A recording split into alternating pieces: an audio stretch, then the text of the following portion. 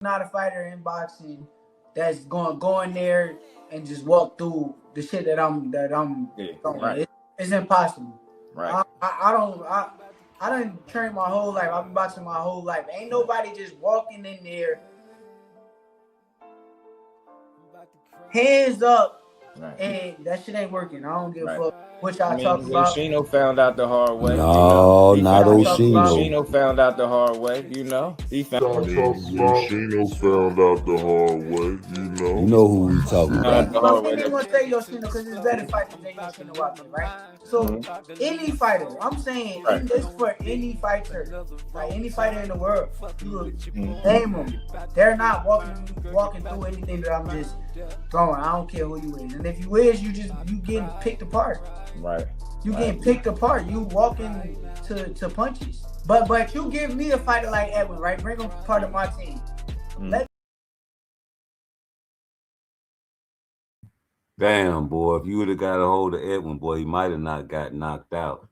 But since he did, man, you already know I've been rooting for El Rayo from the beginning. I was upset when Edwin De Los Santos clipped my guy, man. So shout out to El Rayo for the El Rayo Revenge Tour, its own. And you know I want you to get Gary Antoine Russell back, right? I want you to beat Shakur Stevenson to the Gary Antoine Russell fight because that's not right. Shakur, you on people's pound for pound rankings lower than mine. You know, I had you at number 1. Bow. You in boots, that is, holding court down for me real good, like. But you acting like people don't want to fight you, and here you got a guy like El Rayo, man. He wants to fight you. And then, you know, it's a shame that boxing is at the state that it is. I always try to tell you guys, man, people gonna get hit in the ring, but it's all about how you bounce back and how fast you bounce back. That's the problem. People want to concentrate on a moment in this last fight. And that's why I had to go back and remix this ish. When that fight really bad, so he almost knocked you out. With that light blooded for me.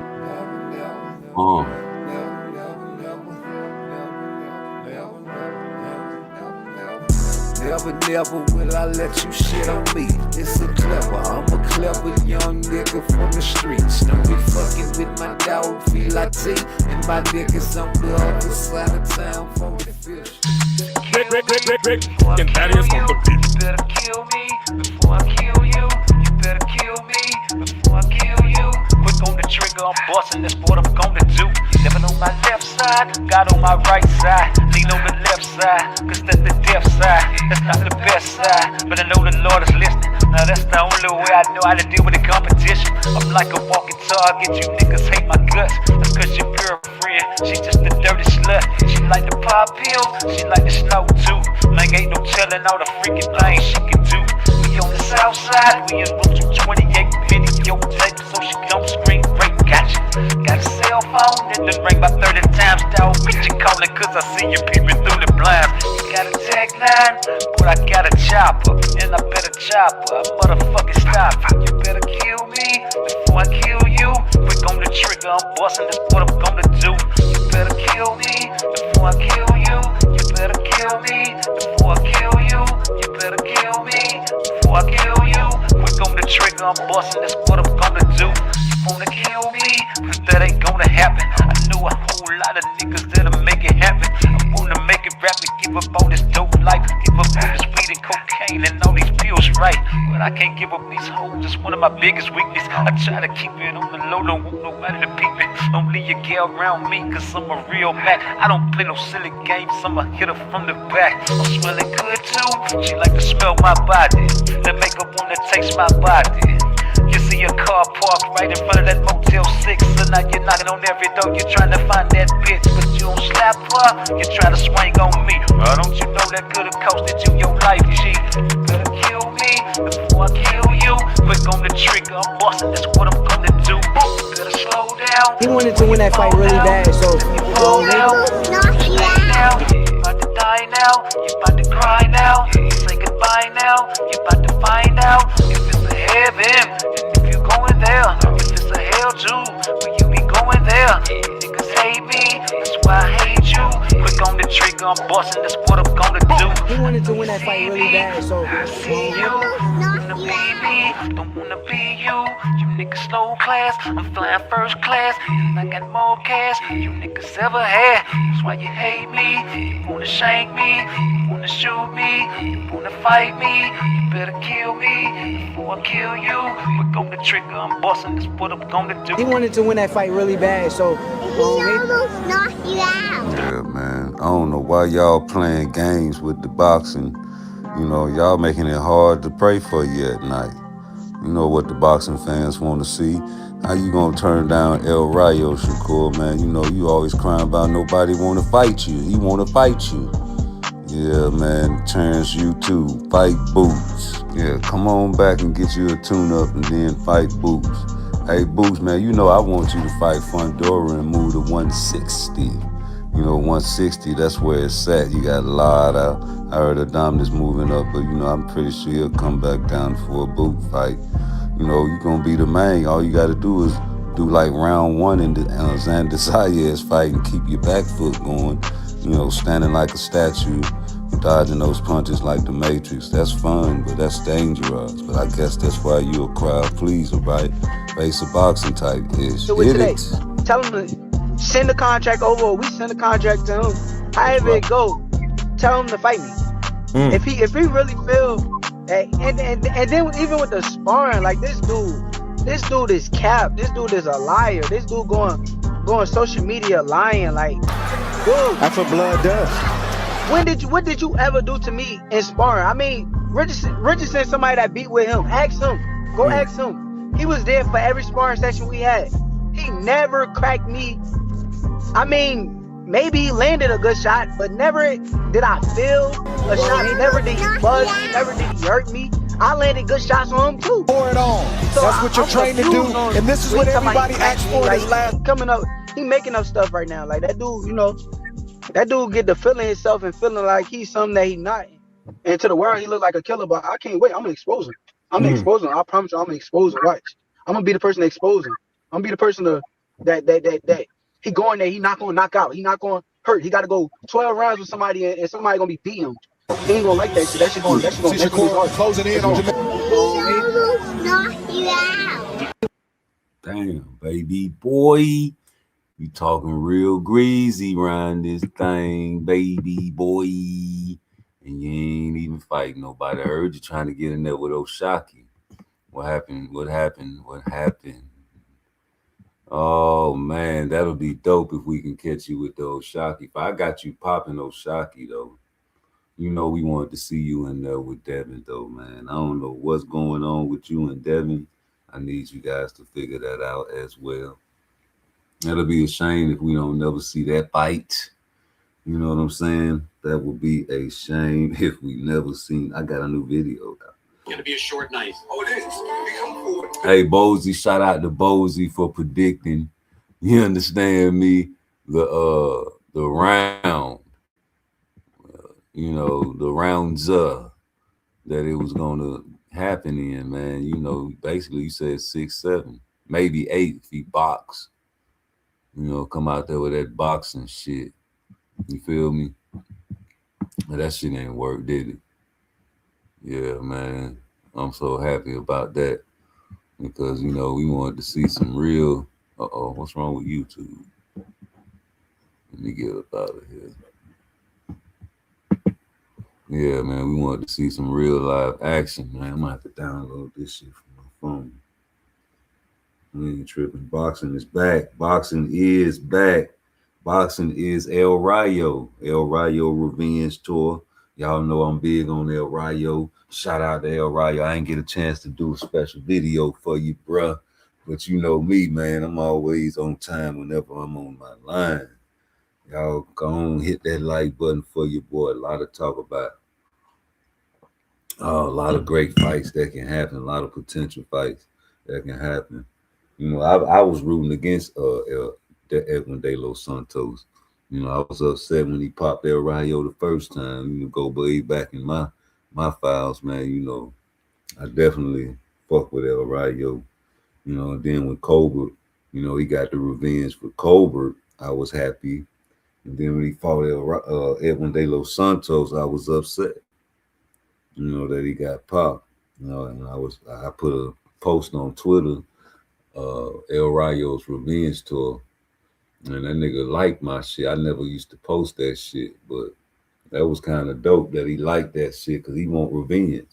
And now that he revenged the loss from Edwin, you know, that's dope because you want to call out big top names, and no doubt about it, Shakur's a big top name to call out. And he been saying he wanted to fight Shakur. That's before he lost to Gary Antoine Russell, remember? And I'm pretty sure that's why I can't be positive 100%, but I was like, why did he leave Benavidez camp, you know, and go to Robert? You know, he was already with Robert. But, you know, Robert wanted the Tank fight. And Benavidez, you know, they did not want the Tank fight at the time. So I was trying to put two and two together with my math.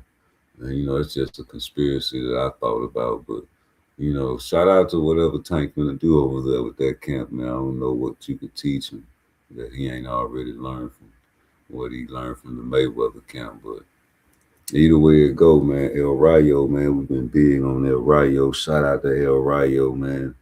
You know, he took a great loss, came back, bounced back each time. So, you know, you see Shakur turning you down, homie.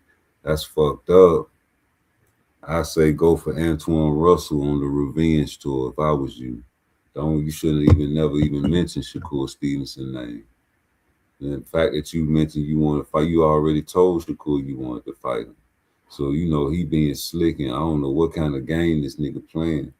But you should have came out there and say you want to avenge your loss with Gary Antoine Russell. Because you on a revenge tour, right? And man, I'm telling you, man, you're gonna move up in the pound for pound list in the history books if you go back and avenge each one of your losses. That's a stat. That's a stat that you can always bank on. If you lose, boy, shit, just like Ezra Charles, he gonna come back and avenge that. Oh man, that's a stat. That's a historical Bruce Gas boxing jazz and mo type stat, nigga. Think it's a game, man. El Rayo is, you know, like a hot and cold type of fighter. You know, I was talking about him earlier. You know, when he like the Jacksonville Jaguars back in the days when they had Fred Taylor. Well, you know, play up to the level of your competition type ish. And, you know, I don't know what these guys do in the offseason. He just had a baby. You know, shout out to El Rayo. But, you know, when you take punches and, you know, no matter what you say, I don't care how tough you are, it affects you. And you never know when someone is having an off day mentally. And, you know, we got to give these guys the benefit of the doubt, you know, sometimes in these fights because they do get punched in the face. And that's not healthy. So, you know, it can affect you, your physical, your mental, all of that, your decision making more than others. But let me try to download this video, man, because the YouTube app on my computer not working. So we're not worried about that. But yeah, man, guys get hit. That's part of boxing. I always like to emphasize that the most famous, like I ain't put Floyd on there getting, you know what I'm saying, tossed around the ring a few times. You know, even I had a separate video for that because, you know, it was a time he got his tooth knocked out his mouth. You understand me? Had some real wars. Had a war with Emmanuel Augustus, blood coming out his fucking nose. You know what I'm saying? Shane Mosley had that nigga with the weeble wobbles. You understand me? Yeah, so we just want to, you know, let you guys know it's okay that you put this guy up so high on a standard list. But that's what African Americans go through every day, not even in sports. Even in education, in the job field, you got to work twice as hard. You know, but they expect that out of you. You know, you watch these guys at these jobs, man, they come in and they try to please the boss man so much that, okay, damn, he's a good worker, so we finna work the shit out this nigga. And the motherfuckers that be slacking off doing the bare minimum, they don't ask them to do nothing extra. If you want overtime, you can get it, nigga. Well, yeah, they ain't trying to move up in the company. They just want the free ride for easy money. You want to work hard. Remember on Dave Chappelle when the nigga was like, nigga, why you always want to work all the time? Nigga, trying to work hard. It's like, we need to get back in. You guys are gambling. Fuck out of here, nigga. You know, when they freed the slaves, niggas wanted to just chill. You know what I'm saying? Niggas wanted to chill. Niggas ain't want to work. And they hated that. So they made a black code where it was illegal to be unemployed. Ain't that a bitch? But you know, why are we so, expected to be the best super nigga? You know, because when they stop letting them white folks, them Europeans go to Africa and take them slaves and buy them slaves from them corrupt people over there, you know what I'm saying? I don't think them niggas knew that they was doing what they was doing to the slaves, man, but they sold them, so they guilty too. They got blood on their hands too. But once they outlawed that, they had to figure out a way to keep these slaves coming, didn't they? So what they started, if you Google it, man, you know, this is something we knew before they had the internet, though. You know, they bred us, you know, like a real breeding farms. You know, you got to put the big dude with this gal right here, she fertile, you know, make some big slaves. You know, it's hot down here. You know, we can't stand out there in that sun. You know, and they had a lot of breeding farms. There's a story, a nigga got probably like 100 children in certain counties, over 100 kids, and in certain counties he was fertile. You know, so they take them from plantation to plantation to get the wenches pregnant. You know, so ain't no telling you like, man, you got family in Memphis? I'm like, no, I ain't never even been to Memphis. Man, you got a twin down there. And, you know, that'd be product of that breed farm, man. You know, they sell y'all. You don't know where your auntie got sold to. You don't know where your mama got sold to. And, you know, all over America, man, you know, you got niggas that look just like you. You know, but people don't want to research and make movies about those type of things. You know, that's not nice. You know what I'm saying? Why would I want to make a movie about breeding bombs? That's not nice. You know what I'm saying? Yet and still, shout out to all my Jewish brothers and sisters out there, because I remember y'all motto, never let them forget. Ain't that what y'all say? That's what y'all wrote a book, said, never let them forget the Holocaust. You understand me? And I understand, you know, I feel your pain. Just like the Mexicans, man. It's Viva la Mexico over there. I ain't mad about y'all saying that. Because guess what? It's Viva la black folk over here. We ain't got no flag. Got a black flag. Can't claim that American flag. That's not nice. It's Voodoo. That's not nice. You wish death upon me, I don't know how many times. And now you wonder why you crying, all your family died. You killed my twins and you thought that she was sweet. You thought you got away with murder, never ever will it be. You caught my daughter and you disrespect my name. You disrespect my family and you disrespect the game. I think I said I love you too much, so you don't think that I would do my voodoo. But I do my voodoo, you don't know me too much. Now do you? Yo, my boy, yo. Get that new babu, my boy, yo. Just thought I'd let you non-believers know. No more time for stop by saying I won't let no more. I tried to give you peace, but all you really want is woe. I let the spirits deal with you, they don't hinder me. How the fuck you think I dug these bullets that was meant for me? How the fuck you think that I survived that penitentiary? And all these niggas that I robbed, they remember me. They wish death upon me, I don't know how many times. You wish death upon me, I don't know how many times. Police wish death upon me, I don't know how many times. My niggas stabbed me in my back, I don't know how many times. My auntie said I won't be shit, I don't know how many times. I went from rich to on my dick, I don't know how many times. I went from cross to slinging bricks, I don't know how many times. These niggas tried to put my bitch, I don't know how many times.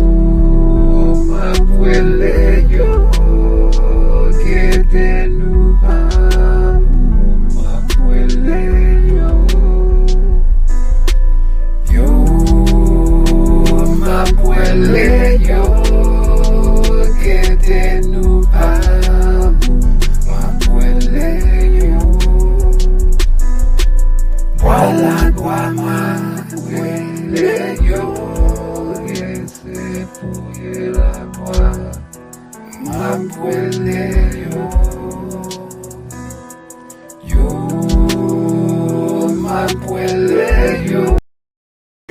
forward and putting pressure, like I seen fight a few other guys. It's not going to last that long. You know what I mean? But he could get out there and box. It might last for maybe 6, 7 rounds, something like that, 8 rounds. You know what I mean? Other than that, it's over. You've been complimentary of Xander's skills, but you've been clear that Boots is levels above him. Why do you believe that? You getting it. Bent the fuck over. Whatever team set the parameters for this motherfucking fight to be, that's what it's gonna be. That's right. And if you duck the fuck out of it, you just a ducking bitch like you always been. Damn. Plain and simple. Damn. And that's the way it is. Yeah. The way it's gonna be. A side over B side. A comes before B. Yeah. 1 comes before 2. Tank is the 1, not the 2, baby. Tank is the 1, not the 2, baby. That's right. That's right. What's up, man? Man, you know El Rayo is one of my guys, right? So I'm so happy that he came through on the Revenge Tour. You know, I've been promoting that El Rayo Revenge Tour. He had a setback with Gary Antoine Russell, and I can't wait till he try to get back in the ring with him since Shakur don't want to fight him. Shakur, you got the nerve to act like somebody. Man, listen, you got the diva attitude. I mean, who is like, come on, man. You always claiming people don't want to fight you, bro.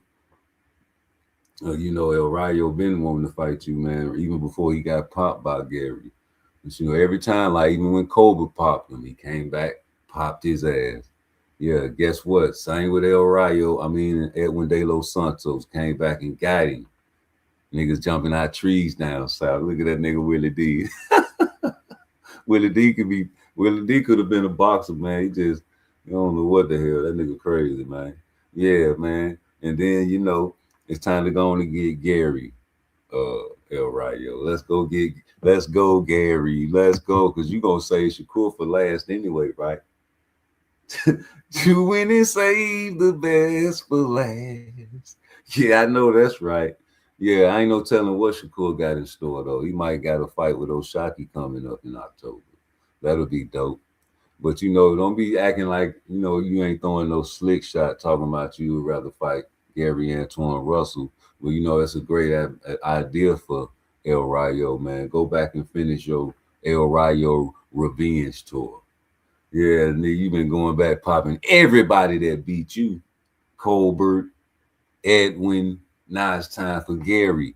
Hey, Gary, come out to play. Because when I watched that El Rayo fight, bro, I swear, there's just something different about that fight in his demeanor, in his aura, his attitude. I don't even think it looked like he was unfocused like a mother lover. Shout out to El Rayo. He just had a baby, though. You know what I'm saying? Like, that's a good thing. You know, there was probably some motivation in that. You know, when he came out there and did what he did to Edwin, but, you know, people going to say Edwin wasn't really he had a little quick knockout earlier, right? But, you know, he been out of the game, out of the people's eyes. So, you know, it looked like he washed up, but he young. Edwin young, man. He not no old guy. I think that the first fight with El Rayo, he got clipped and dropped in that fight as well.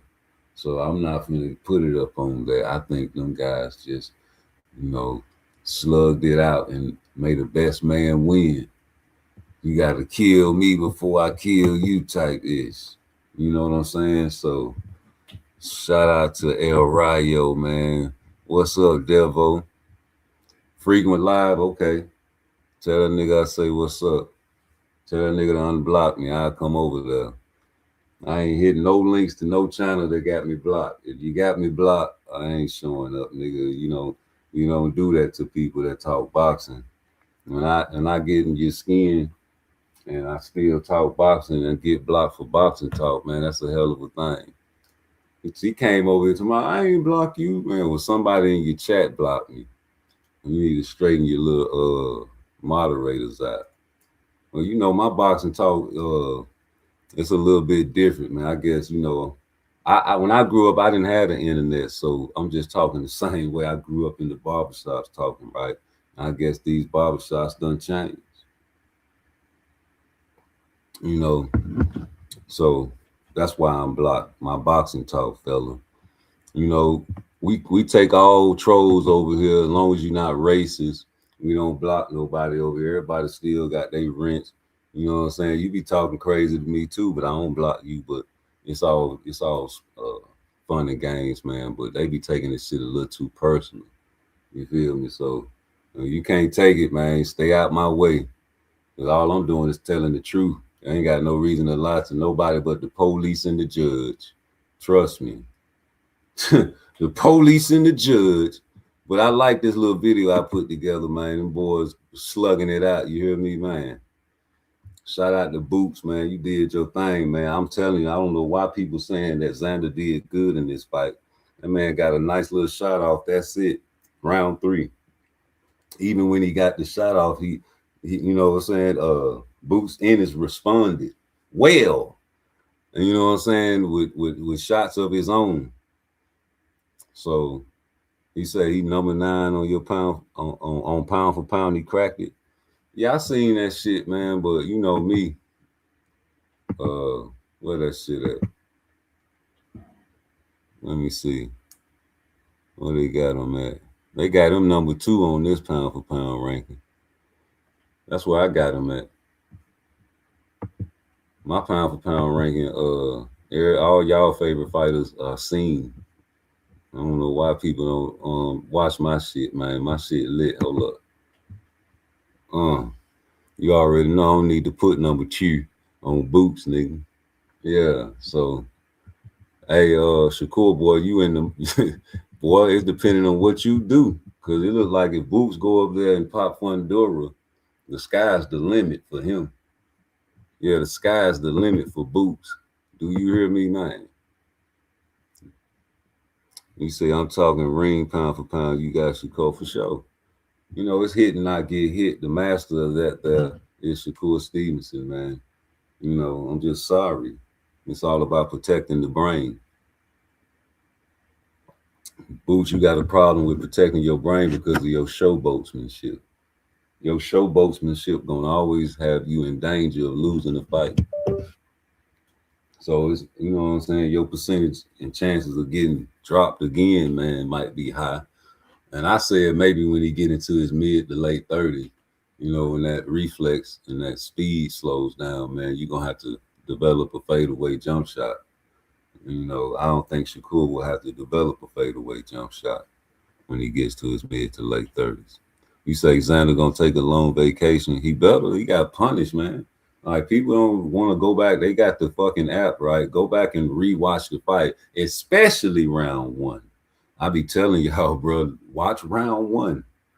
Back foot. You talking about this man always stepping forward? Yeah, of course. But round 1, he was doing the proper fundamentals and staying out of range, which caused the man to fight the way he fought, bro.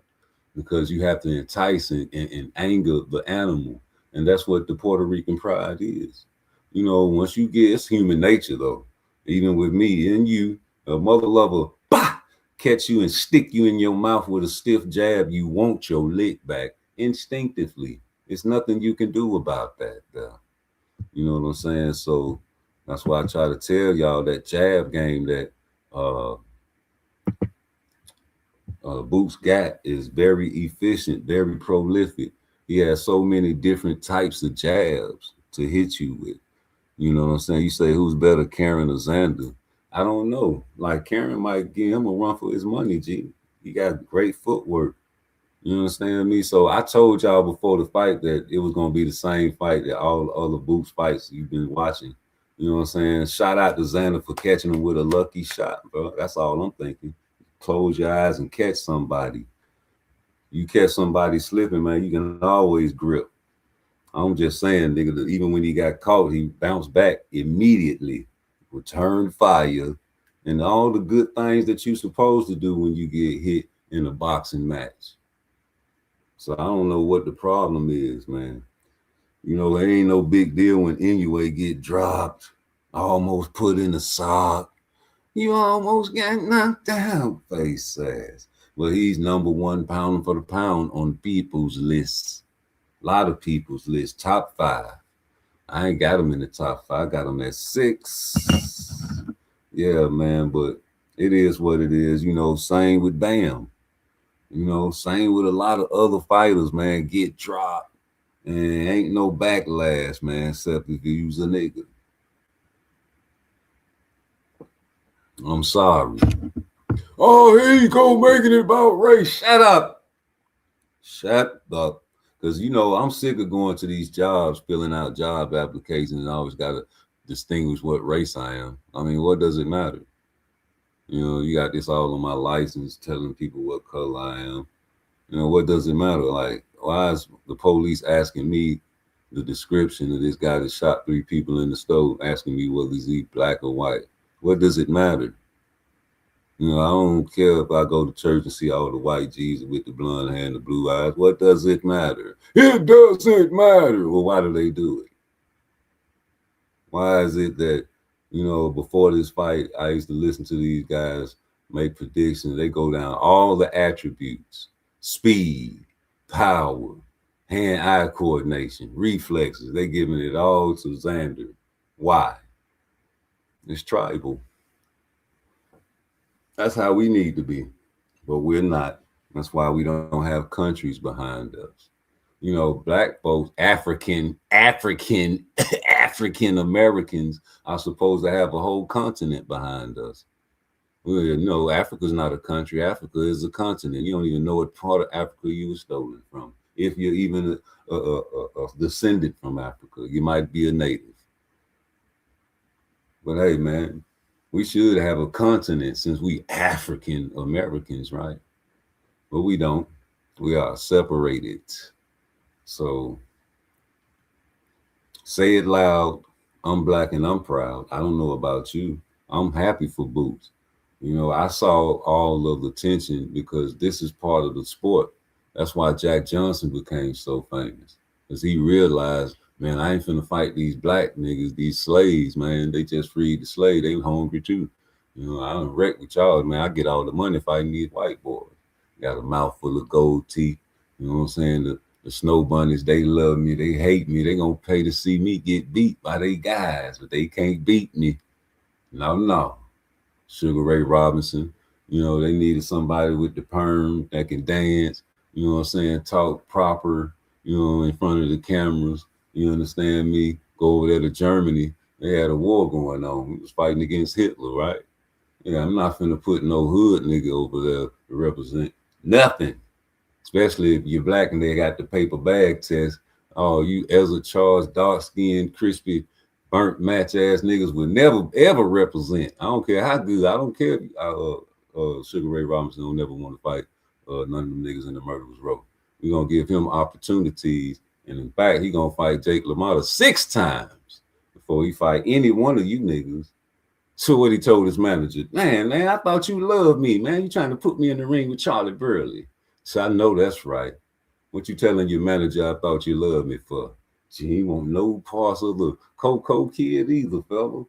And that's a shame. Them niggas wanted to get their hands on you. Shout out to Muhammad Ali. Didn't duck no wreck whatsoever at all. You understand me? And you know, sometimes the greatest do fall. He got back up. You know what I'm saying? Put that work in, man, for the history books. Mike Tyson ain't ducked no wreck. Got beat, got up, still a legend. It's all good. Pernell Whitaker, God bless the dead. You got robbed because you were too defensive. You understand me? A whole bunch of mysterious type ish going on. But hey, man, we love you. You understand me? You can go on and on, man. So up until the present, man, how is y'all youngsters gonna compete with that type of history? You got these old school fools giving y'all passes and not saying nothing about the foolery that y'all doing and ruining the sport because they dedicated to a fighter. They got to look over all your bull-ish. No. You better not look over no bull-ish from no man. Does that mean you'll let somebody get away with running in your pockets? You'll let somebody give you a shit contract. You got children out there and they in the sports and they trying to get a boxing deal, man. You'll let somebody give your son a shit contract. You know, hey man, you ain't on the A side, man. You know you can beat this nigga ass, you can kicking his ass and spawn and all that. You ain't worth nothing right now. You know, it's a hell of a thing to say to a guy that feel like he's number one. But you guys are snicking your noses in these Negroes' business when you never made $1 million play. These guys are working with millions of dollars trying to get millions of dollars for their family, and you never made $100,000 play. So some guys not even making $40,000 per year. And they're telling these professional boxers, like even with Bill Haney, I feel for you. I feel for you, Bill, because, you know, these boys playing with you. You try to pull the old school game into a new school thing. And it just worked for a minute, man. But that shit done fell out, bro, once you went with Turkey. Because you was pulling the wool over the eyes. Eddie got tired of you. Couldn't make no dollars. You know what I'm saying? You a great boxer, but the times have changed. Thanks, Mike Tyson, nigga. It always been about knockouts, but people respected pure boxers back in the days, but not no more. So the sweet science done got sour, right? So it's all about knockouts. You niggas got video game state of minds. You know what I'm saying? Instant gratification. Here comes the microwave. I can cook a meal for 3 in the microwave in 2 minutes, or I can go to the stove and cook it in 30 and make it taste better. Nah, that's minute plus that bitch. You know, so instant gratitude. I got the remote. I ain't got to get up and change the TV. I can just sit from right here across the room. See that instant gratification. You know, so it is what it is, man. And it's going to keep getting worse and worse. You can't get mad at the youngster for trolling and streaming because that's a part of their generation. The old school fools that get upset about that can't adapt. They never played chess, and if they did, they wouldn't be mad about the trolling. You know, what Shakur said, I'm finna stop rage baiting y'all. Nigga, you shouldn't have never been doing that in the first place, but that show who got you, who raised you, homie. People let you get away with murder coming up as a child because the OGs ain't check you and put you in check because you would never talk to Moses like when you were fighting Artem like that. And I can only imagine when you were saying that shit to the man in the corner on TV, how you talk to your granddaddy behind closed doors. Since y'all want to talk about how Tank do the shit on the camera, man, you can only imagine what Tank do behind the closed doors. Well, it's the same with Shakur. It's the same with you, the same with me. You know, when your guys, your favorite YouTubers' cameras goes off, man, it's life camera action, you know, not lights. And life happens, you know. God bless the dead mama did pass, but I kept going. You know, nobody really paid attention to it, but, you know, I always dedicate a segment to her sometimes, man. You know, every day is Mother's Day. Every day is Thanksgiving. When I say those things, I represent that for her. But, you know, people have their own issues, man. Your issues don't mean shit. So when you see these boxers, y'all try to make these boxers issue y'all issues, man. Like they family. They don't care nothing about you. What Tank said about you, Knockout. What that nigga said about you. Oh, that was terrible, man. I couldn't let a mother lover, I don't care how much money you make, talk to me like that, though. No, sir. We gonna make some hit videos on you, nigga. For sure. We're gonna be dropping out trees on your ass, man. Dropping all kind of videos on your dog ass, talking about fuck the fans, please. You know, no, we make you. And the fans can break you. And you can paint a picture with the social media game and, you know, people start sticking together and start going against all the foolery. But you got so many people brainwashed to be, you know, submissive, subservient, and go along with the flow. you know, to follow the trend, follow the leader type mindset, man. No mind of your own. You know, it's gonna always be like that. Guys ain't gonna get together and stand up. You know, that type of days are past. All those marching and you know what I'm saying? Like that's over with, G. All that we shall overcome. Nah, that's over with, G. Revolution has come. Time to pick up the gun. No, that shit over with. You know, and the revolution would not be televised. So you won't even see it coming. But yeah, man, my mind playing tricks on me too, Bushwick. Rest in peace, man, because I don't know what these youngsters doing. You know, Shakur saying he coming up with some updates. El Rayo want to fight you. You talking about, nah, Gary. Like, Gary told you he gonna save you for last. How the hell you gonna fight Gary and he want to fight you last? Oh, man. You say it's racism. If Boots got dropped 3 times, stopping the 7, it would have been hell on earth for him. But since it was Xander, they call it. Boy, Xander got his ass whooped, boy. I'm sorry. Oh, it is. If he come forward, putting pressure, like I seen fight a few other guys, it ain't going. It's not going to last that long. You know what I mean? But he could get out there and box. It might last for maybe 6, 7 rounds, something like that, 8 rounds. You know what I mean? Other than that, it's over. You've been complimentary of Xander's skills, but you've been clear that Boots is levels above him. Why do you believe that? You getting it. Bent the fuck over. Whatever team set the parameters for this motherfucking fight to be, that's what it's gonna be. And if you duck the fuck out of it, you just a ducking bitch like you always been. Plain and simple. It is the way it's gonna be. A side over B side. A comes before B. 1 comes before 2. Tank is the 1, not the 2, baby. Tank is the 1, not the 2, baby. That's right. You know what I'm saying? Tank is the 1, not the 2, baby. Boy, when I was watching all these fights again, like, you know, I ain't gonna lie, I watched the Xander fight probably like 7, 8 times, bro. I'm about to watch that shit again for real, for real. But I be wondering, like, why he didn't stay like he was in round 1. Let me go to this fight, bro. Because round 1 was perfecto, bro. I'm telling you, bro.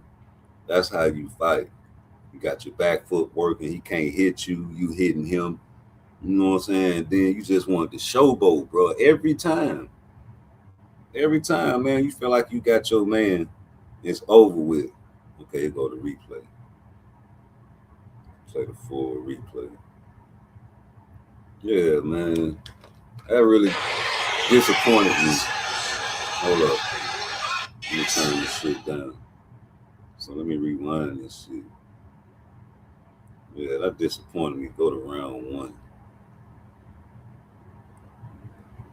Because that's like with the Shakur and the Cepeda fight, I was upset that you had the nerve to try to stand there and prove to people that you don't run. Like, we knew you was going to do that shit, bro. It's like, even with Devin Haney, and they was calling him Pillar Fist back in the day.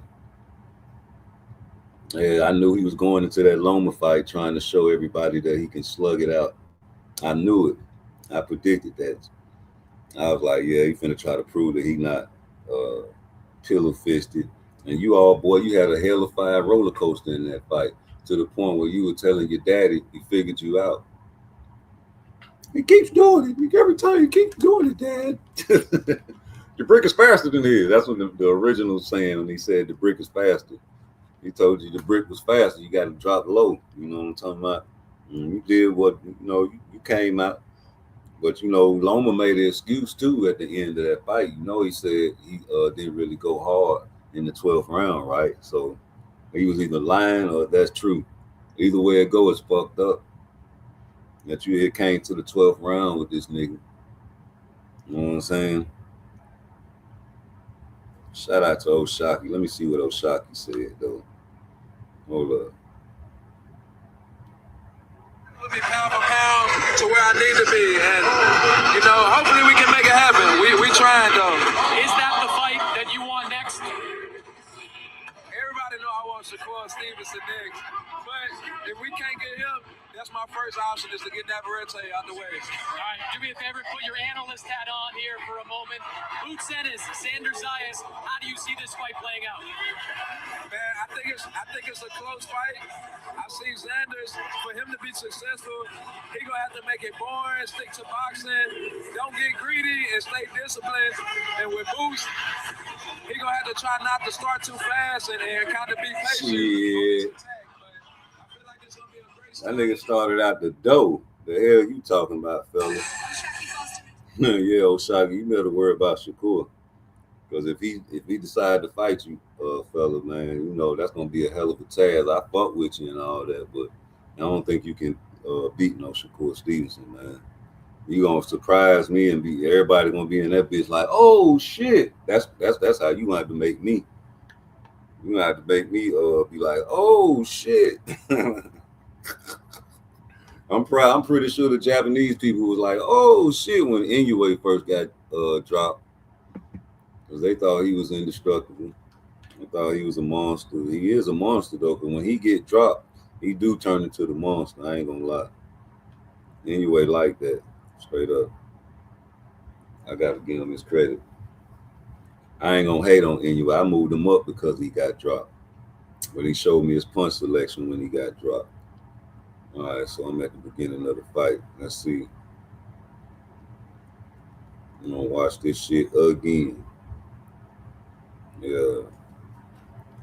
Let me see if I can slow this shit down. Hold on. I can't even slow it down. Damn. Because I sure do that. Fuck around. Slow it down. How you do that shit? Nope.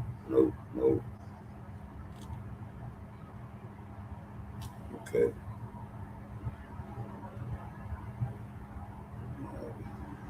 All right, so let's go to round one. This round one is all I really wanted to see. Round one had them boys with proper form and everything. He made Xander fight this way, man. He made that man fight that way. He had to get his leg back. He was getting tagged by that jab. Boots got so many different type of jabs, man. I'm trying to tell you, boy, go back and watch this shit, man. Round one, round two, round three, always a jab show with Boots, man. Shout out to Boots, man. You did your thing, man. They trying to make it seem like you didn't master, man. I'm talking about you master play. You dominated this shit, really, even when you got hurt. You was bouncing back, catching his ass. All right, round one, he's sticking that jab immediately. Going downstairs, changing levels with the jab immediately. Double jab immediately. You understand me? Overhand jab, jab, jab, jab. Jab, sticking that jab, power jab. Oh, he got the back foot working, bouncing on his toes. Jabs, leaving the hand out there. Measurements, sticking that jab. All kind of different jabs too. Hold on. Sticking that jab, back foot, bouncing up out of there after he stick the jab. Boom, boom, miss with the 1-2. Stand on the outside. In and out. Sticking that jab. On the back foot. Sticking that jab. Oh, left hand. Sticking that jab, 1-2. Sticking that jab, 1-2. Back foot. Sticking to the body shot.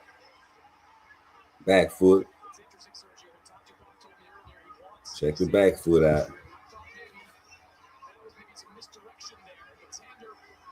Sticking that jab, minute 30 left.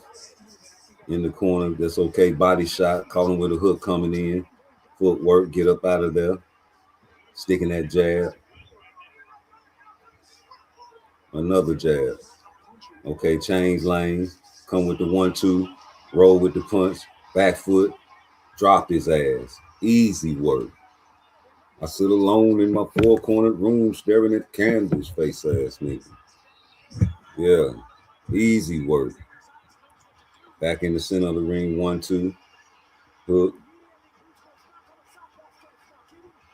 Back in the southpaw stance. Feint, body shot. Combination hooks. I'm talking about, yes, sir. Shit, leaning with that shoulder, Zander. That shoulder, he got a big, strong shoulder. He be leaning and launching with that shoulder, too. Back to the jab. He feeling jiggy at the end of this round. Pivot with a hook. Now he got his hands low. He don't respect him no more. At the end of round 1, he don't respect Xander no more. Guaranteed. Wow, 1-2. Caught Xander. He don't respect him. A 1-2, a 2-1. He don't respect Xander no more at the end of round 1. Beginning of this round, back foot shorty. Wasn't letting him touch him at all. Oh, yeah. Body shot at the end of the round. I'm trying to tell you something good, man. I'm trying to tell you something good, bro. Yeah. The one, not the two. That's gonna fuck around and be Boots. And they got a commercial on here. Hold on. Yeah, round 1 was a doozy. Drop his ass. Easy. I know they're gonna show a replay. Easy work. I think it's a game, man. Yeah, here you go. He's sticking his ass. Good punch placement. Right down the middle. Hook. Straight down the middle with a straight. Another straight. 1-2. Straight. That straight. That straight left hand. In that southpaw position. Caught his ass, roll with that punch. Them replays, man, slow motion, man. Shout out to whoever invented slow motion. Y'all did a service to the race, to the human race, that is. I'm talking about, man, see it crispy clear, sticking that jab out there, still sticking that jab out there, man. Back foot, circling, staying on the back foot, inching backwards, not just standing there, sticking that jab out there. Hook, straight, body shot. I'm talking about sticking that jab out there. There goes Xander leaning with that fucking shoulder again. Big ass head. Sticking that jab out there. Dodging punches. Sticking that jab out there. On the back foot. Ooh, trading punches with a killer like that. Getting caught, getting clipped. Round 2. Stalking this boy now. This nigga too comfortable, too cool. Talking about how comfortable and cool he look. He just piecing this nigga up. Whatever he want to do.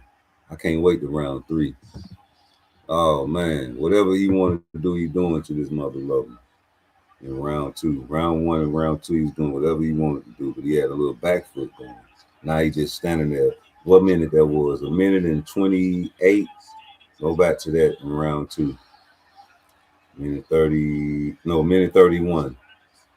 Minute 31 to minute 38. 28. Let me go back one more time. This one I knew that the showboating was about to really, turn up to the maximum. Because I was like, because I called the fight live. I was like, what the fuck is he doing? 1:31. He's just standing there like a statue.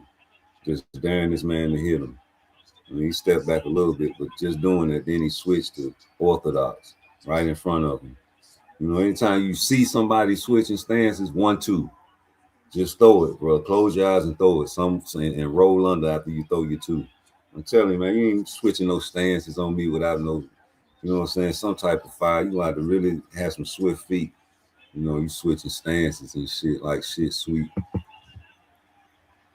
But yeah, that's what he did. He stopped respecting Xander at the end of round 1, and then in round 2 at like 1:31, he's just standing there, just daring him to hit him. Like, I don't care what you throw. Go ahead. I dare you. You know, that right there, you can't do it. Look, at 41 seconds in round 2, he did the Matrix, dodging punches like what? You know what I'm saying? No respect. You know, you can't do that against top-notch fighters. You know, I don't care what nobody say. You can't manipulate the guard of a top-notch fighter. When you see that happen, man, you like, hold on, let me check your levels. Like, this shit right here he doing to Zambia is very disrespectful. So round 1, round 2, he lost respect at the end of round 1. In round 2, at a minute and 31 mark, you know what I'm saying? He stopped using his back foot and he just stood there like a statue, daring the man to hit him. And it's just a lot of disrespect. So round 3 was calmer. Round 3 was calmer. And like I said, I'm cool with you using dirty tactics to get what you need when you feel like your skill level or get down. You can hit a mother level low. You can hit them with a elbow. You can catch them with a shoulder. You can, you know what I'm saying? Do what you got to do to come through. And I seen it. I saw it. So, hey, man, shout out to Xander for clipping his ass. That's what you're supposed to do. Let me fast forward this shit. All right, they showing the replay. He's standing in there like the Matrix, just clipping Xander, anticipating the return fire, rolling with the punches. This shit is really magic. You know what I'm saying? Round 3, the famous round 3. Let's see how fast he bounced back from getting clipped. Coming out with a jab, coming out with another jab. You know what I'm saying? Standing there, jab, body shot, over the top. All right, jab, missed the uppercut.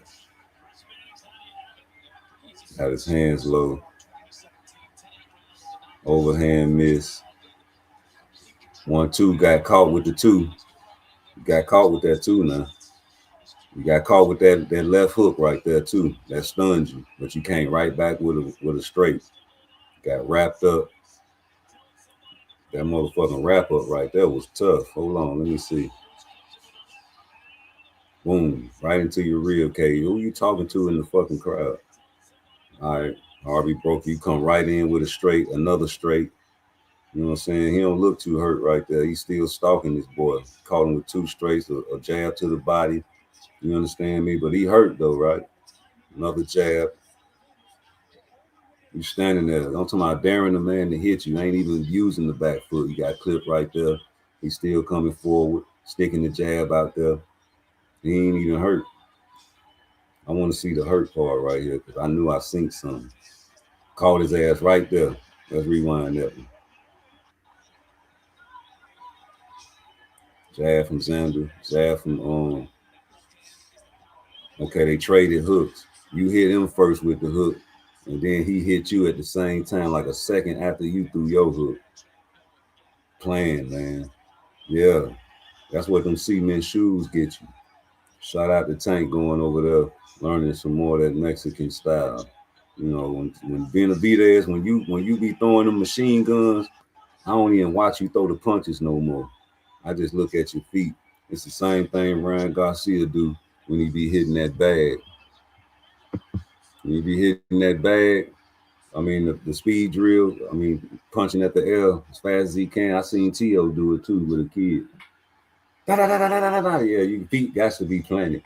All right, I missed it. Hold on, let me go back. That nigga caught your ass. All right, here you go. Let's see how he responds. That's all I want to see.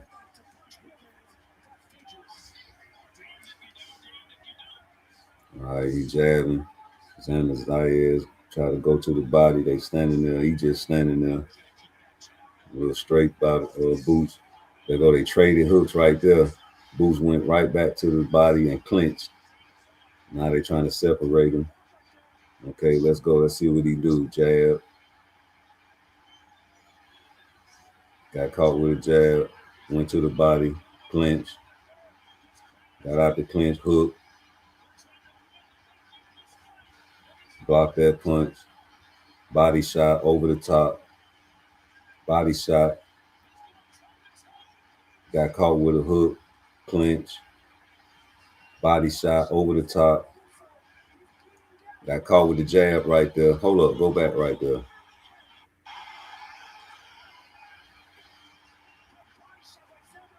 That's when Xander had charged him right there. Okay. Yeah. He putting that 180 on your ass, nigga. Boom. Catching you with a body shot. Trading punches. Body shot over the top. That go to straight right hand from Xander. Immediately. Hold on. That's what I wanted to see. As soon as he got caught with the straight right hand, boom. What did Boots do? Block the punch. Boom. Caught him with a left. Body work, weaving punches, clinching. Got caught with a hook, so he clinched. Body work. Got pushed in the face, had to get the referee to break it up. Let's see what he do. Did he recover yet? After the breakup? Let's see. Missed the hook. Body work. Now that's right there. What minute that is? Y'all go back to round 3. I think it's 27, 28 seconds left. Tell me this nigga didn't get cracked with that shoulder, bro. I'm telling you. Because he didn't get hit with no punch. So why the fuck was he weeble wobble? That motherfucking big ass shoulder, man, I'm trying to tell you. Well, he turned into Pernell Whitaker after that, though. Hold up, watch. Boom, caught him. He got weeble wobble, turned into Pernell Whitaker, couldn't hit him. Return fire with a body shot. I gotta rewind it. That shit was dope. Yeah, missed the hook. 33 seconds, 31 seconds, 29 seconds. Right there at 28. Caught him with that shoulder. He turned into Pernell Whitaker. Hit him with about 3 body shots. Yeah, another 3 body shots. Another body shot. Hook to the head, over the top. I'm talking about he hurt, nigga. He throwing combos, catching Xander. You hear me? I'm talking about he throwing combos, catching this nigga. All right, he back in the center of the ring. That ain't what a hurt man do. He's standing there, flat-footed too. Just standing there. Like, I don't know what people think. I still feel like he won that round, bro. Because like every time you got hit, he answered with a combo. That one punch that Xander caught that man with, he answered with 2 or 3 for sure. That ain't no joke. I'm talking about clean and efficient punches. Do you hear me, man? Now, round 4, he took back control, right? That's what I was telling them niggas. They was in there screaming, he's gonna get knocked out. I'm like, damn, man, looked like he took back control of the fight. Let's see the replay. Straight right hand, straight left hand by Boots. And then Xander come back with the straight down the middle. He blocked the other punches. Come back with a left himself. Blocked that punch, came back with a body shot. Got caught, clinched. Body shot by Xander. Then he come out the clinch and return fire again. Hey, man, nigga, that was a close round. But my thing is he answered every time, bro. I can see if you get cracked and you never answer. It go to round 2, he coming out strong. Xander trying to leave that big ass head and them shoulders again, clinching. Yeah, this shit was a great fight, man, because he dominated the whole fight, even when he got cracked. You understand me? It don't matter. He answered every time. When you don't answer, that's the difference. I'm looking at them motherfucking machine gun. You don't, hey, go back to that. What time? Round 4. 2 minutes and 30 seconds. He did the David Benavidez machine gun punch. 2 minutes and 30 seconds. He did the David Benavidez machine gun punch to the body. I'm talking about he hit him with all kind of combinations. Got caught right there. And he had no respect for Xander at all whatsoever. I'm talking about he just straight up giving y'all what look, caught his ass with a double uppercut and a straight left. Xander over there shaking his head like he got some fucking bugs on his face. Crazy. Yeah, man. That motherfucker sniffed some glue before he came in the ring. He's just taking all kind of shots from Boots, downstairs from Boots. They talking about mano a mano. Go back and watch this shit, man. He beating the shit out of Xander. Another body shot by Boots. I'm talking about digging down there deep too with that body shot. Standing there, concrete shoes on, minute 23 seconds, switching stances. See, caught him with the 1-2. That's what you get. See, remember I told you, if ever somebody switch stance, you see him switching stances, you catch him with a 1-2, but now Boots going crazy, catching his ass with hook after hook, body shot, hook, bring it over the top, clinch. That's all Xander can do to stop the onslaught. Back in the middle. Weaving punches, body shot by Boots, stabbing. Xander can't even figure out what to do to this nigga. Hook got blocked. They saying it was a big left from Xander. That shit got blocked. Look, overhand by Boots, real short overhand. Catching him. Hands down, no respect. That's what's gonna get him clipped on an elite fighter, but I don't think he'll do that to an elite fighter. He caught him with a 1-2, then he grimaced his face. Got his hands real low with no respect. It's round 4, man. You know, he's supposed to be hurt. Rolling with punches and shit. Jab. Body shot by Xander. Let's see what Boots do. Body shot by Boots. They trading. Straight down by Boots. Clinched by Xander. Yeah, then round 5, you already know what happened, ASAP. You already know I can't stop. Just about my 9th time watching this damn fight, man. I'm trying to tell you, man. Even in round 3, when he got cracked, this nigga was answering fire with more clean and efficient punches. Like, you can catch a motherfucker one time, and if it's a crack, they're going to look at that one crack like it just takes over all them combinations he threw and answered. With combos, not just a crack. Catched his ass with a straight and then 2 hooks. Right after that shit, lifted his ass up.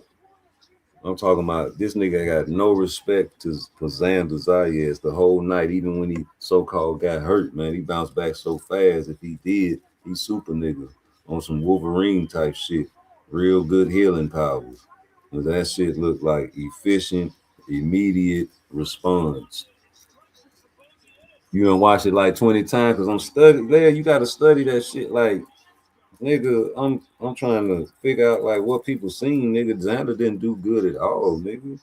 That nigga was getting dominated the whole fight, even when he got clipped. And the reason I feel like he got clipped because this nigga was playing with his food, like we said. You over there showboating and got your got his hands all up in the air in round 5. He's still playing with his food. But he finna fuck his ass up real soon right now. Look at him. He's just doing. I don't even got to call the fight because you know what round 5 is, man. That's the punishment round. And that's the round where they supposed to stop the fucking fight and gave me my money so I can win my money.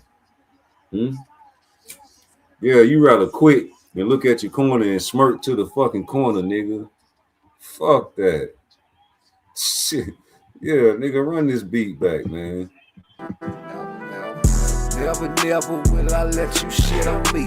It's a clever, I'm a clever young nigga from the streets. Don't be fucking with my dog, feel like T. And my niggas on the other side of town for the fish. And that is on the beat. You better kill me before I kill you. You better kill me before I kill you. Quick on the trigger, I'm busting this what I'm gonna do. Yeah, man, round 5, man. It's all in the middle of the ring, though. All this shit in the middle of the ring. Real quick uppercut and a hook. Boots cracked his ass. Let me go back right there. What minute that is? Minute 28, minute 27, minute 25, minute 25. Let me rewind it. Minute 20. I'm time stamping this shit for y'all niggas, man. Round 5, minute 25. Caught him with right hand. Uppercut. There's a right hand, a jab, and an uppercut. Let's see. Right hand, jab, uppercut. He tried to do some shoe shine on him. Hold on. It was a hold on, let's go back to it. Damn, I went too far.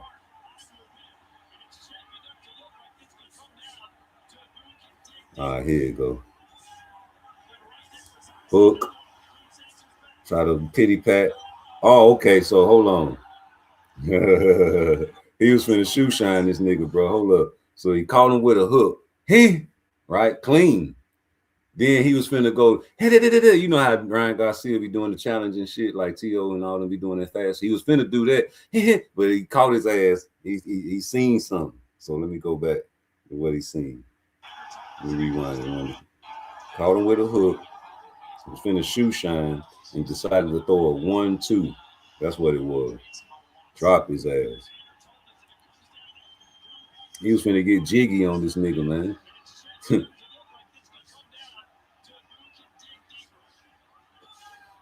All right, here you go. Hook. Da-da. Nope. One. Bow. Uppercut. One and an uppercut. That's what it was. So it was a hook. He was finna showboat a little bit. He thought about it. Caught him with a jab. And then caught him with an uppercut. He got up on 9. Hold on. Let me see Harvey, Doc. 6, 7, 8, 9.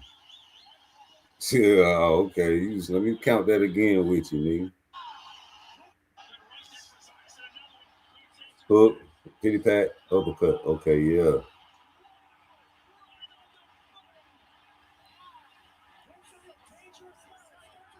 Eight, 9. Yeah, man. I don't know, man. You fucked my money up. He onslaught. He ain't doing it like he's supposed to, though. He's supposed to went to that body right after he got up. There you go. Go to that body. He's supposed to did that from the jump. Go to that body. Uppercut. Stop the fight, bro. Give me my money. Damn it. You want to stop it in the 7th. Y'all should have threw the towel right there so it makes Xander look better. Y'all wait till he get on his knees and shit and then ask, what you want me to do, Poppy? You know the signal. Come here. I was hoping that motherfucker get him out of there in the 5th right here, boy. Now you got people talking about Boots ain't got no one knockout power. And if you don't shut up, this nigga getting this big ass head. How you gonna knock a big ass head motherfucker out like that? This nigga got he's a megaloid, a mongoloid. Body shot straight, a body shot jab, hook. Yeah, this nigga is a mongoloid. I don't even want to watch round 5 because that's all he was doing was surviving. See some replays. Uppercut, rock that big ass head, man. He said he ain't gonna miss. He ain't miss. ASAP, he ain't miss. Yeah, shook his head. Yeah, man. He smirked his had the dimples. He smirked his cheeks. Like, yeah, I can't, guys. It's no mas. Like Roberto Duran. Yeah, you Roberto Duran, that shit. You got, and I heard the Mexicans on the not the Mexicans, the Puerto Ricans on the YouTube talking about, man, I don't like that they calling him a quitter. What the fuck you supposed to call it? Nigga, because your team is a part of you. You know what I'm saying? You and your team ain't no iron team, nigga. Your team decided that it was over, or either you smirked at them and decided it was over. They made a decision to stop, to quit, to not fight no more. That's the definition of quitting. To stop doing something. You know, I was putting this table together by hand, and you know, I just decided, you know, I ain't want to do it no more. I'm gonna put this shit together for. I ain't gonna eat on it. You quit. You quit making the table, nigga.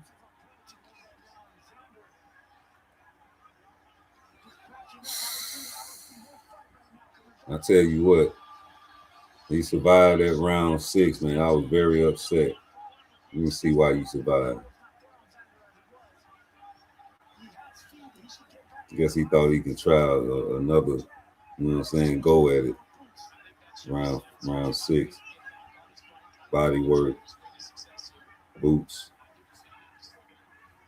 Stalking. One thing he got to do is stop stalking and getting caught with that 1-2. Move your head when you stalk, nigga, side to side. He walk you down with the high guard like Tank. No, he put it up again. He put it down. Stalking. There you go. Yeah, see, gazelle hooks.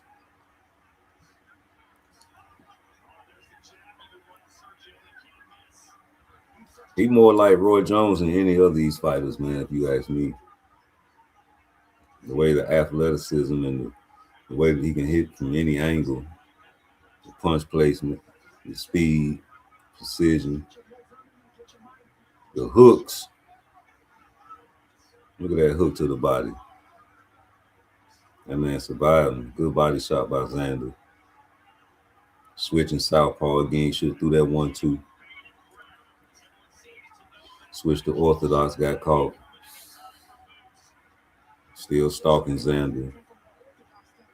This nigga dominated the whole fight, even round 3, nigga. Nigga returned 5, man. I don't care. I don't know what y'all watch.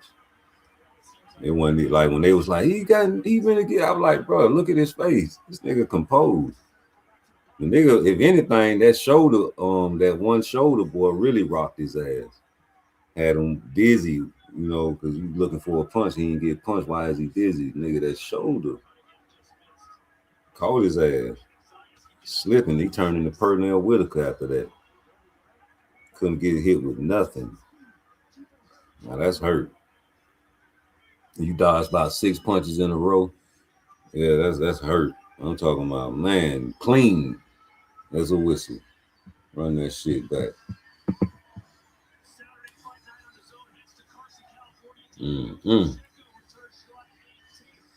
He finna get his ass out of here. And I was very upset he didn't do it in round 6, but that's okay. Look at that shoulder. Foul. That's why he dizzy. He ain't get hit with no punch. He turned into Pernell Whitaker after that, though. Run that shit back, nigga. Where you get punched at? Boom. Right there. Why his head go up? Why he dizzy? Why you can't hit me? Body shot. Oh, man. Y'all want to hear that beat again? Run that beat back, man.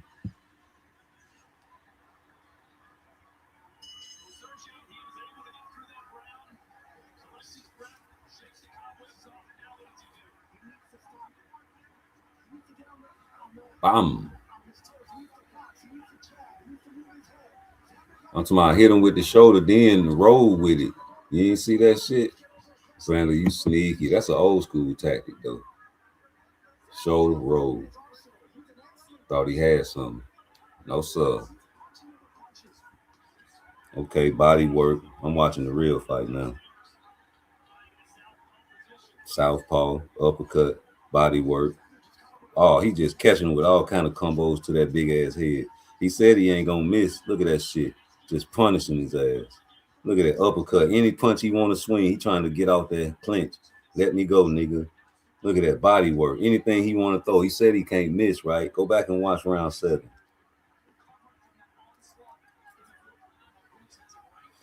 Harvey Doc, you always in hellified round 7s, man.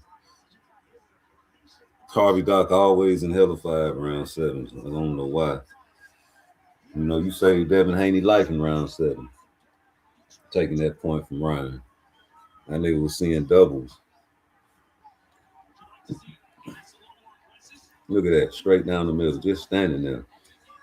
Not worried about no offense coming from Xander. The whole fight, even when he got hurt, a so-called buzz, you say, he stood right there and just returned fire. Look at that. 2 hooks in a row. A jab, uppercut, body work. On the ropes. Come here. Right down. Hit him while he was down, too. Look at him. Look at the ref. Look, what? 1:14. 1:14. Harvey Doc, like, what you looking at? 17, 16, 15, 14. Yep. 14 in round 7, y'all. Time stamping. He was already looking at his corner. As soon as he went to his knees, hold on. Before Harvey got in front of him, he was looking at his corner. And he looked back up and said, I can't do it. Yeah, you quit. And that's what Virgil Ortiz was talking about. You quit, nigga. For sure. Yeah, man, that's probably my 8th time watching this fight. My dog said he done watched the shit 20 times. I had to, I had to watch this shit again, G. I might watch it again because they got so many highlights of this shit. I just try to figure out, like, even in round 3, if I rewind it. This nigga was beating the shit out of this man, bro. So I'm trying to figure out, like, what people saw. They just saw the weeble wobble, I guess. That's all they be concentrating on. Let me try to see if I can get it right up there, round 4. Hold on. He's beating the shit out this dude, bro. Even when he so-called got hurt. That's what's crazy. What round this is? Yeah, this the round he got cracked. You can't be taking people for granted though, bro. That's rule number 1. They supposed to teach you that as a kid. You're supposed to have confidence, but you gotta have respect too. All right, so this is the beginning of this shit right here.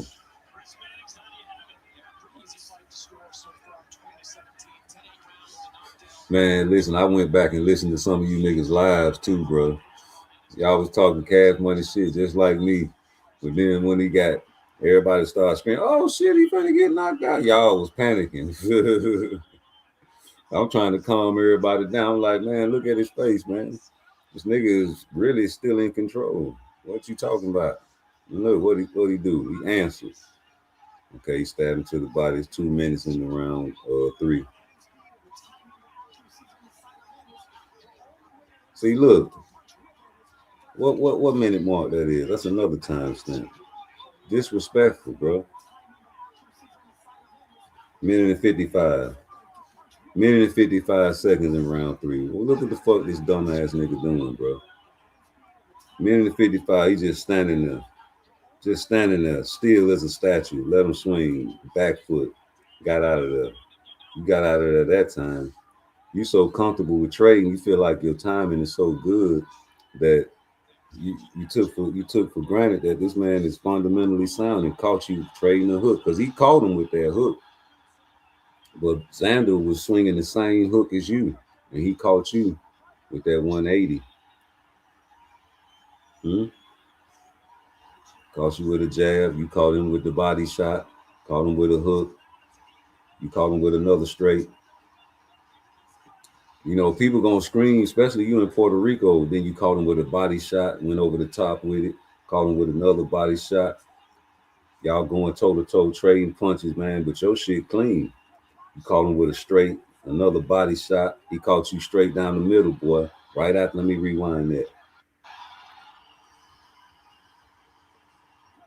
That big ass head, when he pushed you with that shoulder, go back to what second this is. He put that 180. That 180, I told y'all, nigga, hold on, let me pause this shit. I told y'all right before the fight, I say, man, he put on that 180 for a specific reason. I asked you, I say, why you think he did that? I say, because of this right here. He gonna try to bulldoze and bulldog and try to go out there and press Boots. He ain't gonna have no chance. He ain't had no choice after round 1. Because Boots put the back foot on him.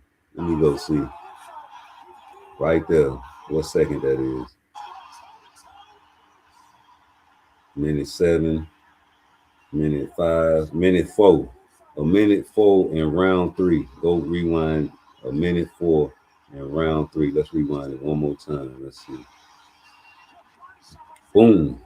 Charged his ass. Caught his ass. See, once, like, separation. When you get separation, like, sometimes you can use your forearm to separate. You push. Referees don't like you to do it, but you can use it. And then, boom, go down the middle. Or sometimes you can bump a motherfucker with your shoulder, get him up off of you, and then, boom, go straight down the middle. Whatever you want to do, right? That's exactly what Xander did to this nigga, bro. That big ass head and that shoulder, the shoulder was connected to that beard.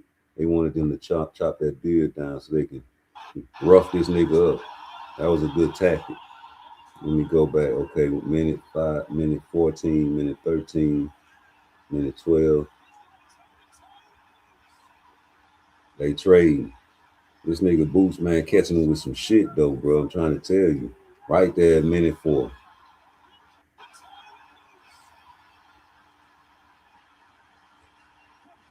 Boom. Pushed him right down the middle. And see how he recovered though? Boom. Caught his ass with a left. Blocked that punch. Came with a body shot. Grabbed him because he got caught with a hook.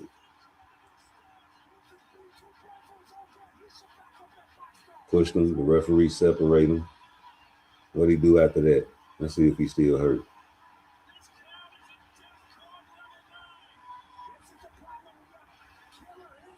Swing and a miss. Body shot. Boom, right there. What second that is? Y'all go, I'm time stamping this shit for you now. Check this shit out. Because he didn't get hit with no punch at 28 seconds left in the third round. Why this man's leg got weeble wobble? Because right before that, he was catching Sanders. Let's see. 38 seconds left. He missed. 35 seconds, he missed. Body shot he connected with. He didn't get hit with nothing. Swing and a miss. Boom, right there at 28 seconds. That big ass shoulder is right there on his chin. Guaranteed. That shit had him going like he was finna go to sleep. Right at 28 seconds. Go back. Boom, boom. Body shot by Boots. Swing and a miss. Boom, shoulder. He get weeble wobble. Then he turned to Pernell Whitaker. He turned to Pernell Whitaker right after that shoulder, right there on the screen. Turned to Pernell Whitaker. Body shot over the head. Still, you know what I'm saying? Like, if he hurt, that's the best hurt mother lover in boxing, nigga. You say Virgil will get KO if he can't hurt Boots. Hey, he ain't gonna. Boots not gonna fight Virgil like this, bro. I'm trying to tell y'all, man. You go back to round 1. The nigga had the back foot working. It ain't gonna be no just slug it out with somebody that's way more powerful than Xander Zayas. We already told the people that Xander Zayas don't possess no knockout power anyway. Like, he ain't known for knocking shit out. You got people talking about he had trouble coming for Boots. That trouble came from his own self. Like when Tank said, the only person that can beat me is myself.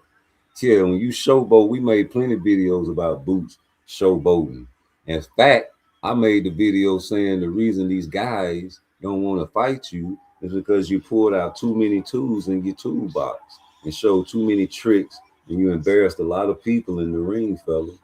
And nobody want to be embarrassed, man, and especially lose your ode to somebody you can't really get paid for. You know, that's a high risk, low reward. But you know, now that Boots beat a so-called name, oh, well, he's too young. You know what I'm saying? And like, it's either he's too young and should be at 60, or he caught Boots and hurt Boots. Ooh, he hurt Boots. Which one is it? Because if you saying he hurt Boots, but he trashed, what they say about Boots? I feel like the nigga was showboating a little too much and took the man for granted. We time stamped it. Sometimes you just standing there like a statue, man, just thinking shit is sweet. You know what I'm saying? Like, you just playing with this professional boxer in his face. You know what I'm saying? So rewind that shit, man, because I definitely think that this right here was caused by a shoulder. Let me look. Bam. Why is chin going up? I got a better angle of that shit, man, where you see it from the front view. This from the top angle. I wanted a different angle, man. But he turned into Pernell Whitaker after that. For sure. No doubt about it. But hey, man, let me get that one off and put this one back on. Like, I know they like to put heavyweights on their pound for pound list and all that. But you know, I've been to Beterbiev off mine, and Nakatani never was on mine. But the rest of that, I'm cool with it, you know. But I think that Shakur is over him for the defensive purposes only. You know, he's not as exciting, you know, and that's a detriment to you as far as wins and losses later on in your career, because you're going to slow down. And you know, Father Time waits on no man. But you got a time right now where you in your prime, where people, man, will be very, very brave to go in the ring against you right now. And I'm telling you, it's going to take a big ransom to get somebody like Terrence Crawford to come out of retirement and fight you, brother. So I say concentrate on Fundora. If he fights you, I think they working on that. That'll be great. Because if you get you a Fundora type of victim, you know, of course they're gonna be like, oh, well, he got knocked out before. But still, you know, all these big mouths, man, they're talking about that Fundora is this and Fundora is that. You know, you'll be able to shut them up and be like, niggas like me will be able to clip these dummies that was talking, you know, that big stuff about Fundora. And then, you know, now all of a sudden you want to say he trash and he got knocked out before. Nah, he ain't no trash. Fundora ain't no trash, man. He getting better. Remember when we made videos about him establishing his jab, and that would make him into like a Street Fighter character. You understand me? Because the jab is the most important punch that you can learn as a boxer, because that controls the fight. That's your steering wheel, your guide, your flashlight in the dark. You know, that's your walking stick. That's your firearm. That's your gun. That's your pistol. That's your protector. You know, you can have two guns, but you know that one is really all you need. You know, and you keep it firing. You know, stay firing. You know, different types of jab. I told y'all, man, when I played Blue Blood, and another jab, and another double jab, and another jab, another stab to the solar flex, and another jab, another double jab. Yeah, that shit is a remix. Yeah, that's all this man do is go out and establish his jab in each fight. So how does he establish the jab against Fundora? And see, this gonna be level changing at its finest. You know that this is true. And that body is going to get terrorized. Boots is finna do some real nasty body work to Fundora. And you know, it's not Fundora's fault, it's just the tell of the tape. You know, and with Boots, with Xander, I knew the tell of the tape was gonna fuck Xander up by you being basically the same size.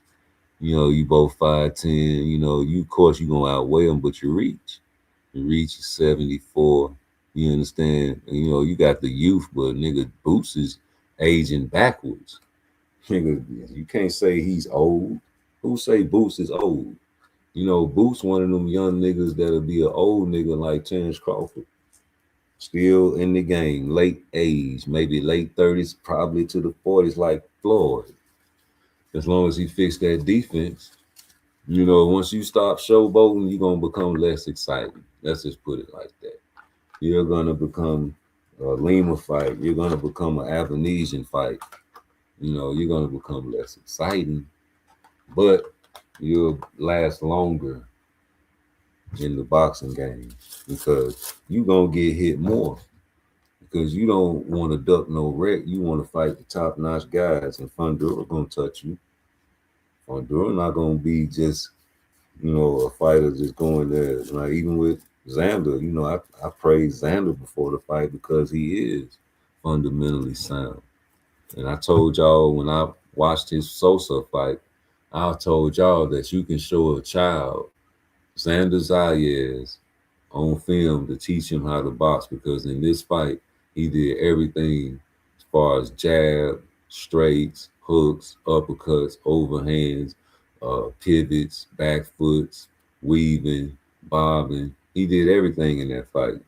And he didn't get the knockout, but I said that's his only flaw. And he ain't got no knockout power. But you know, we matched this up on a lot of shows. We like, yeah, this nigga good with his footwork. Yeah, he good with a jab. Yeah, he good with all this. But who's better? What's the level? You can be good and I can be good, but I can be a little bit better at my jab. And so I win the jab battle, right? Well, you might have heart, but I got a little more heart than you. Why? I'm probably going through something in life, like Buster Douglas, God bless the dead, his Madea passed right before the Tyson fight.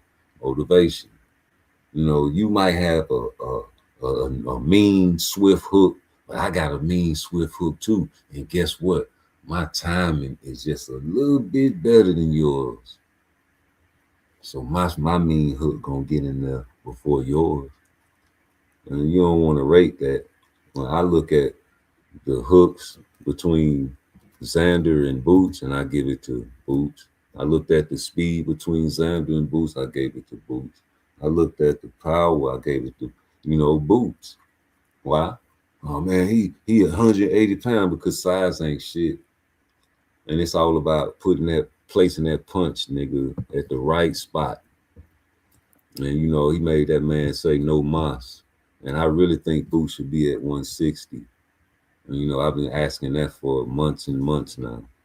But these guys gonna roll through 54 and try to undispute that shit. I salute that shit. But the big money fight at 60.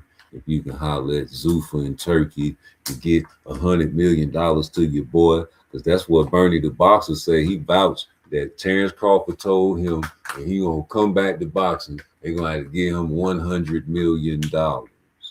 And nigga ain't for no Canelo, because nobody want to see that. You can try to hide Terrence Crawford all you want to, but you was finna go to 160 and do a 4-time undisputed. Right before the Canelo fight, G, you was over there talking about it depend on how the Canelo fight play out. I might go back to 154 and do 4-time undisputed.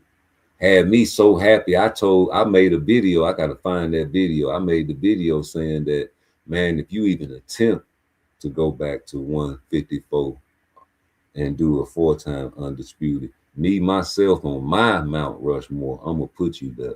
Because win, lose, or draw, 154 is lit like a cigarette. Am I wrong or am I right? It's way more lit than 160 if you ask me.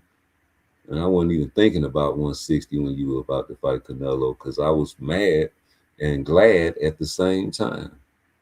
I was glad that you reassured me that you was going to come back to 154, because when you fought Madrimov, people said that he was awkward. And I was like, no, don't you dare say that awkward word again. You be in certain prisons and you say awkward, the Mexicans gonna think you talking about agua or some water. But no, he wasn't awkward. He just got off on the man. Get that man this. Don't be calling me awkward, because nigga Boots is awkward. I feel like Boots is an awkward fighter. And you don't have to believe that, but he does things that people never see in the ring.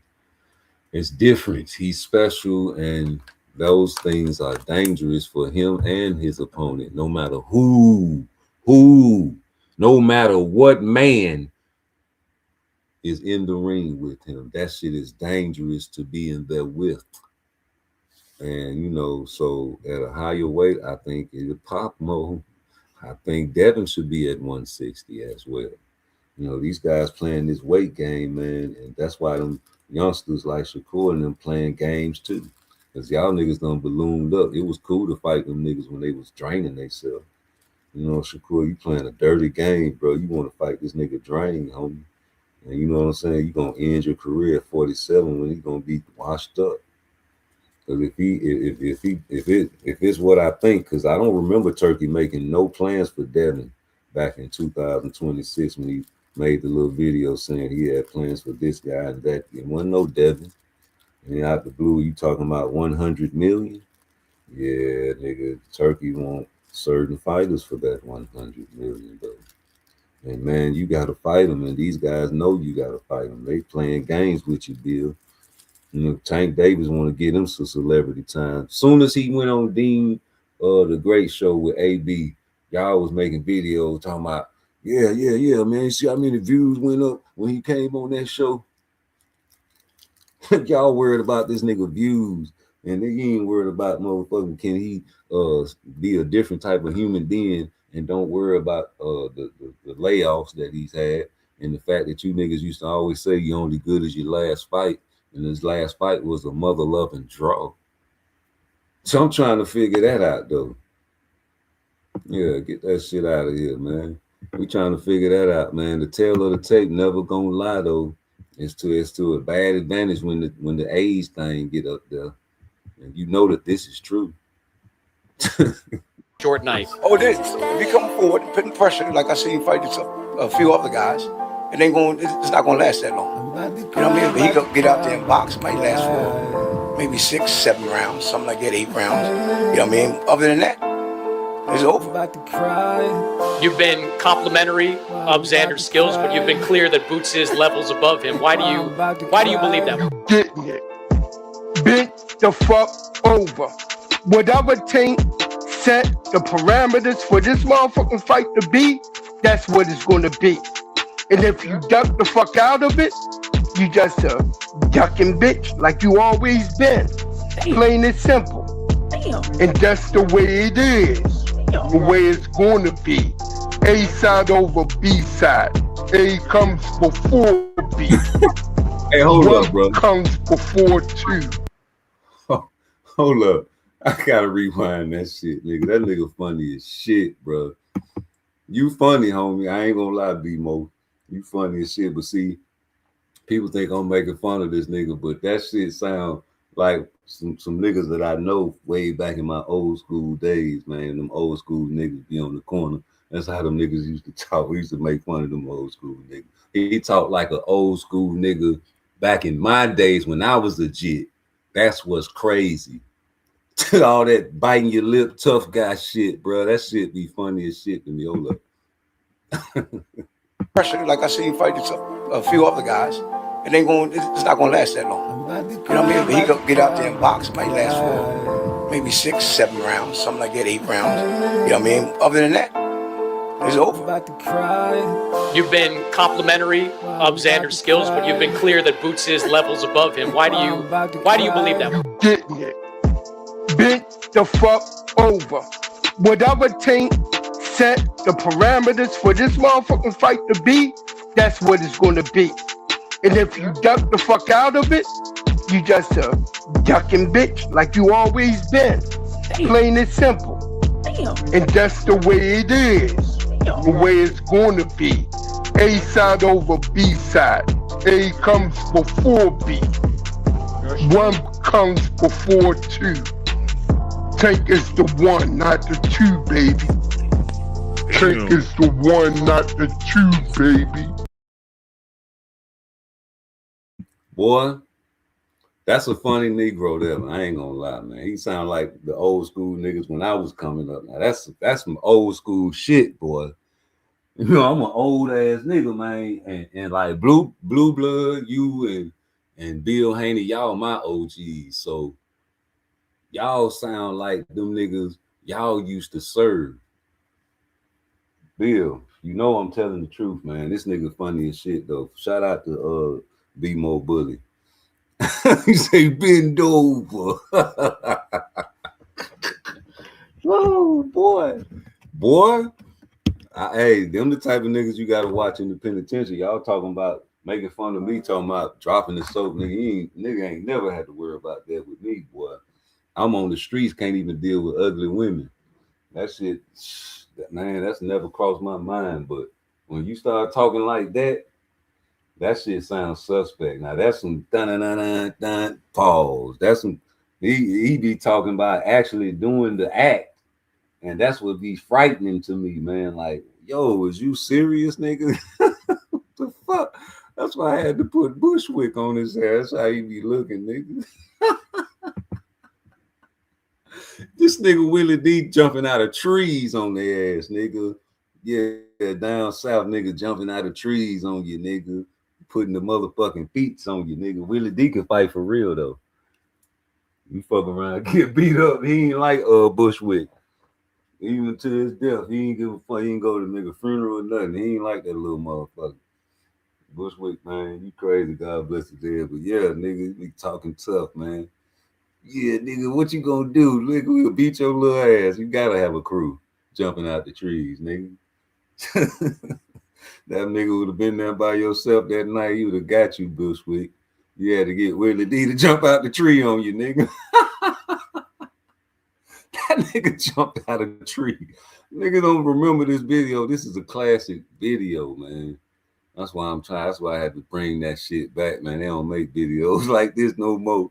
The nigga had that gun on him. Nigga, you ain't finna jump me. Niggas ain't getting jumped no more. They don't jump no more. They don't jump no more. Nigga don't jump no more. All they do is this. Talk to me, they gonna pap your ass, nigga. Young niggas ain't playing. And they riding with it on their lap. You better have it underneath your arm. But yeah, we back on that bullshit. Run that shit one more time. You better kill me before I kill you. Put on the trigger, I'm busting this what I'm gonna do. He wanted to win that fight really bad, so He almost knocked you out.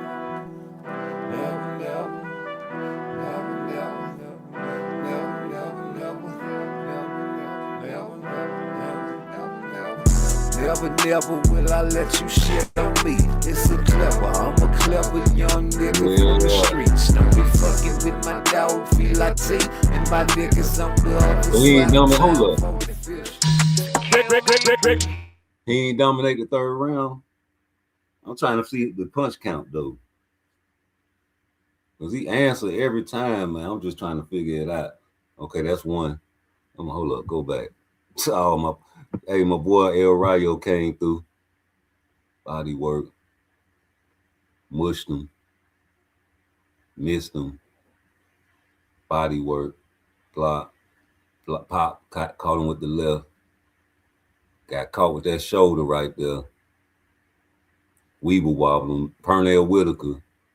Body work. Overhand miss. Caught him with that big ass. That big head. He said he wasn't gonna miss, boy. He was for real about that. Body work up top, caught him again, overhead, body work. Man, he working that nigga after he so-called got hurt. What y'all talking about, man? Get out of here, man. Okay, so that's one. You know, rewind. Y'all want to hear that beat again? Run that shit back, nigga. Look. Body work, block.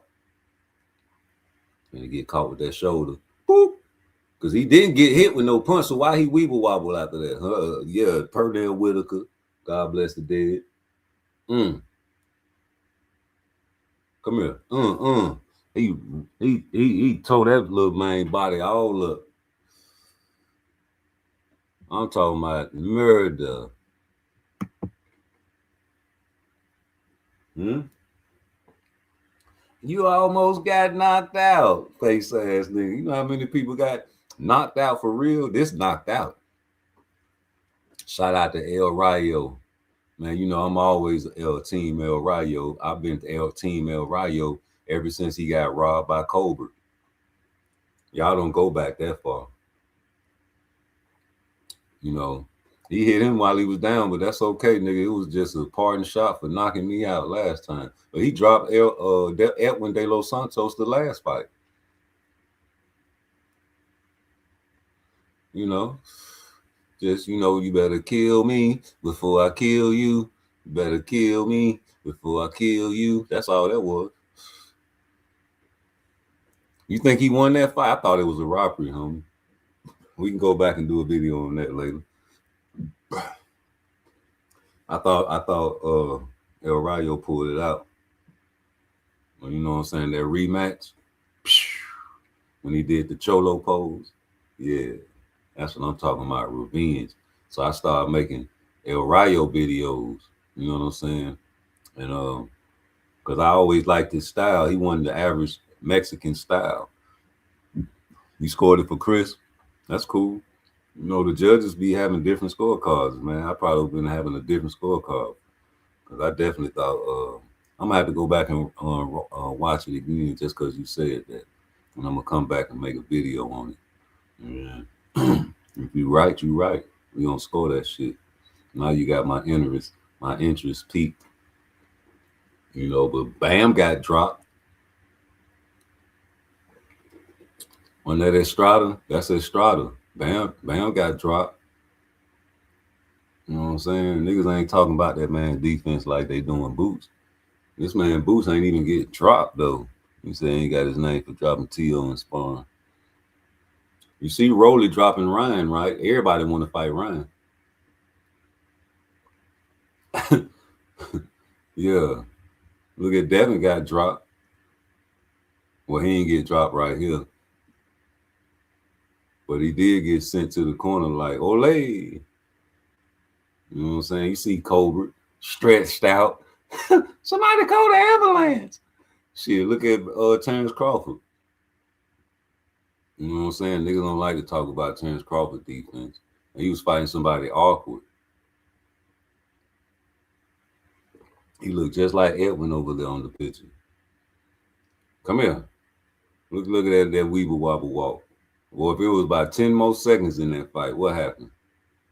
If was a fifth, we all be drunk. If it was 10 more seconds, and if Harvey Dock in round 7 of the Devin Haney fight would have never took that point. And in fact, if they would have had Jack Reese instead of Harvey Dock reffing that fight, I'm talking about, like, I know the fight would have got took back because he was on dope.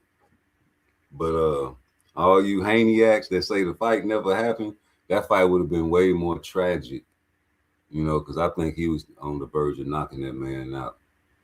Shout out to Leo Santa Cruz. You almost got knocked out. He almost got you, Tank, man. Hey, man, you know, shout out to Schofield Sr.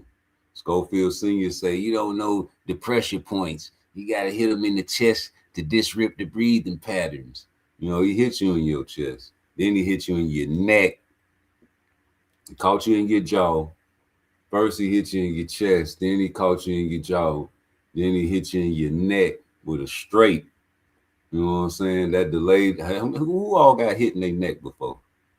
Man, a nigga hit you on the way down, man. You almost got, yeah.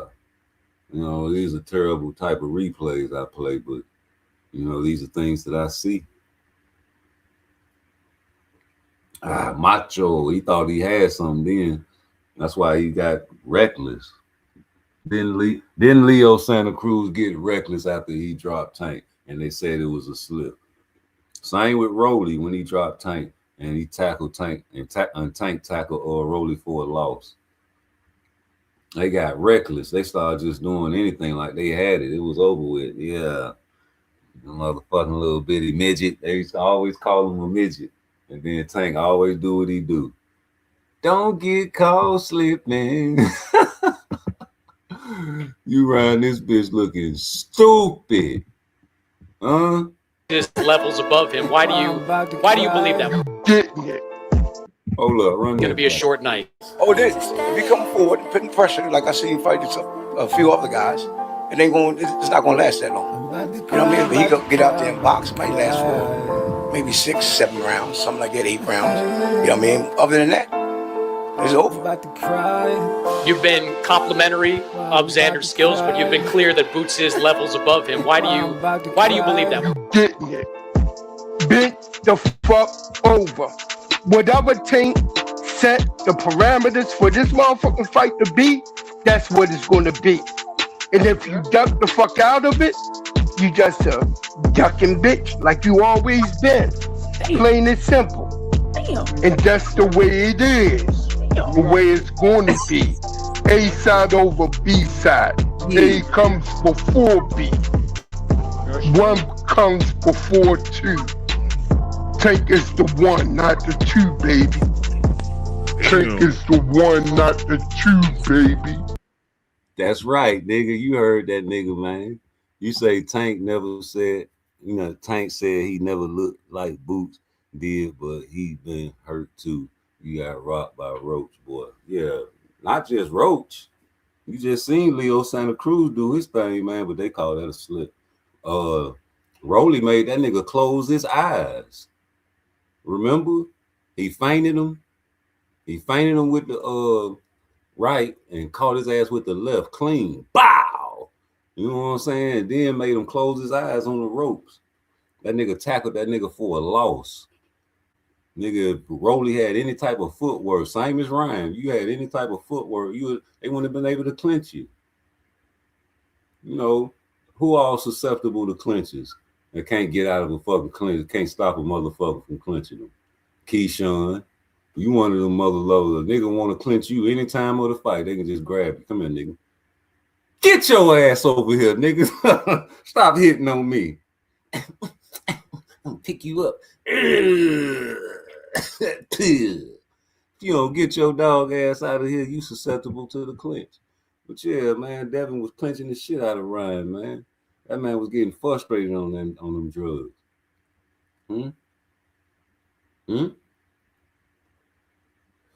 Said he was on cocaine and drugs and beer and all kind of stupid shit, right? You know, your mind go crazy. You know, you get frustrated easy. You know, instead of smoking weed, you smoking tweed. And then, you know, he hit him after the clinch, and Harvey Doc took a point. And I think by him taking that point, he saved that man.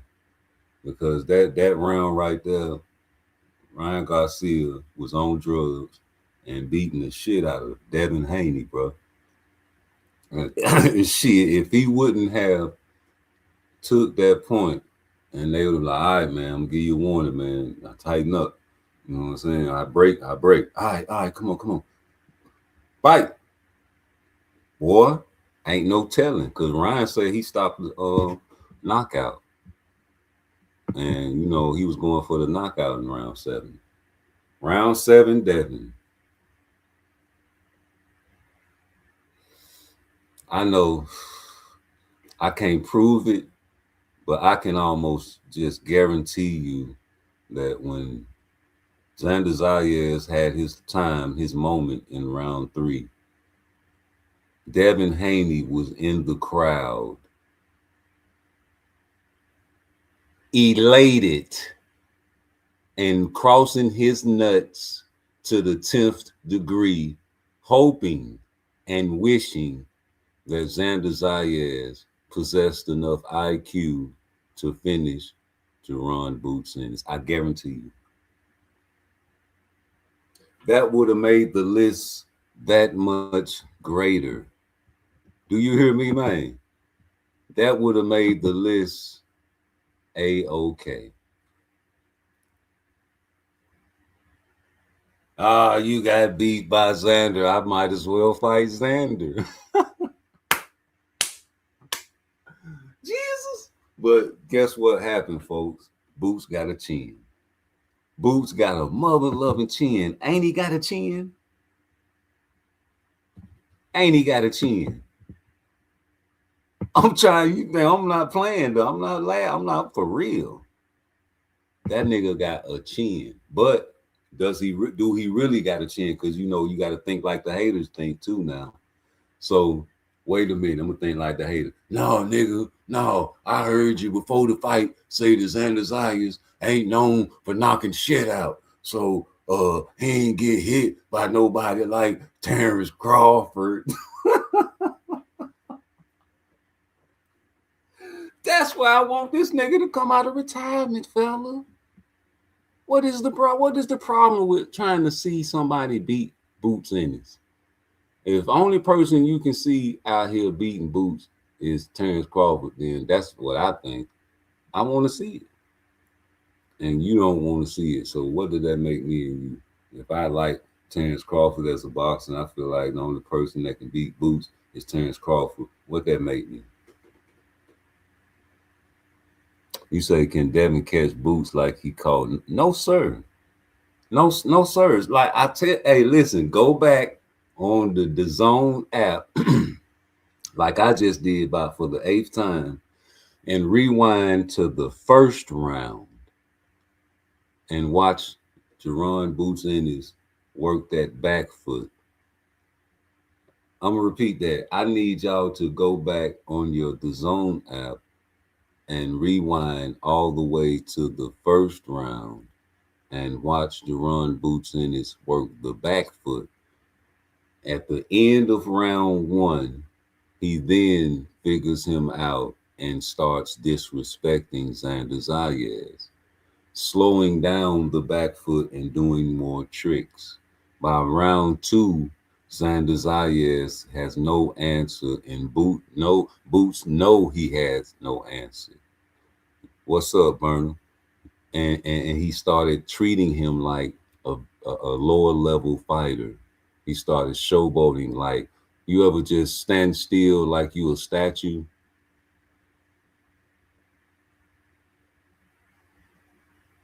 And just wait on somebody to, you know, swing at you? That's some dangerous-ish. That's what he was doing. I time-stamped it. Go back and listen to the video. But, you know, like all dogs, you're going to have your day. And we warned you, Boots. Yes, we did. We said you showboat too much. You know, your slow motion punches. You understand me? Your no-look punches. Hey, man, you know, you're a very dangerous guy when you can do stuff like that. But guess what? Just because you're dangerous don't mean that what you're doing is not dangerous. It's like riding a motorcycle with no helmet. Yeah, you can ride. You're a rider. But, man, anything can happen on some Final Destination type ish. So you must be prepared at all times. Ain't that what Floyd did to the fella that kept headbutting him? Trying to keep dapping him up. I'm sorry, Floyd. I'm sorry, man. You got me. Yeah. Ace, ace, ace. Yeah. Oh, man, he's wrong for that. Shut up. Shut the fuck up. Hey, man, like my man Be More Bully say, man, that nigga was doing whatever he wanted to do to Xander Zayas, even when he so-called got what? Hurt or buzzed. It's going to be a short night. Oh, it is. If he come forward and putting pressure, like I seen fight a few other guys, it ain't going. It's not going to last that long. You know what I mean? But he could get out there and box. It might last for maybe 6, 7 rounds, something like that, 8 rounds. You know what I mean? Other than that, it's over. You've been complimentary of Xander's skills, but you've been clear that Boots is levels above him. Why do you believe that? You getting it. Bent the fuck over.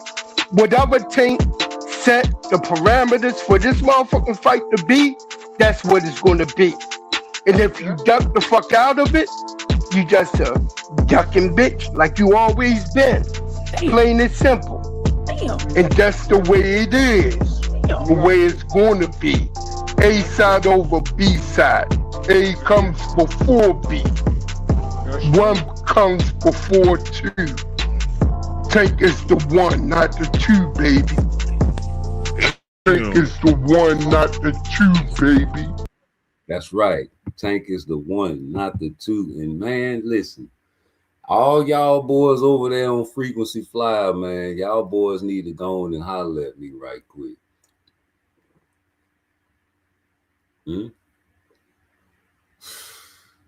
Yeah, we jumping out of trees on you niggas down south, nigga. You know, they got the good hanging trees down here. You can stand on that bitch and really build a tree house. But yeah, we want to holler at you for a second, man, because that list, man, you know, you was at that fight too, Dad. You know what I'm saying, man? You know, you ain't jump out the tree, man, and jump in that ring, bro. But that list, man. Tank Davis on that list. I used to ask y'all niggas so many times when I came over there. I say, bro, why y'all got this little 135 pounder on your list? Him and Shakur, them niggas 135 pounders, man. Well, y'all got them little bitty niggas. What y'all gonna do? Y'all niggas at 47, brother. Why y'all over there trying to tiptoe and fight Xander Zayas, bro? He must be sweet. Remember when I was saying that, I was like, man, y'all trying to fight Xander at 54. Why y'all ain't trying to fight Boots? He on your list.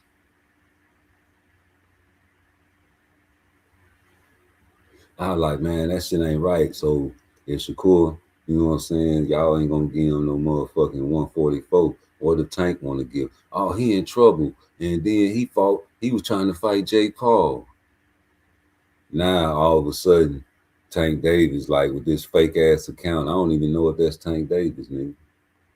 Y'all over there talking like I told Blaze P for P when he was like, yeah, Tank said something on his account. I was like, bro, that might be his baby mama phone. You don't know if that's that nigga, man.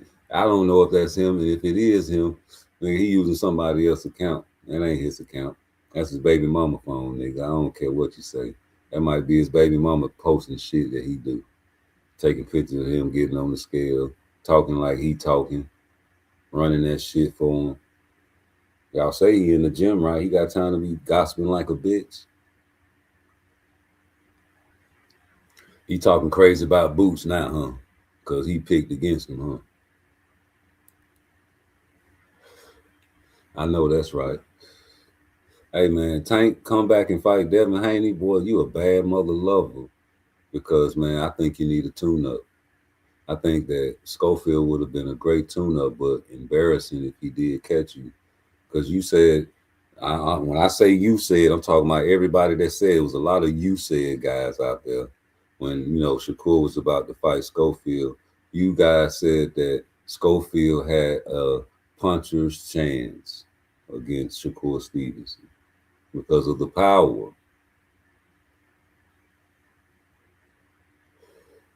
That's mainly the Tankomaniacs that was saying that, but yeah, you guys said that. So I was like, shit, Tank gonna fight fucking Schofield, yay. He did all that getting sick and getting hurt for, you know, for a reason. He won, yay. I want to see him get knocked out. I thought that would have been a great tune-up for you, Tank. But if you are trolling with Devin and you don't really have no intentions on fighting Devin, who is you really gonna fight if you do fight? You know, because first you got to get out of trouble, right? You know, I think Pitbull got some action. You know, what about Padley?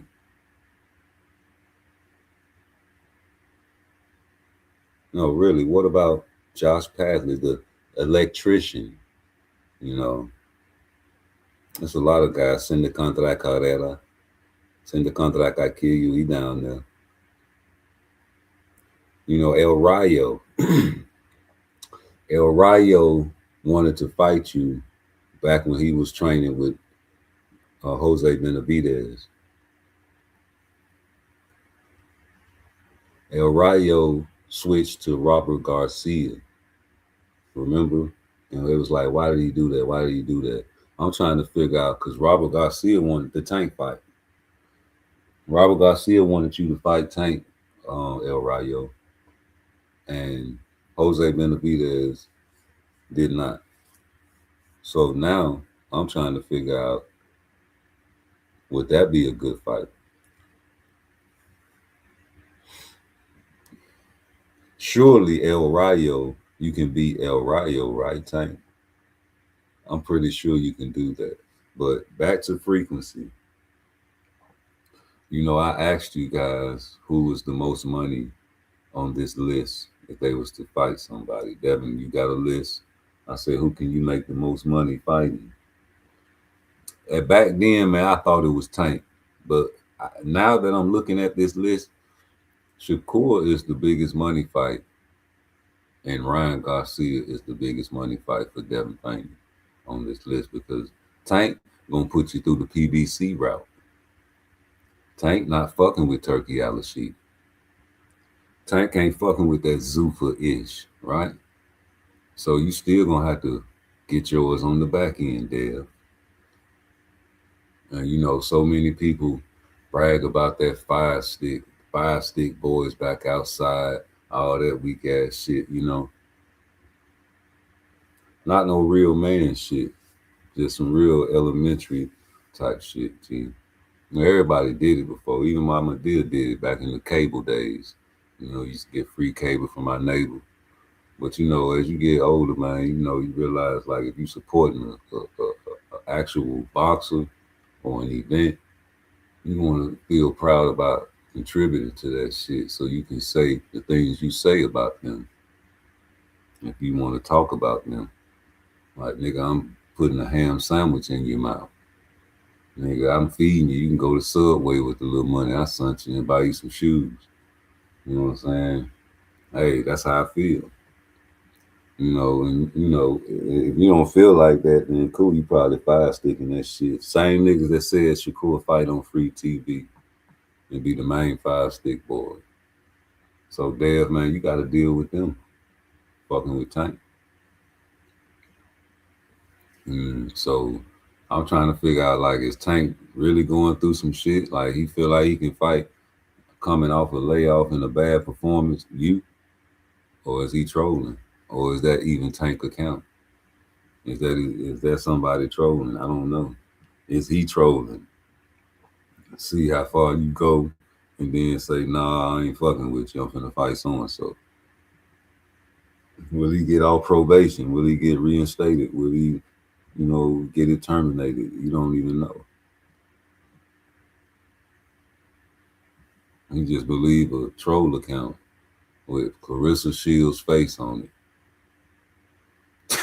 You niggas, hey, listen, I got to see it till you got to show me. You just can't tell me one thing and I'm supposed to believe it. I can't do that. I'm not from Missouri, but act like I am. I'm from the show me state. You got to show me.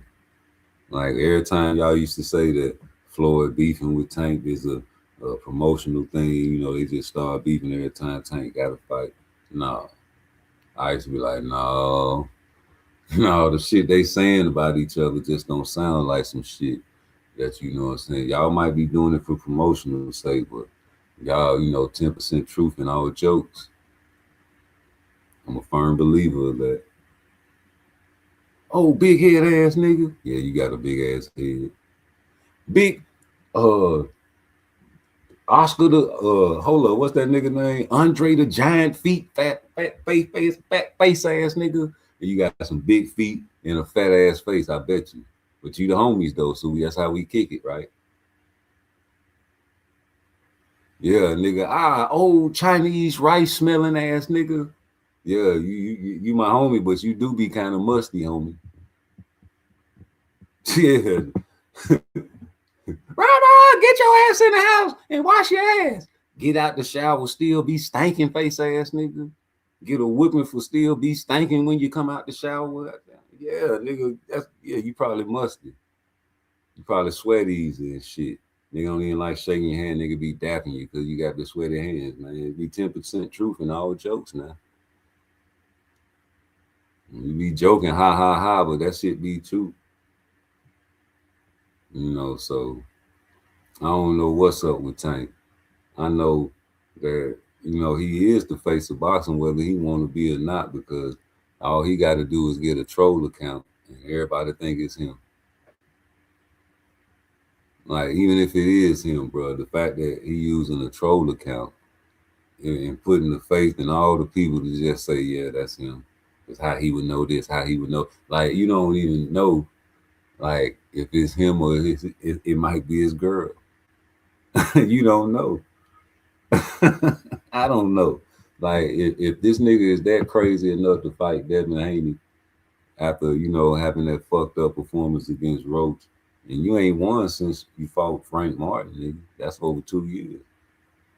Nigga, you fall victim to the human nature, like father time, you older, what you say, inactive, the PBC fighters, inactive, remember that video? Man, your tail of the tape, you a small guy, so you need to stay active. You know what I'm saying? You need to keep getting wrecked. And I don't know how your gym life is, but they say you in the gym, but if you got enough time to be on Twitter like that and be gossiping like a bitch, man, you concentrating on trolling too. Or is that you? I tell you what, if Boots can get a tune up, why can't you? You know what I'm saying? You can get a tune up too. That's what you should do. Like Boots said, fuck Turkey. I'm finna go get a tune up. You know what I'm saying? He ain't bow down on bending knee. That's what you about, right? Ain't nobody gonna be mad at you getting no tune up, but you want to fight Devin. I guess you trying to really say he ain't like that, huh? You gonna knock him out? Man, I don't know. I don't believe it. Y'all gotta actually be like, the fight is set. Oh, okay, damn, prove me wrong. Matter of fact, I'm like I ain't believe Tio was gonna fight Shakur. I made videos talking about until the bell go ding, and I see them niggas swing, and I believe they and the bell went ding, and Shakur hit him with the jab, and you know the history is set. But that's how I believe the Tank fight Devin Haney. Said the bell got to go ding, and I got to see both of you niggas swing. Or else it's gonna be like the F.Ed Jogba fight, and the nigga from Jacksonville stepped out the ring as soon as the motherfucking fight was supposed to start, and walked back into the locker room. Very embarrassing. So you know, shout out to El Rayo again. That's my guy. I always root for El Rayo. I was upset when he got beat by Edmund. Now, my guy got me wanting to go back and watch the Cobra Part 1.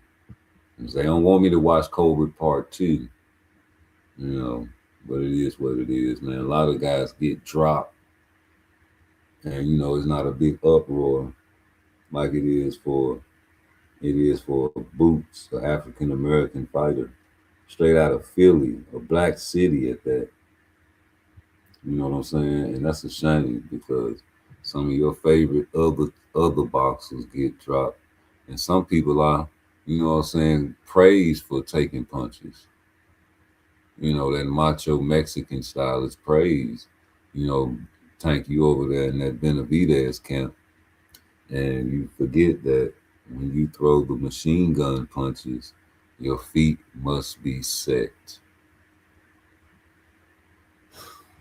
Right? Ready, set, go. You know, you have to you know, bounce that back foot. You know, that's how you get them punches off. But the downside to that is people are also going to return fire. But oh, if Tank hits you with a machine gun, it's over with. Well, after Tank took that knee and he got up after convincing the referee to stop counting, he got back and lifted his punch output way through the roof for one particular reason only, because he wanted his lick back. And, you know, it did not work. Lamont Roach thwarted the attack and ended up finishing that round strong as well.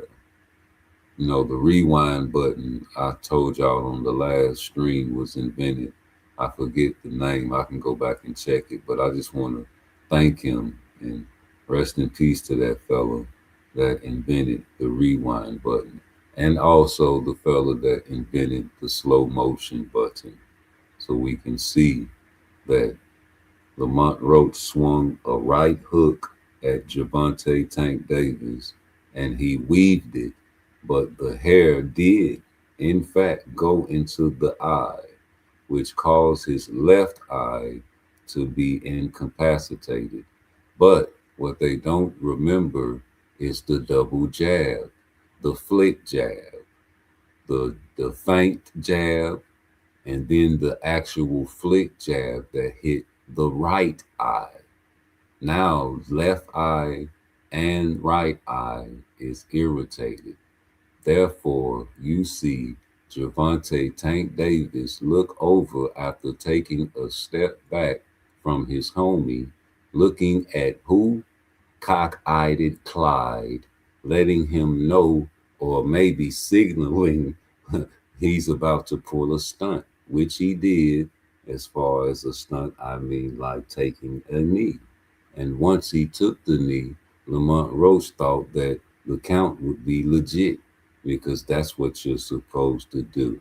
But Tank ran out and stuck his head out the ring, and Lamont Roach, I, and you too, all you Tankomaniacs, didn't know what the fuck was going on. No, sir. Like, what the fuck is Coach Calvin supposed to do? Like, okay, I can get you disqualified, but you're my brother, you're my son. I'll wipe your face with the towel. That's illegal. You get out, stick your head back in the ring, and Cockeyed Clyde is counting. Hold up, what are you doing? Abracadabra. It had to be a secret word, you said, and he stopped counting. And Lamont Roach say, what are you doing? I got, it's going to look like you. Shut up. So you get back into the fight, and your punch output goes through the roof. But the punches were thwarted, like I said before. So what is I'm supposed to think? Oh, he didn't know he was gonna get the knee counted. Yes, he said after the fight, I thought they counted the knee.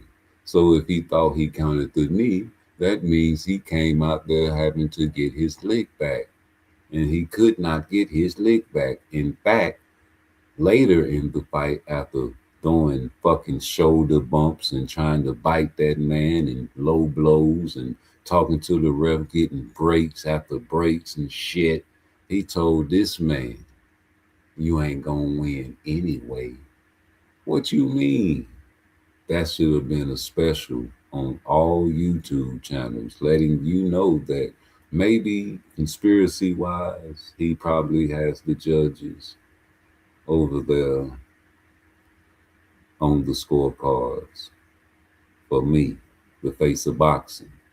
I don't know. I just wonder why a fighter at the end of a fight would say that to a man that's been doing what he wants, putting you on a highlight reel.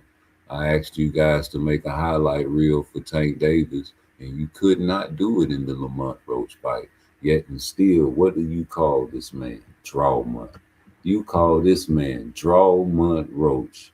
So every time I hear you niggas say Drawmont, I think of what? I think of the mother-loving one that's on his box rec.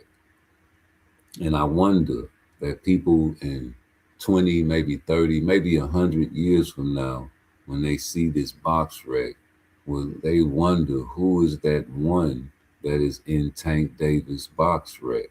Because I heard he was a killer. And, you know, they'll be able to pull the video of the fight. And you guys, just like you Devin Haney fans, people will be able to pull the video of the fight that Ryan Garcia cheated on you with. Yep, they'll also be able to pull this Tank in this Lamont Roach fight. And they'll see the knee. And they'll see the hair grease excuse. They'll see the people booing. And they'll be like, wait a minute, why are they calling him Drawmont? I also remember the videos of you saying whoever fight Tank becomes a star. So if whoever fight Tank Davis becomes a star, why are you mad at Lamont Roach for trying to become a star? To the point where you call him out his name, which is Drawmont Roach, a compliment to him, in fact, because Tank is an undefeated fighter, a killer. So much to the point where he tried to get it overturned. Because if the knee was supposed to count by law or the scorecards, that means he should have won, right? A lot of you Tank pages agreed that the knee should have counted, right? So, of course, he feels cheated. He feels robbed. I would if that was my son. If you had a son, would you not dispute that? You dispute more things on your credit history, don't you? And it's petty, ain't it? But this was a championship. This was Tank Davis, the face of boxing, nigga. Of course I want my victory, nigga, but I'll take that draw. And you know what's up with that rematch, homie? Oh, you don't want, so you want to keep calling me Drawmont Roach, but your guy don't want to rematch the draw that he has on his box rec, which should be in the red if you ask me, because like I said, and like all you Tank Davis Tankomaniacs said, matter of fact, man, get that blue shit up out of here, man. I don't want nobody thinking I'm gang banging. I don't bang, I rock the good rhymes. You understand me? So let me get my favorite little thumbnail up here for you guys. You understand me? Yeah. Yeah, so like you Tankomaniacs tried to be all unbiased when the shit happened and all the smoke cleared. Well, you know, yeah, you know, the knee should have, I admit the knee should have counted, but it is what it is, man. You know, the referee, you know what I'm saying, made discretion or whatever he wanted to do. You do what you do. You know what I'm saying? What it is, yeah, but the knee should have counted. I agree with that. But hey, you know what I'm saying? We get the rematch. We got to get the rematch now. I don't care what Tank. I don't care if he was finna fight Shakur Stevenson. I don't give a fuck who he was finna fight, nigga. I want the rematch with the Monk Roach, and that's it only. You understand me? I know the pussy niggas gonna be like, oh man, back in the day, you said Tank ain't gotta fight nobody. Tank can fight whoever he want to fight. I know. I said that. Not no more. Not no more. See, you guys rematch Monk Roach, nigga. You got to rematch Lee Monk Roach. The Roach, we made so many videos talking about Ray. Nigga got roach spray. Nope. How you gonna let a nigga like with the name Roach do that to you, nigga? You guys to rematch him. Show me. Yeah, it's the first time for everything, nigga. I don't care what your Tank fans say. Yeah, that's what the Tank, they was having a civil war. You know, only the truth stood up and like, nah, fuck that shit. He ain't gotta do nothing. We can do what he wanna do. That's the niggas from Baltimore. That's why I don't be really too mad about old B-Mo Bully. That nigga just, he amuses me, you know. And forever will you be a meme on Rude Exposure, fella. I'm talking about hit it. Oh, it is. If you come forward and putting pressure, like I seen fight a few other guys, it's not gonna last that long. You know what I mean? But he could get out there and box, it might last for maybe 6, 7 rounds, something like that, 8 rounds. You know what I mean? Other than that, it's over. You've been complimentary of Xander's skills, but you've been clear that Boots is levels above him. Why do you believe that? Getting it. Bent the fuck over. Whatever Tank set the parameters for this motherfucking fight to be, that's what it's gonna be. And if you duck the fuck out of it, you just a ducking bitch like you always been. Plain and simple. And that's the way it is. The way it's gonna be. A side over B side. A comes before B. 1 comes before 2. Tank is the 1, not the 2, baby. Tank is the 1, not the 2, baby. That's right. That nigga forever be on Rude Exposure, nigga. Whether you come over here and talk in the chat or not, nigga, you my guy. You keep on making that funky music for me. You hear me, nigga? You just keep on talking. God bless the dead, my Uncle Reggie used to always say, man, you just, Robert, all you got to do is just keep letting the nigga talk. Don't say nothing. You know what I'm saying? Keep letting them talk. They're going to tell the story one time, and then they're going to come back, and the story going to change. You know what I'm saying? Keep letting them tell that story and see how many times that, just this your test. Just see how many times the story going to change, bro. That's true. You know, niggas might tell a little war story, a little gangster story, be like, yeah, nigga, you know, I was out there on the south side, man, you know what I'm saying, doing my thing, punk ass bitch, trying to run up on the nigga, man, I pulled that Glock out, you know what I'm talking about, hit them bitch about 2 times, ran out, had a little bitch in the car. She like, oh, for real? Yeah, man, you know what I'm saying, straight thugging it around that bitch, getting that money, man, nigga hating on me. Oh, man, nigga hating on you, okay. See that nigga 3 weeks later. Damn, boy, you all right? Boy, I remember last time you told me the boy was shooting at you, nigga. You still over there getting money over there, nigga? You brave. Yeah, nigga, I still stay be going over there, nigga. I told you last time, nigga, the nigga ran up on me, nigga. I shot that motherfucking shotgun, nigga. I had the motherfucker, the big shotgun, nigga. Bow, bow. Yeah, nigga. Got them niggas up out that big thing, you know what I'm talking about? You know what I'm saying? Had a little chick, man. I had to drop her off, man. You know what I'm saying? I was gonna hit her. I was like, man, fuck that shit, man. I gotta go get that money. Oh, okay, true. Drop that bitch off, huh? Yeah, man. Big shotgun. Bow. Okay, I know that's right, nigga. Leave. Like, I thought that nigga said he dropped. He said he hit the whole. 3 weeks later. Yeah, man. What's up, boy? Hey, boy, it's hot out there, boy. I'm talking about the police rolling. Nigga done got shot. Man, shit. I remember you said them niggas was shooting at you. Yeah, man, fuck that shit, nigga. You know, I turn the shit up, nigga, at night, nigga. You know, it's really me out there, bitch, doing the things out there. You know what I'm saying? I'm always doing my thing, nigga. Nigga don't not fuck me, nigga. Yeah, I told you last time, nigga, man, I had pulled out that motherfucking chopper, nigga, on them niggas, man. Oh, you pulled out the chopper? Yeah, nigga. I chopped them niggas up, nigga. You know what I'm saying? It was me. Yeah, it was you. Yeah, nigga, that was me. Nigga, I was out there, bitch, doing my thing, nigga. And then I was gonna pick up the little bitch. I say, bitch, I ain't finna come pick you up. I holler at you around about 4, 5 in the morning. I gotta handle my business. I gotta go handle my business. Oh, you ain't even go pick the bitch up? Nah, I ain't gonna pick no bitch up. Yeah, nigga, you done went from hitting the bitch, from motherfucking not calling the bitch to never going finna pick the bitch up later. You had a shotgun, you had the Glock, and then you had the motherfucking AK, nigga. What the fuck? You done changed the story up 3 times. And I let you change it. I let you change it, homie, until I get tired of you changing that shit, dog. Until you come back 3 weeks later and like, yeah, nigga, you know what I'm saying? I told you last time when I was out there, them niggas were trying me, dog. You know what I'm saying? I had a fucking hand grenade, nigga. I had got it from one of the Russian. The Russian nigga came and told me, you want some powder. I say, man, I don't got no motherfucking hand grenade. He like, man, please, man, just give me an 8-ball. Just give me an 8-ball. I was like, all right, I'm gonna give you an 8-ball. What the hell? I ain't finna throw no. I got the hand grenade. I'm walking around with the hand grenade. Nigga tried me. I pulled out the hand grenade. I say, what you put nigga want to do? You want dynamite? Like, oh man, you gonna pull out a hand grenade? I'm like, yeah, nigga, what's up? Clink. I threw that bitch. You know what I'm talking about? Boom, that bitch went out, nigga. I rolled off, man. You know what I'm talking about? Nigga, bitch, nigga, I had to go pick my baby mama up. You know what I'm saying? My baby mama, the bitch on the side, you know what I'm saying? She was calling me, blowing me up, talking about come pick her up. I had to go get my children. Nigga, we didn't even know you had kids, nigga. God damn. I can't take this shit no more. Nigga, you went from shooting a Glock to shooting a shotgun to shooting an AK to now you talking about you had a mother-loving grenade, nigga.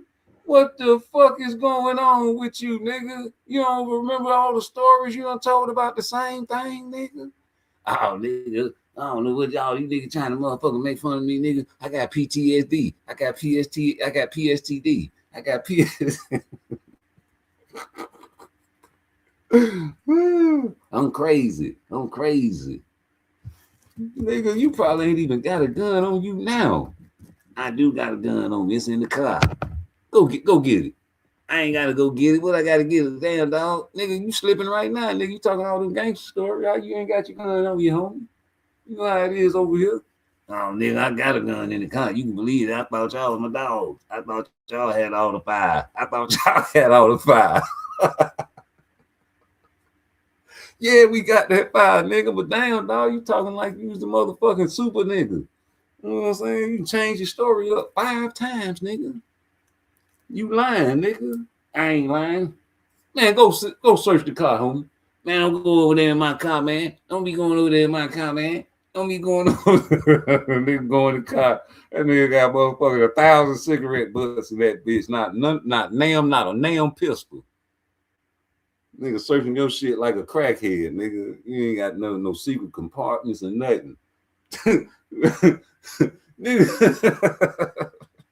Yeah, nigga. I had a secret compartment on that bitch. Hey, nigga talking about I ain't had no gun. Oh yeah, where is it? I can't show you, nigga. Oh, nigga, you ain't had no secret compartment on that shit. Where is it? Man, you gonna tell a nigga pull out a gun. Clink, clink. Nigga, where that shit at? Oh man, come on, I was just lying. I ain't got no. I'm gonna shoot you if you don't tell me where it's at. Man, I ain't got no secret. All right, now I'm gonna ask you one more time. You talking about you got a secret compartment, nigga? You over here playing?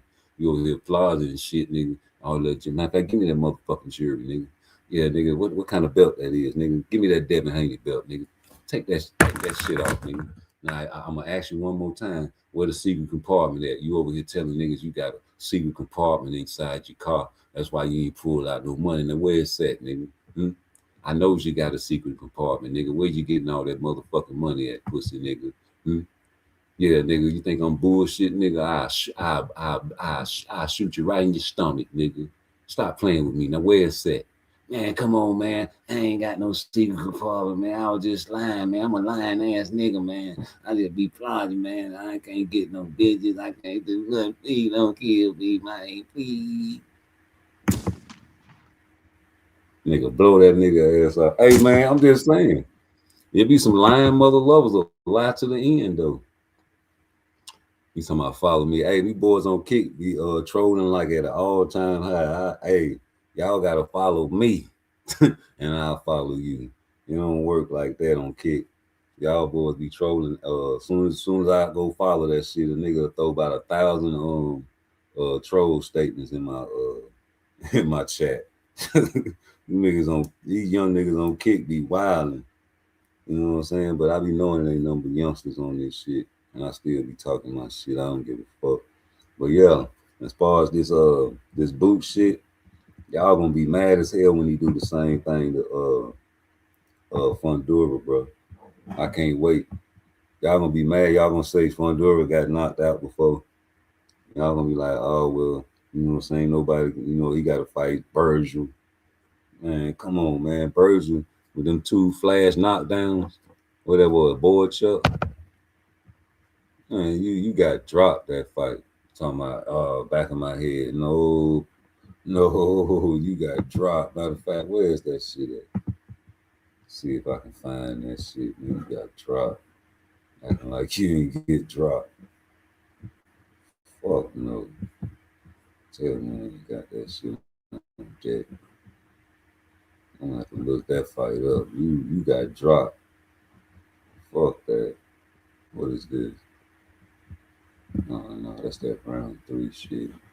I'm tired of even watching that. I done watched the Boots fight 8 times. I might watch it again. No, I ain't saved it. I didn't find that fight. You got dropped, bro. 2 times in that fight, nigga. Fuck what you talking about. Yeah. Matter of fact, wasn't it on here? Let me see. Yeah, that ain't it.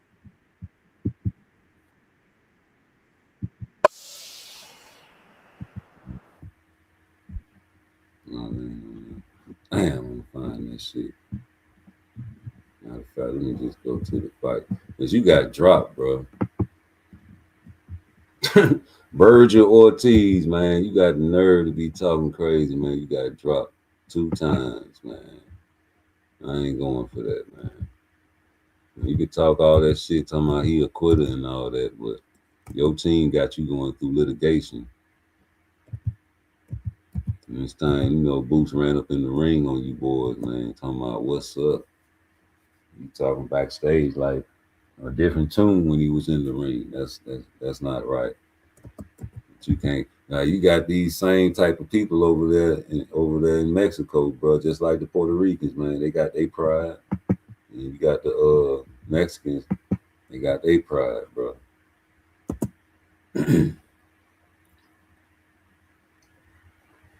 I'm talking about, man, Virgil Ortiz. You got all the excuses in the world too. He ducked. See, he could have did, man. Listen, I remember back in the beginning, I think it was a rumor. It might have been just a rumor though. But I heard y'all needed 4 years before you could fight Boots. That was the first official duck to me. Yeah. That was crazy. So, if you need 4 years to fight a man, that's cold-blooded.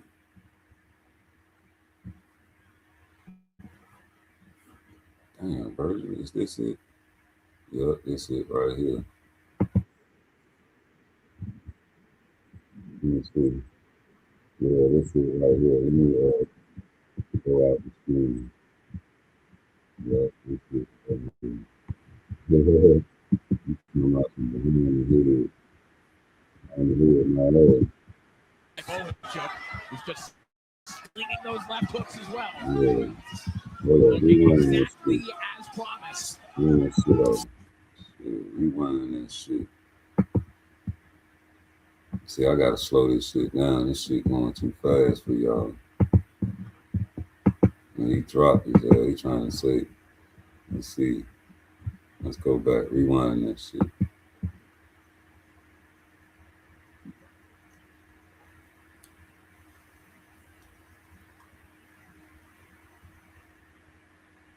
You swinging crazy like that early in the fight.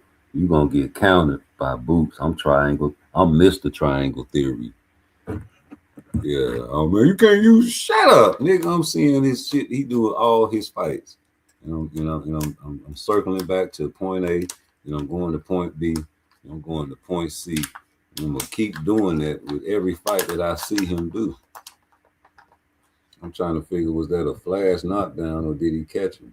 That's all. But I know the punches from Boots is going to be way more precise and with a faster velocity. Nice little body shot right there, stalking jab right there. Wow. Man, I think that shit landed behind his ear, bro. I'm sorry. I'm sorry, Virgil. I'm out there struggling. Fish ain't biting. Yeah, man. Nigga caught you right on the chin right there, Virgil. You know what I'm saying? It's not Boots. This is an orthodox fighter. Old Boa Chuck. Old Boa Chuck. This ain't nobody but Boa Chuck, baby. This ain't no Boots. Boots don't even move like Boa Chuck. Boa Chuck awkward like Madrimal. Uh-oh, caught you right there, Virgil. You got that high guard. You know what happened to them high guard fighters with Boots. Oh boy, it's called manipulation. It's called manipulation. Ooh-wee, he's swinging at you, Virgil. What are you gonna do if that was Boots? Boy, you'll fight different, won't you? I'm pretty sure Boots will fight you different too. See, he's swinging and missing. I don't think Boots gonna miss. He said he can't miss against Xander. Xander's, real nimble on his feet. And he caught him with all of that there. You got cement shoes, Virgil. You got cement shoes, Virgil. You got cement shoes, Virgil. It's that Mexican style. Yeah, Boots like to fight that style. Macho papi. You like to swing. How many punches around you want to swing it? You want to swing maybe 90, 80, 90, 100. You want 100 punches? You want me swing 100 punches at you per round? Okay. Give me contract. Akili. Yeah, nigga, matalo. Yeah, nigga, kill. High guard. Come here. You know what I'm saying? Macho. You can't take punches, you can't fight, Papi. If you can't take a punch, you can't fight in this gym, Papi. Okay, who's first? They want to join the gym, they got to get hit in the jaw. Yo, all right, come on, Papi. That means it. I'll give you my best shot. Yeah. Okay, you join the gym. Man, you knock a motherfucker out. If he don't wake up within 2 minutes, he can't join the gym. You know what I'm saying? You wake up 2 minutes and 1 second. It's too much. You too mucho, papi. You too mucho, papi. You can get up after the 10 count at the 2 minutes. 2 minutos. It's no bueno. Yeah, I go another one, ain't it? Hold on, rewind that shit again, G. That's the old one. Or just rewind. Nigga catching you behind your motherfucking ear, man.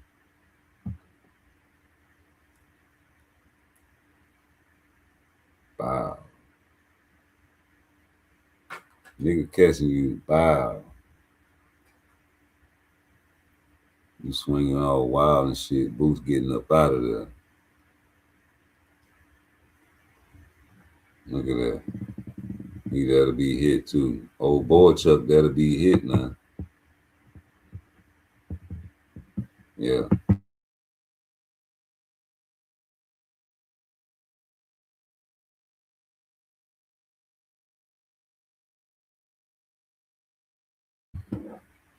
What was that? What was that?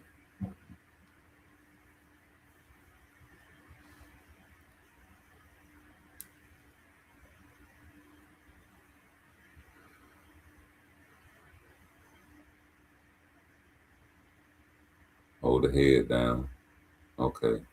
Jab. Jab. Behind the ear. So that don't rock your equilibrium. Okay. That's not a flash knockdown. That's a straight punch.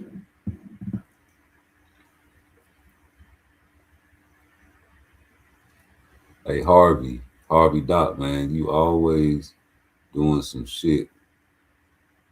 You everywhere, man. Can't get rid of you, fella. Got that high guard up. He hitting behind the head too. Right here. Bow. Nigga, that's a knockdown. Fuck what you talking about, nigga. That ain't no knockdown. Watch this shit. Bow. Caught his ass. Look at his back foot. He turned that bitch, nigga. Damn, what you talking? That's a knockdown. That's what time stamp this is.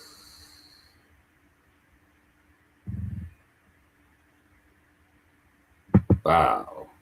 See his head rock? Oh, that is 58. That's 58, right? So go back to the beginning.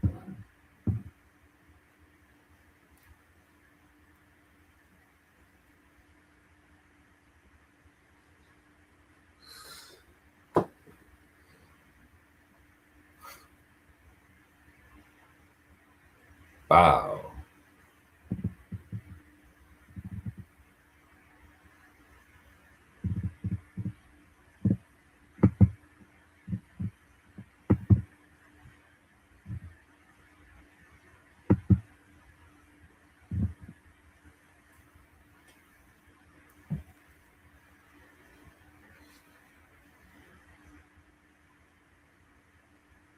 Because he definitely, both of these guys hitting behind the head, but he caught him on his ear.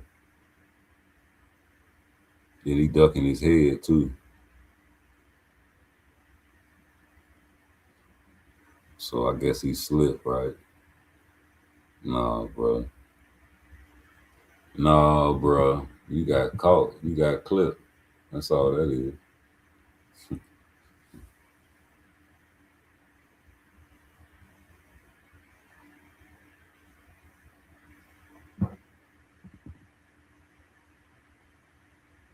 It's some rock'em sock'em robots. Ain't nobody finna be trading with you like that, knowing you got power. That's crazy. Nigga gonna be in and out like a robbery on you, man. Tearing your motherfucking ass up. I'm talking about, man, you might catch Boots, but you're not gonna, it's gonna be like one shot at a time. It's not gonna be no combos like how he did Lubin. Every time Lubin put the high guard up, it looked like it was a bat signal. And that's when he started unloading on Lubin. Nigga, Boots gonna get up out of there. Then the man is too young for you guys to act like he's an old fella. Like his reflexes are gonna go somewhere anytime soon. This guy right here, Virgil, man, you know, that was not a flash knockdown. He threw it straight and dropped you. He complaining to the referee, but you know, you need somebody to stand right there and put that high guard up. You got a big ass head too, just like Sander Zayas. I think you're gonna be target practice. If I was Boots, I wouldn't even fight you. I'll fight Fundura first, and if I can't call out a big bag like Terrence Crawford, then I might fight you. Or go to 160 and try to fight Laura.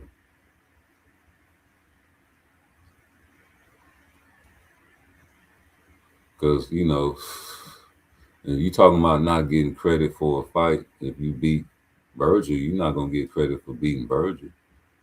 You know, you've been going back and forth to court And you know, it's not really focused on like when you seen this nigga in the gym, you don't know what the fuck he gonna come back like. You need a tune-up, Virgil. That's what your team gonna say anyway. That's what you do really need. Like Tank need a fucking tune-up, and you talking about fighting Devin. Get out of here. But you know, there wasn't no flash knockdown if you ask me. I think you know. You go in there against a beast like Boots, he's not gonna stand there, you know, if he knows that you got power, you could possibly knock him out. Like the round one with Xander was the perfect example of what he would do with Virgil Ortiz. You know, the end of round one, yes, he did lose respect for Xander. But you know, the whole round basically was, you know, on the back foot and countering, sticking all those different jabs, all those different types of jabs that he had. So that's what he does in all his fights. He establishes the jab from whatever stance he comes out in. It's always going to be that jab, and he got a lot of different type of jabs. And I knew that's what he was going to do. When he said he was not going to miss, he was not lying. You know, all of his power shots looked like they landed, you know, especially those jabs, man. He jabbed this man to death, causing Sanders Ayes a human nature need to wanting to get his lick back, which infused his Puerto Rican pride to come forward and try to get his lick back. But you know, if he would have tried to box, you heard what Bozy said, it still wasn't gonna last no more than 8. And you see, Bozy predicted the fight, and nobody gives him credit for it. You know, he was the first person to predict the rounds. You know, if he come, it's over with.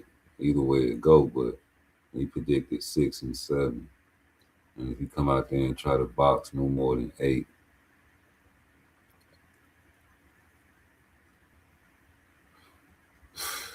my stupid ass, I bet 100 on the under, trying to get the odds and all that shit. But you know, it should have stopped in 5. I ain't gonna lie. I thought the fight should have stopped in 5. Y'all wanna, you know, to give bad signals to each other in 7. When you know your guy was taking the most punishment. If you wanted to throw the towel, you know, you should have threw it in 5. You know, when he was taking the most, and then 6, I guess he thought he can just, you know, evade, and he was still taking, you know, punishment. And then, you know, I guess you probably thought you got your wits together by all of the evading in round 6, but to no avail in round 7, you came out and started taking more vicious shots, which landed you to your knee. And, you know, like I told y'all when I played the video, he was already looking at his corner before Harvey Dock got in front of him. He looked down when Harvey Dock got in front of him and looked back up to his corner and smirked. And that caused Harvey to look back at his corner, which was waving the flag.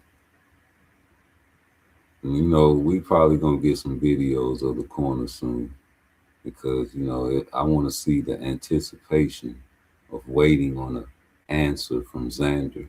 Like, what do you want me to do? What do you want me to do? I'm waiting for that. I'm waiting for that video because if you're going to say that your corner threw the towel and Xander looked over there like, fuck, y'all threw the, okay, you right, then that's different. But if you got video of the corner, what do you want me to do? You okay? You okay? And, you know, throw the towel. Tírate. No más. And, you know, that's different. Either way it goes, there's no I in team.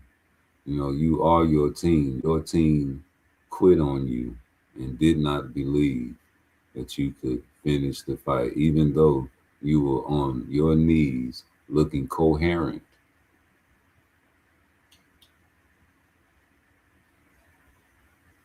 You laid on the ground, I think, in round 5.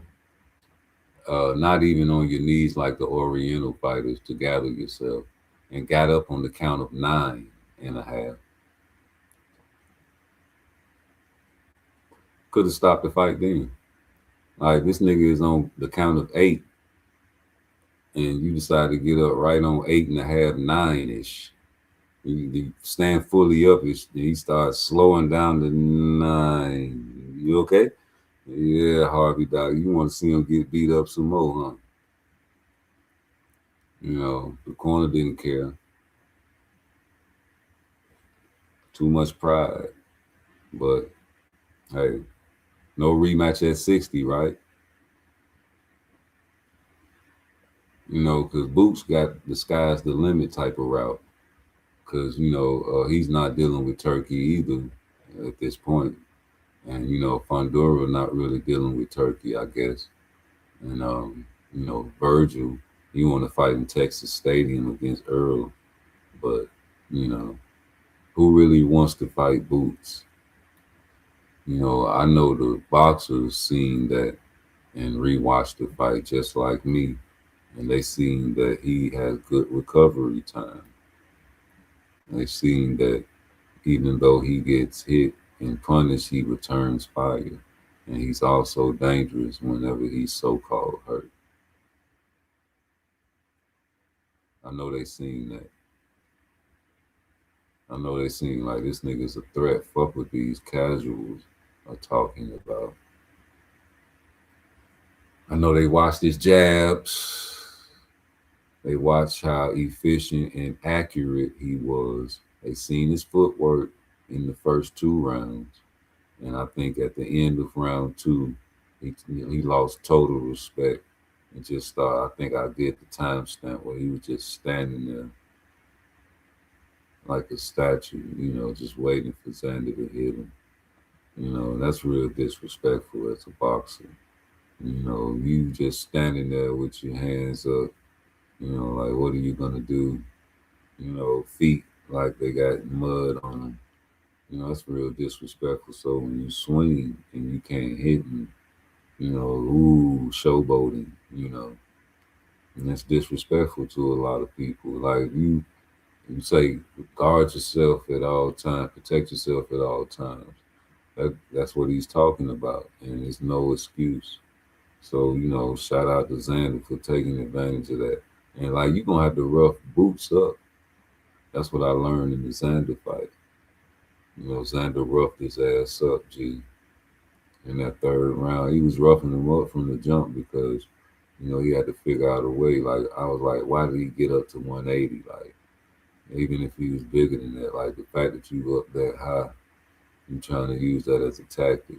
What kind of tactic you going to use with that 180? And you bull rush this dude all night. You say framing off the shoulder with force isn't wrong. No, that's what I'm saying. That's what I'm saying. Like, I saluted him for doing that. And I knew it was a reason that he was weeble wobble in the fight. You know, let me play it again. I knew he was hurt for a reason. Let me rewind this shit. Because he didn't get hit with a punch. Let me show you exactly when this shit happened.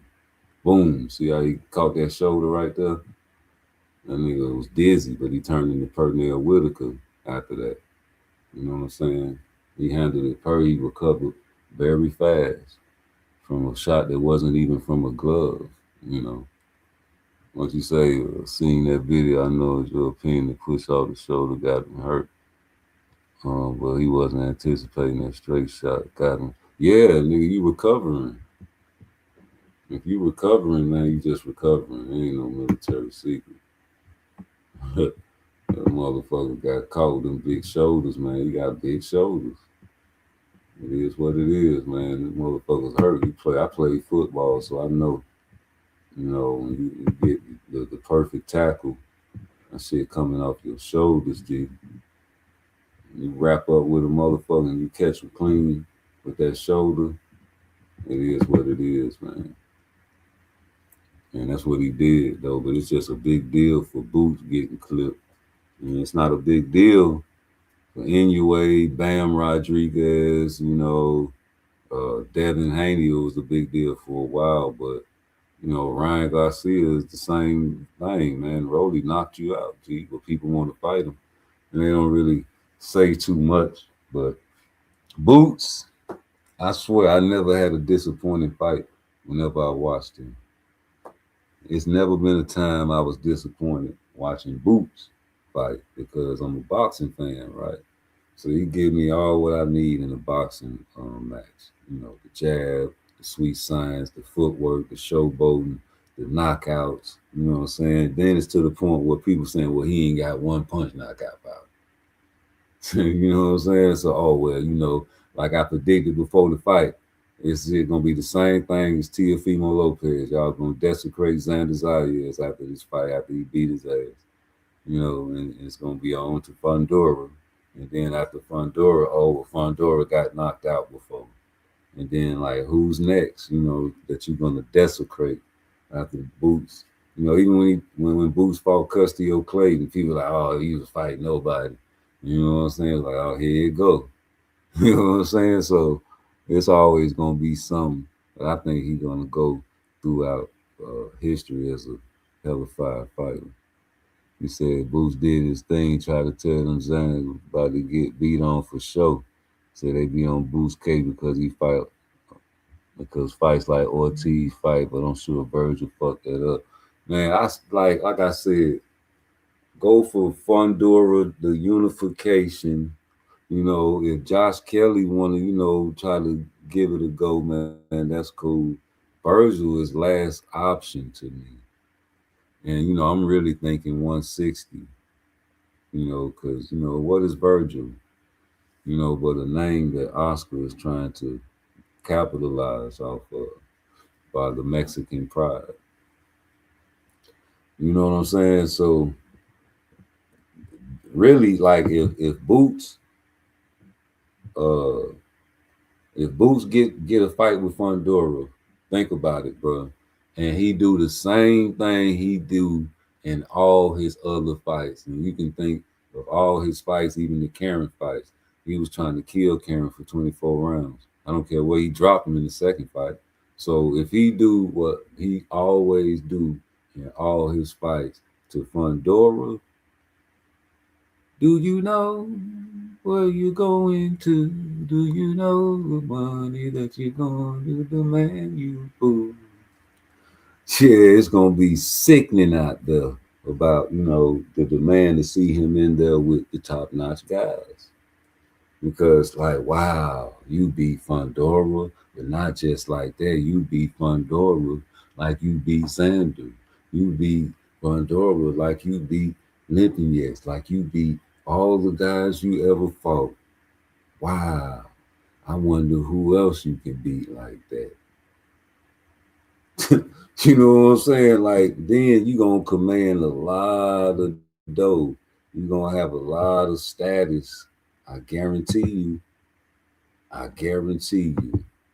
Oh, it is. If you come forward, putting pressure, like I see you fight a few other guys, it's not going to last that long. You know what I mean? But he could get out there and box. It might last for maybe 6, 7 rounds, something like that, 8 rounds.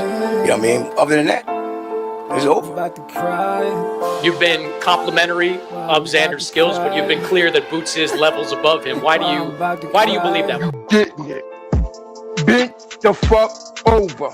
Whatever team set the parameters for this motherfucking fight to be, that's what it's gonna be. And if you duck the fuck out of it, you just a ducking bitch like you always been. Plain and simple.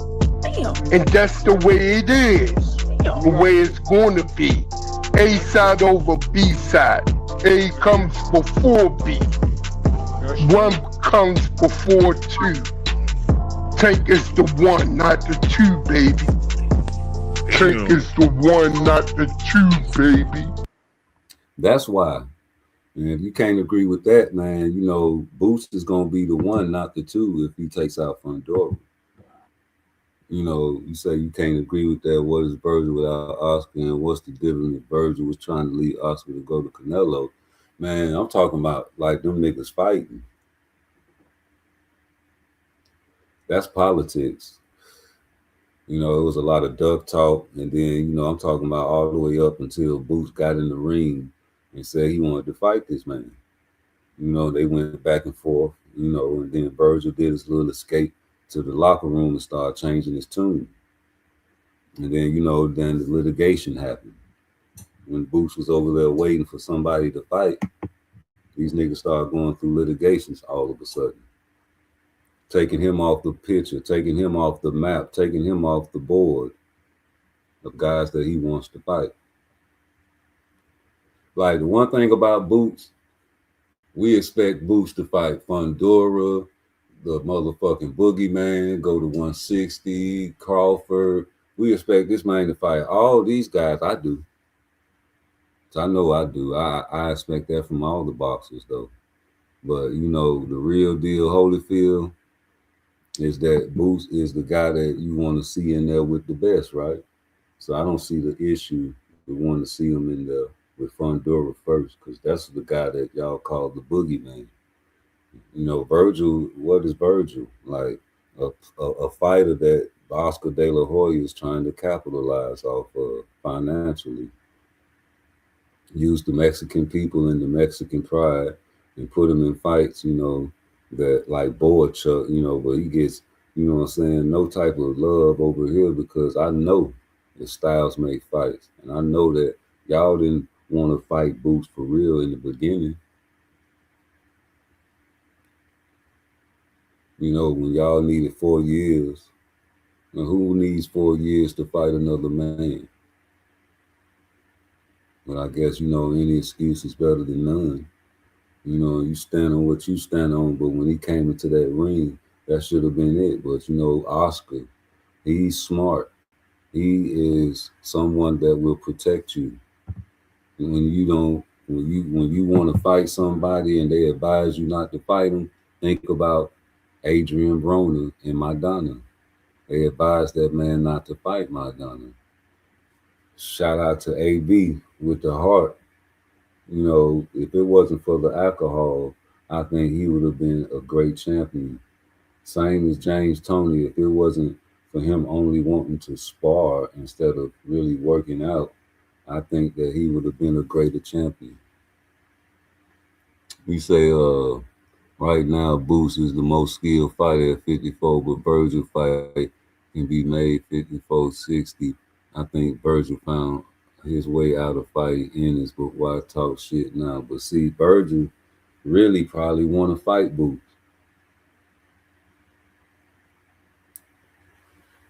Like, AB really wanted to fight Madonna, and Al Heyman and the team was like, no, they advised against their advisors. And they knew better. They knew you were partying. They knew you was out there living wrong. And you're not ready for that fight. How can you get ready for Boots, though? People know that. That's like getting ready for Shakur. You ain't going to be able to hit him, and you're going to give the excuse he ain't going to do nothing but run.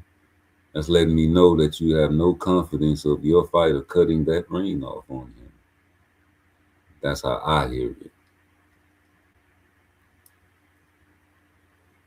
So we say if he think he can KO Boots, then that fight should be made right now. Like, them guys talk that shit, man, but that don't mean that, they can accomplish that. That shit be false bravado, but you probably think you can knock him out. If you feel like, because of what Xander did and got off on Boots, if it was me, then you a triangle theorist. And welcome to the club. But I don't think Boots would fight the same way. I think he would fight. I've seen Boots switch up his style and go into a fight with no showboating. 2 of them, in fact, that I can name offhand. The Abenesian fight, no showboating, broke him, made him quit in the corner.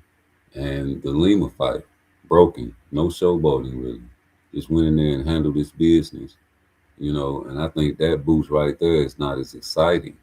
And, so people are not going to love Boots if he goes in there and does not showboat.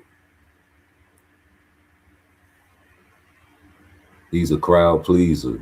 You know, he's one of those crowd. He likes to please the crowd, like an MC that likes to move the crowd. He's an MC of this boxing shit, G, and that's what he likes to do. He's an entertainer that feels like he can beat anybody.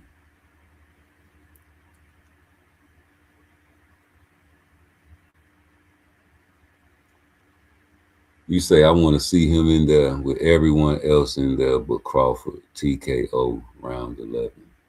See, I got the fight going different with Crawford. I got it going 12. And I got Boots. It depends on the training camp. I know Crawford gonna have the best training camp in his life, but I'm thinking about youth.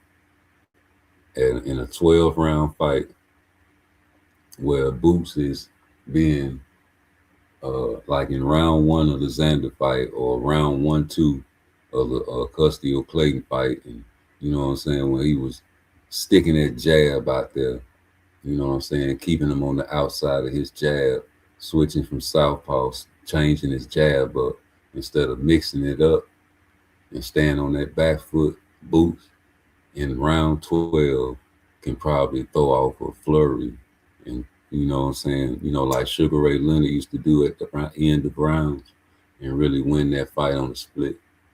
Or Terrence Crawford can, muscle his way up in round 12 after taking a lot of furies to set him up for a devastating shot that can probably trick the judges into thinking that he's hurt enough to be knocked out, or he could knock him out late in the 12th round. But it's all 12 with me. It's going to always be 12 with me.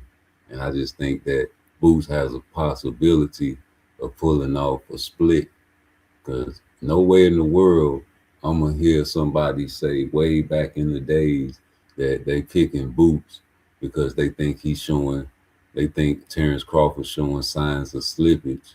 Well, this nigga's older now, and the longer you wait, the older he gets. And if he's showing signs of slippage back then, I guess that's why y'all say Madrimal was awkward. And if Madrimal was just awkward, then he was just awkward. I think Boots is better than Strange. I think he's better than awkward. I think he's a different type of generational talent that, kind of reminds me of Roy Jones-ish. You got to put that in there because of the punch selection and the athleticism, and Pernell Whitaker. I got to add some of that into Boots, because the way that shoulder hit him, I'm telling you, the way that shoulder hit this man, and he got wobbled by that shit, right? It showed me that this dude is always on alert, even when he hurt. And he bounced back and he recovers real fast. Look at that, Pernell Whitaker. Remember when he fought Oscar De La Hoya? You say 2020 Boots, 22 Boots can't beat 22 Crawford. They could have fought. It's just all why Boots beat Crawford. Hey man, anything can happen. Nobody, like when Boots got rocked, everybody was in there like when they was watching the Devin Haney fight. I guarantee you. If you weren't watching the Devin Haney and the Ryan Garcia fight in round 1 going crazy, then you weren't watching this fight. You say, so why bring up Custio? Because people downplay Custio Clayton as being a bum when he did what he did.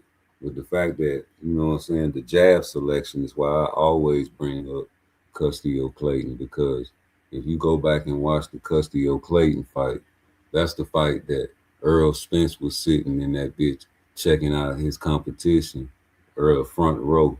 And, the jab selection let Boots portrayed in that fight, man, was outstanding. This nigga was throwing double, triple jabs, double stab jabs to the body, power jabs, flick jabs, all kind of different variations, circling his prey jabs, all kind of different types of jabs. So that's why I always bring up Custio Clayton. And then at the end of the fight, when people want to say, "Oh, that's Custio Clayton, man," Well, yeah, see, you want to, downplay the competition, like with Lima. He went in there, handled business. He knew he was in there with a lesser competition, got him out of there. And with the Avanesian fight, he broke him like a toy. He just just handled business. And I remember when Terrence Crawford fought Avanesian, and he did the opposite. He boxed Avanesian. And, when he split his glove, the lady said she was going to have to change the glove after the round. And that's when he went on and stopped playing with the man and finished him off. So I knew Boots probably watched that fight and said, I'm going to do the total opposite. I'm not going to box him. That's just my mind. I think he went in there with no showboating, just straight business, and broke Avanesian and made him quit in the corner. And so when I see Xander Zayas and any other fighter, I see this man is an entertainer, a showbiz type of guy, because people don't remember the fights when he break people like toys. They just remember the spectacular slow motion punches. They remember, this fight because, he got hurt. But I remember when Floyd got hurt. I remember when all the greats like Ali got hurt. All the greats get hurt. Tank got hurt. They say Tank didn't get hurt. They say Devin didn't get hurt because that fight never happened. Mike Tyson got hurt. Who are you? You guys want perfect fighters. There's no such thing. Even Pernell Whitaker got hurt. Oscar De La Hoya got hurt. Ezra Charles. Sugar Ray Robinson definitely got hurt. Fought Jake LaMotta 6 times. So when we see these guys get hurt, they be like, ooh, man, I'm telling you, if I play that replay of me, them niggas was in that bitch thinking he was about to lose. I'm looking at this man's face. I'm like, bruh, I can see the composure right after he got hit. I'm like, okay, he bounced back if he did get cracked, and he throwing punches back. That's what I saw. And then when he couldn't throw the punches back, he did the Pernell Whitaker. Like right here, you're going to get hit with that shoulder, pow. That nigga weeble wobble. This shit stunned him, but you won't hit me with nothing. He answered with body work and brought it back over the top. That's why I say, man, it's going to take somebody like Fundora or Crawford to show you guys that if he get hit, it'll really hurt from them guys. Because I don't think Virgil Ortiz possessed enough skill set to get past, the outside of his jab. I don't think Virgil Ortiz will get past Jerron Ennis switching stances and changing it up. I think Virgil will swing and reach and swing and hit nothing. And I think Boots would not fight him in the pocket. I think Boots would keep him on the outside and just destroy him, knowing that he possesses, knockout power. He's smart. His father's very smart. They mastered that jab. I'm sorry. That jab is crazy. You say, just because Boots is flashier than Bud and he want to bust dance moves in the ring against each other, good fighters, don't mean he can do that to Crawford. That's what I just said. I said he can't do that to Crawford. I just said that go back to the ugly fights, the fights that he went in there and turned into a machine. Those are the fights that people don't remember, but I remember. And I know that he fought Avanesian totally different than what Bud did. I think on purpose, but I can't ask him. I mean, I wish somebody would. You know, I know some people don't like to ask the intentions of fighters going into a fight in their training camp. Like, what, this guy, you fight his leftovers. I know you guys want to fight leftovers and do it better than the next guy. So, what training camp did you have for Abenesian? You know what I'm saying? Did you go in there trying to, go all out because you saw Terrence Crawford going there trying to box and put on the show for the people until his glove bust, and then the lady said she was gonna have to change the glove after the round, and then he went on and finished him off. You know what I'm saying? Or did you, you know what I'm saying, just plan on just beating him up and getting him out of there because you just having a bad night and you don't want to stay long? For whatever reason, man, I done seen this man go in there and not showboat, and that's the Bud that's not entertaining. I mean, the Boots that's not entertaining. That's the Boots that won't get the crowd going, ooh, those are the fights that people don't remember. So I would think that Boots would go in there with no type of play in his heart on someone dangerous like that. You see a snake in your yard, you gonna run from it, you gonna kill it if you're a little girl like that. You're gonna figure out a way to get a stick and stay away from it, but grab the head, kill the head, body dead. You should keep a machete, But some people are scared to kill a snake with a machete. Ain't that a bitch? But you get a broom, you can trap it, you can step on the head. It won't do nothing if it wrap around your leg. And you just cut the head. It's easy. But, I know Boots got better defense than what he was doing with Xander, because what he was doing with Xander was just total disrespect. The fact that you feel like this man can't do nothing to you, even if you just stand there in front of him, is crazy.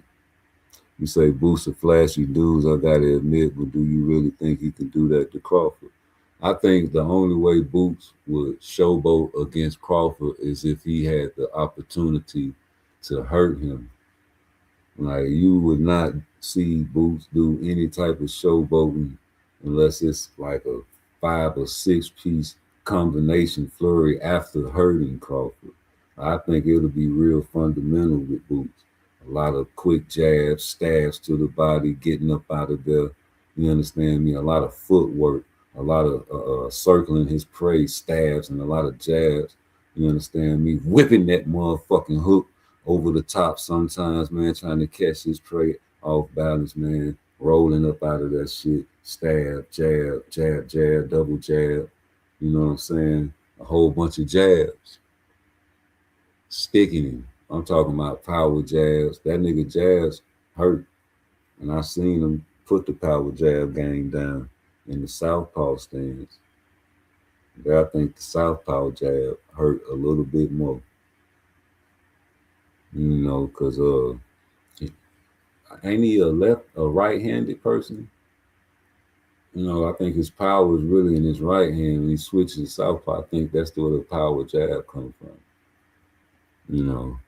You say, but does better than him.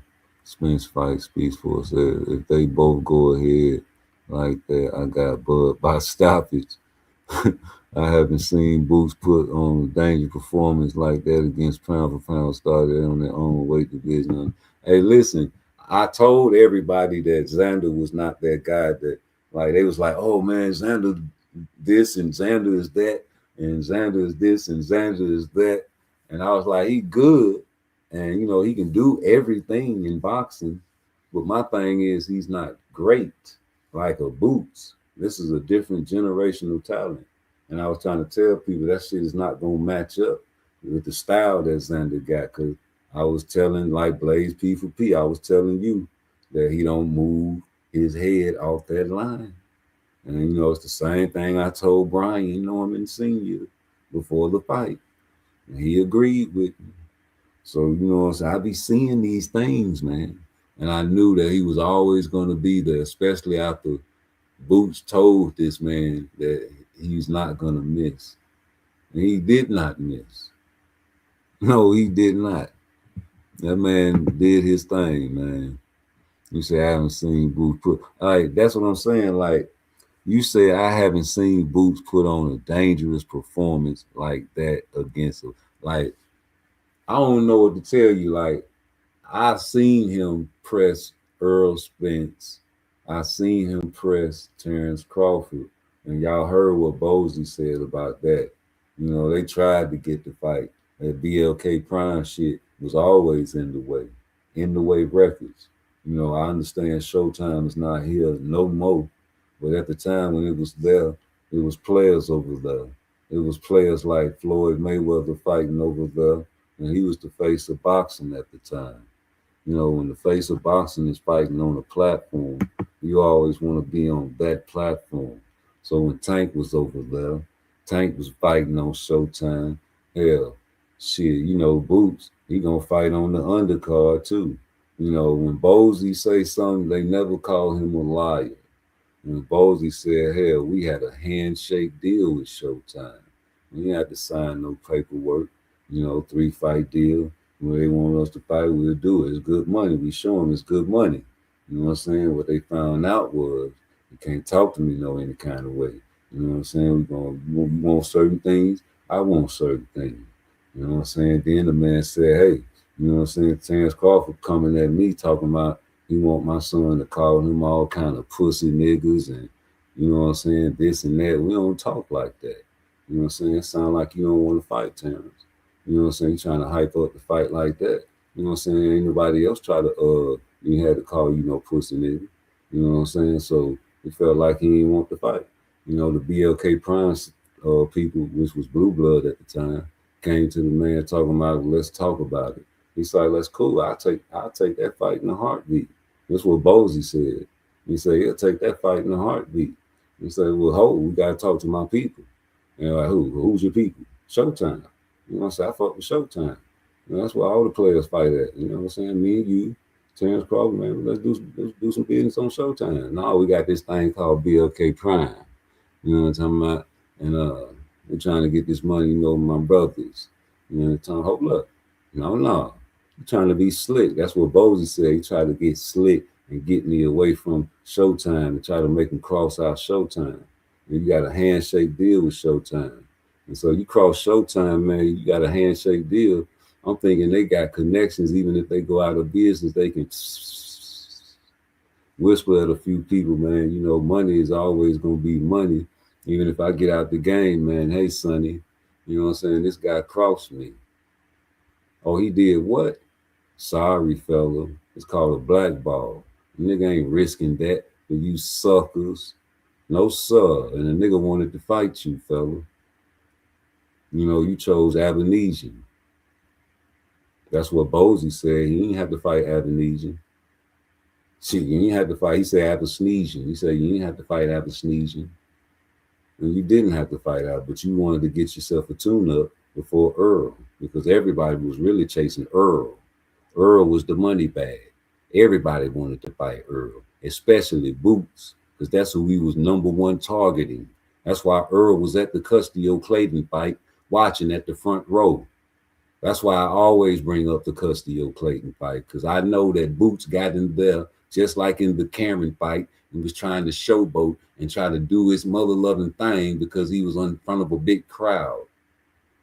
You know, he displayed a magnificent display of jab array in the Castillo Clayton fight. And in the Cameron fight, part 1, he was on the Tank undercard. Showtime.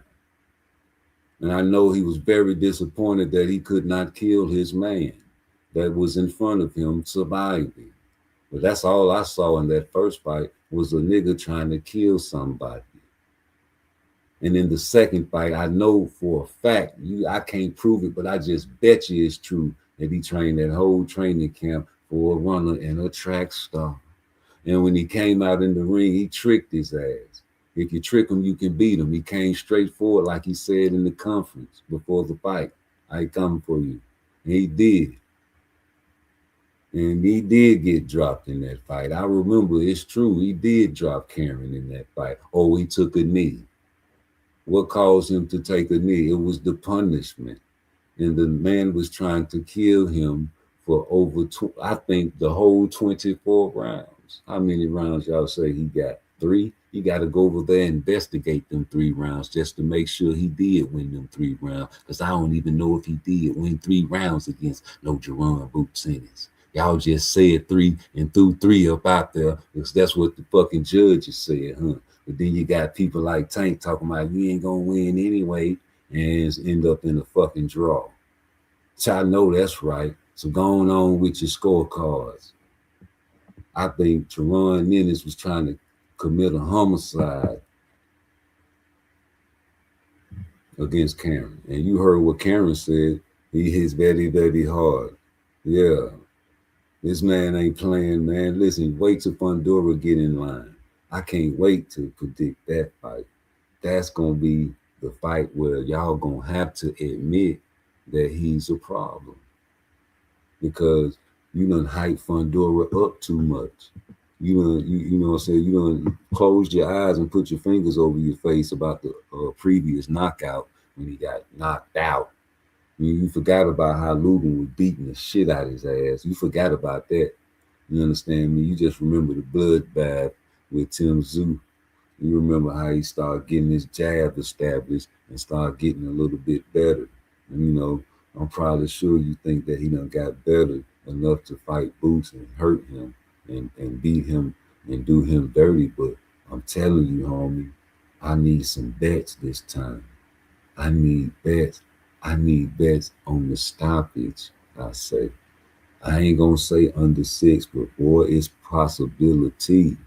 These guys don't even know that Boots really should be at 60, if you ask me. That's just my opinion. I think this nigga need to go and handle Fundora. And if you niggas want to fight, what you gonna do? If not, 60. Because you know what the doctor said, he ain't 100% at a certain weight, all that bullshit. We're going up to a weight where you was 100% so I can see some real action. I want to see a face that ain't sunk in. Man, they made you trim your beard in this fight, boy. You look like you really ain't supposed to even be at 54, homie. I think Devin's supposed to be up there with you. Like, nigga, you holding on to the Cobra Stone, ain't you, Devin? Nigga, 47 is a nice little weight where you drink your little certain drink. But, nigga, you really supposed to be 54. 60. Shit, nigga, you was at 47 too long, Boots. You say what? 37 fight, 36 fights, and only did a half a quarter of a 5, but Bud did out of 42. Hey, man, like Bud was crying about not getting fights, remember? Bud was crying about not getting fights, and then for some reason didn't fight Pacquiao. But, you know, the only fight that I can really say was Earl Spence. And, you know, that's because Earl was the top guy. But when you really go back and watch all his other fights, man, you know, we knew he was going to beat them niggas, man. Ain't no question about it. Even Canelo, homie. This nigga Canelo had another grown man say that he was easy. He ain't nothing but a cakewalk. And I know it's Floyd that said that, but, you know, Floyd is a pure boxer. And, you know, Terence Crawford, you know, time and time people say, you know, they feel like, you know, prime for prime that Crawford will beat, you know, Floyd. You know, so it's a lot of debates out there about that. But he is top, you know, pound for pound boxer. You know what I'm saying? And can box with the best. And so I knew before the fight that this was going to be another cakewalk. You know, I watched Bivol beat the shit out of Canelo, you know, and I already knew he's top-notch boxer, old school Soviet Union style, you know, USSR type old school Soviet Union style, and keeps that long range sniper rifle going down the middle, machine gun fire, in and out, turn you, box you to death, you know. Shout out for that fight.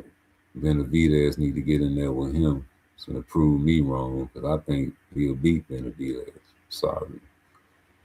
Anyway, but, you know, these guys got to mix it up for me. That's all I'm saying. I'm glad that El Rayo got his victory. his revenge. I want him to fight Gary Antoine Russell now.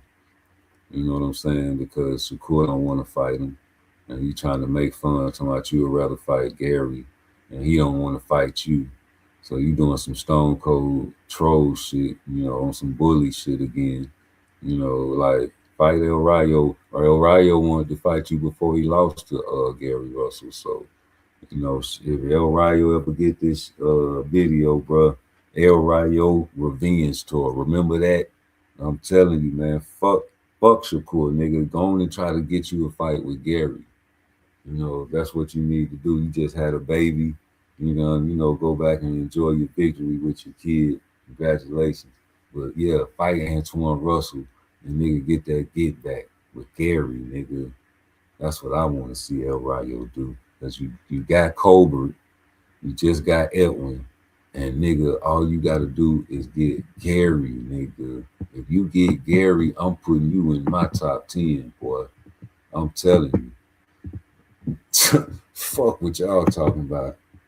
You gotta pop, cause nigga, I was real upset when Gary popped you, bro. I ain't gonna lie.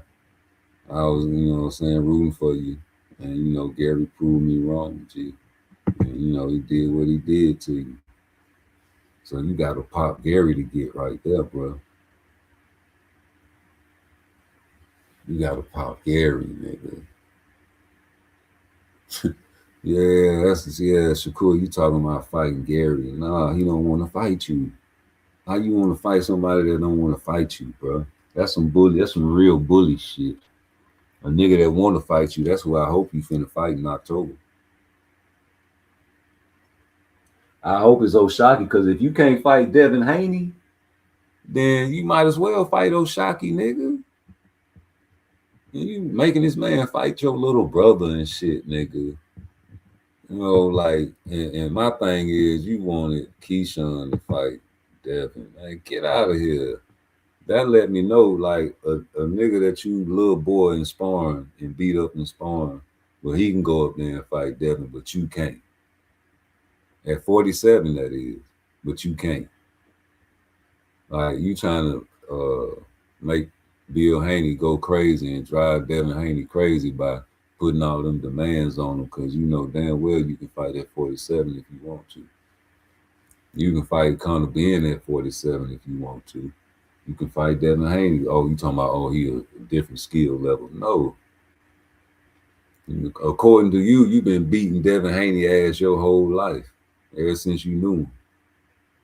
Yeah, you say it's never been a sparring match that, I don't know what kind of confidence he felt in that last sparring match, but it's never been a sparring match where, you know what I'm saying, I didn't dominate. So I'm trying to figure out, like, y'all playing games because, you know, they are a master of tactics.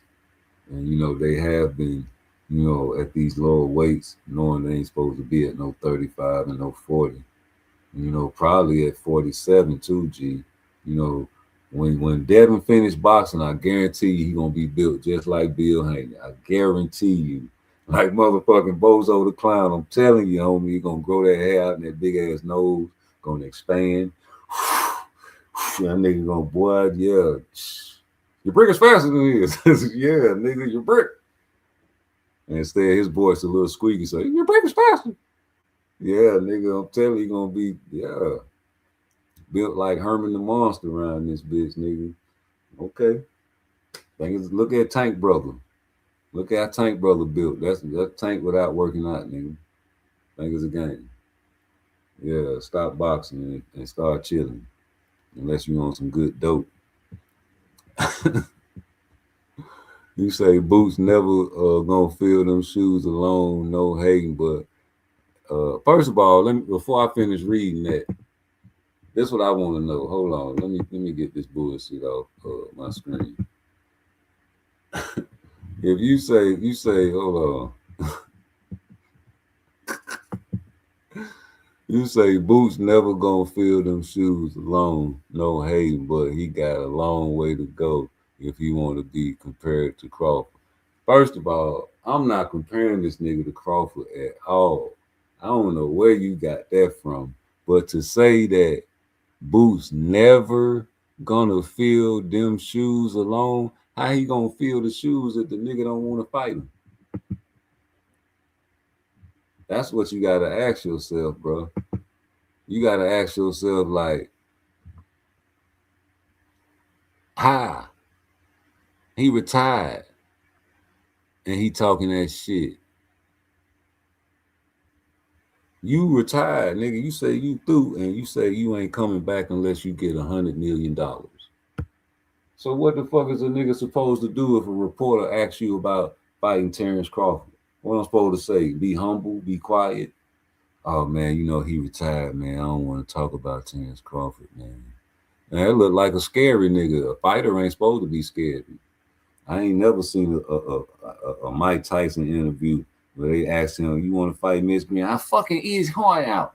He got a fucking Jerry curl. I fucking blacked his eye at the corner store when he was talking shit high off that fucking PCP. And I'll get in the ring and I'll beat his ass in the fucking ring. I don't give a fuck. I'll beat your fucking mother. Yeah, that's Mike Tyson. Mike Tyson will eat your kids. Blaze P for P, man. I've been waiting on you. Yes, Lord. Yes, Lord. Completely, yeah. Boy, you done jumped out the tree on me, didn't you? God damn, you done jumped out the tree on me. Where you come from, boy? Damn. Oh, look at Blaze done jumped out the tree on me.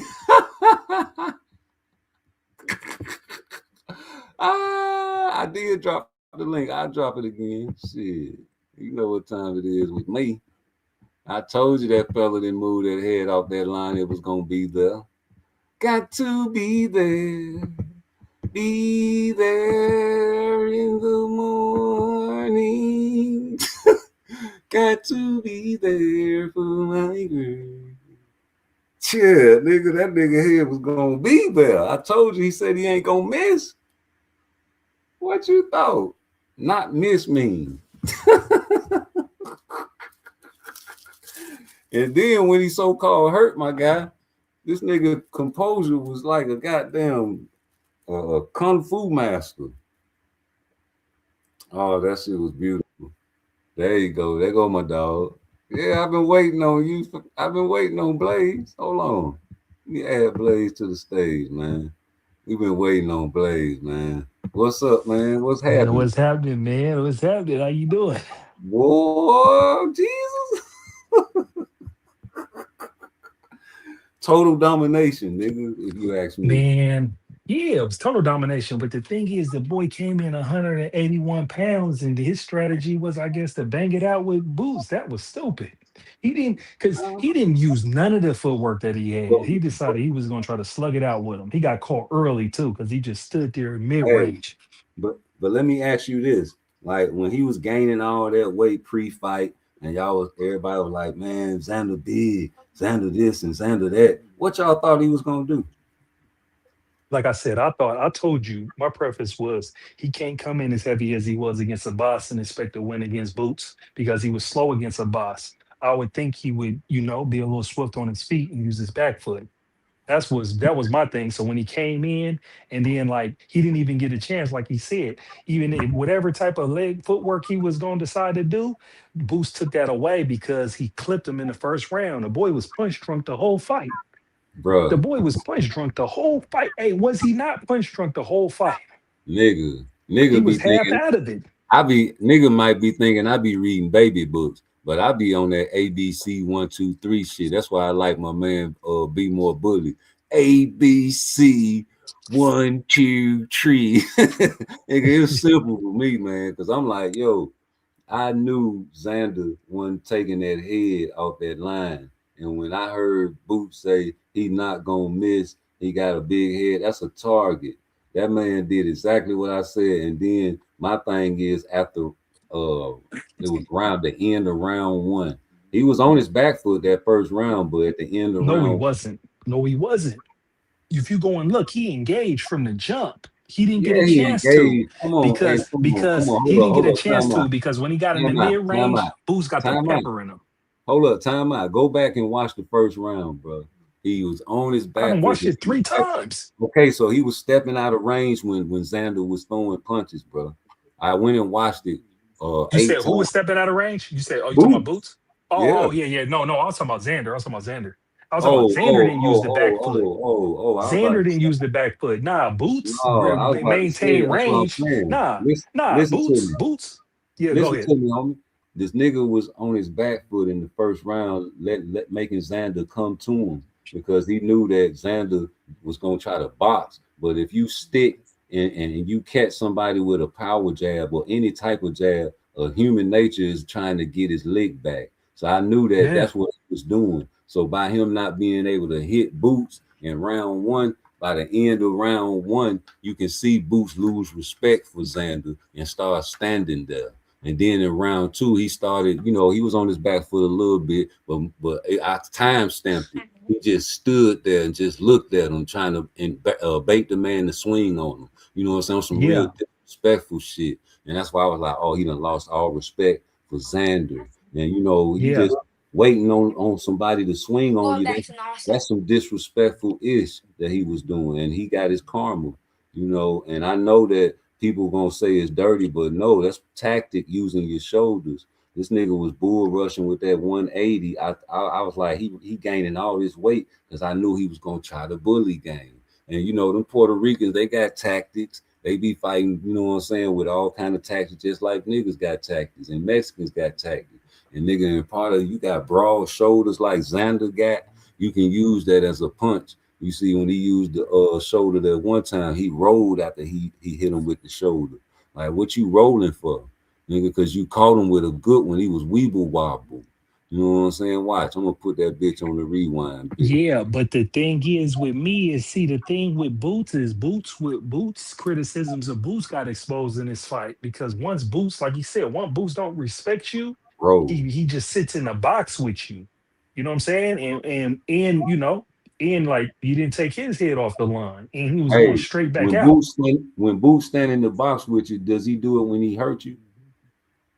No, Boots stands in the box. Boots stands in the box when he just When got he you figure you dominated. out. Yeah, when he's figured you out. But this right Right. here, them straight rights he was eating those. So that's what I respect about him. He ain't gonna do it until he figure you out. What I always see Boots Yeah, but you gotta, listen. All I always see Boots do is establish the jab first. yeah, but see the thing is he figured Xander out, and then Xander came out of nowhere swinging for the fences, and now he knows at 154. You feel me? Don't give him no action because Boots didn't have to give Xander action. He could have patiently just picked him off. He No, he would have didn't have stopped to. him. No, he didn't have to stand there flat footed like a statue. Exactly. He didn't have to Yeah, he didn't have disrespect to. Xander. Yeah. He didn't have to disrespect Xander. He could have went in there like the Avanesian fight or the Lima fight. He didn't have to do that. He wanted to please you guys. He wanted to please me. Nah, I don't know why you trying to please me. Listen, I like boxers. That's what he is. He Straight a up. crowd pleaser, homie. He a I crowd like I pleaser. like boxers. I know. I hear that. Oh, that's fine and dandy. But now he gonna have to look at that tape and know that, hey, Well, it is that's what he better imperative that he do. clean that up because the only reason Xander didn't drop him because Xander was punch drunk. If somebody else catches him clean and they're lucid, they'll be able to get him. They'll be able to drop him. But one thing we can say is that motherfucking Boots is tough. I'm glad I seen it. That was the test I needed to see. And you can tell that he been fighting big motherfuckers in sparring because Hey, you can look, tell his shit, his grit just kicked in once he get rocked. He got that same shit Bud got where it be like look. he get rocked and want to give it back. Even when Boots so-called got hurt, he still dominated round 3. If you ask me. Nah, he finished strong, but nah, No, he every lost time he that got round. hit, listen, every time he got hit, he didn't answer. Yeah, he answered, but he got hurt twice. He got hurt at the 140 mark and the 50 mark, where he had to clinch for a second, and then he started pressing forward and punching back. What I'm saying is, when he punched back, what did he land with? Man, he was landing anything he wanted to land. That's what I'm trying to tell you. Like, when you go back and watch what he landed with, bro, this nigga was landing with combos and body shots and getting wicked and fancy with it. No, it was wicked. I know, but the thing is, you just look at it from the standard that we got for Boots. Is he didn't have to subject himself to that. So That's just the whole main let me point ask to you it. this. Let me ask you this. You one of them guys that say the fight going on and I'm sticking you with a lot of jabs during the fight.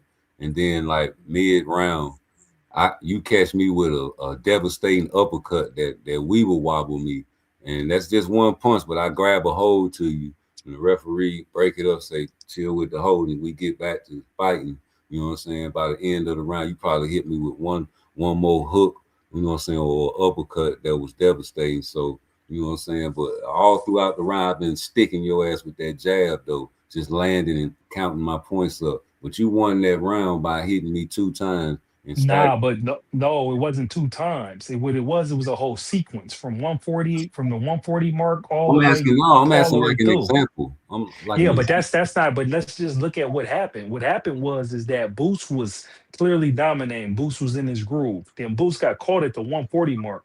Then he got hit hard. Then he got in trouble. Then he had to clinch. And for a second. Then he came out. Then he pressed forward. Then he got clipped again at the 50 mark. Then he clinched for a second. Then he pressed forward. The thing is Boots. But would give Xander that round because it wasn't just 1 or 2 punches. He was landing his punches and he significantly hurt Boots. That's it. That was because that's the only round that I give him. This 4th round was damn near even though, but I give that one to Even Boots he was too. beating the shit out of him in the 4th No, round. the 5th round he was beating the shit out of him. Yeah, but The he 4th bounced round back is in the 4th round. nah. The 4th round is when he finally shook it off at the end. But nah, go back and watch that 4th round. That 4th round is my round of the year. They was both giving it. They was giving it to each other. That 4th round was Yeah, back and forth. I'm talking about clean and effective punches though.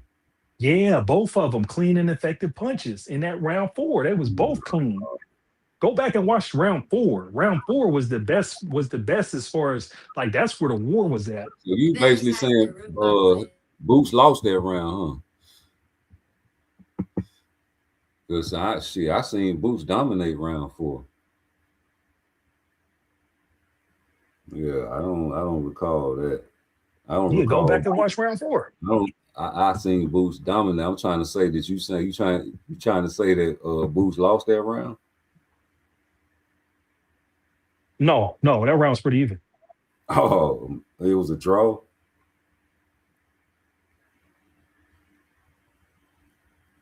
Nah, I mean it was like I said, it was pretty even. I didn't necessarily score it because at the end of the day, Xander was punch drunk that whole fight. So it was just a matter of time before he was How going many down. times you watched the fight? 3 times. Man, you might need to watch that one again, bro. Because I seen him dominate. I'm telling you, I even checked the copy box. The Like numbers, when they you almost had the trade same amount of punches, punches. They both landed over 20 punches in this 4th yeah, round. but when you Jeez. trade punches, it's all about what punches land off the glove or what punches land on the chin or the chest or the shoulder or comes off the glove or the top of the head. I'm trying to see the precision punches. I'm trying to see the ones that landed flush and really hurt. And I think that Boots landed all those punches in round 4. Man, I'm telling you, if you go back and watch it, man, round 4 was the war. It was back and forth. They both landed over 20 punches. I'm finna go back and watch it now, but I'm finna download And it was a dope ass sequence because Xander even found some rhythm in round 4, which was crazy. He got some catch and shoots and some more shit. He was destined to drown. But that's what I'm trying to tell you. He was punch drunk. But in that round, because Boots slowed down when he got rocked in the 3rd between the 4th, he shook it off and got his rhythm back. Boots was catching him with wicked shit in that 3rd round, bro. In the 3rd round, no, I mean, yeah, before he got rocked, but he was after he got rocked. No, man, you go back and watch that Xander fight. with some clean I'm gonna shit go back every and round. start the fight. I'm gonna start the fight at round 3, and I'm gonna call that shit blow by blow, and I'm gonna show you when he started doing that machine gun shit on this man, like Benavidez.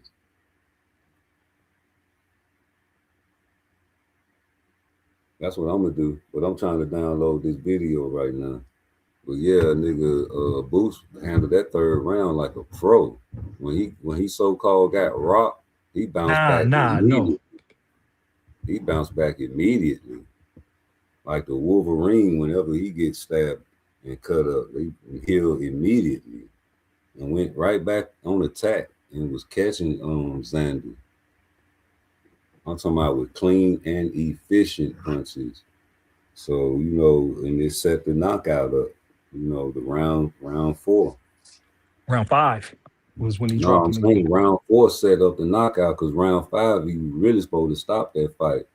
You know what I'm saying? But they didn't. And then round 6, he survived. He was trying to survive. Just, you know what I'm saying, staying away from Boots. But round 7, he couldn't survive no more. You know what I'm saying? Like, it was an early night, one way or the other. You know, if he wouldn't have got caught slipping with all that showboating, I'm pretty sure that shit would have been 5 and under, probably 4 and under. You know, he probably was trying to get him out of there in round 3 or round 4. Yeah, man, he could have got him out of there in the third if he Could have just got was him out of solid. there If he in the fought solid. first.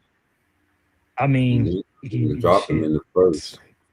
I mean, shit, man. One thing about it, what we learned is that fucking Xander's a fucking hella tough. He probably got blood on his brain from taking all those punches. I've never seen nobody take that many clean punches and survive that long in a fight. I've Well, never seen it. That nigga was getting punched. Bam, bam, bam, he bam. Getting gonna smacked. forever be a meme because, you know, you got Rock even in the 3rd round, bro. You know, you did all that what you did, punished you. I'm telling you, I'm gonna put the video on there. Hold on, here you go. It was because of the shoulder. That's just my opinion. It's a baya. You understand me? When you hit that 180 mark and you push a little nigga back like that, he getting himself together. Baya. That's Get what hit though, cause he like the bang. You gonna get hit if you like the bang. But when he recovered, that's what they don't want to talk about. You roll under, you feint a jab, I say baya.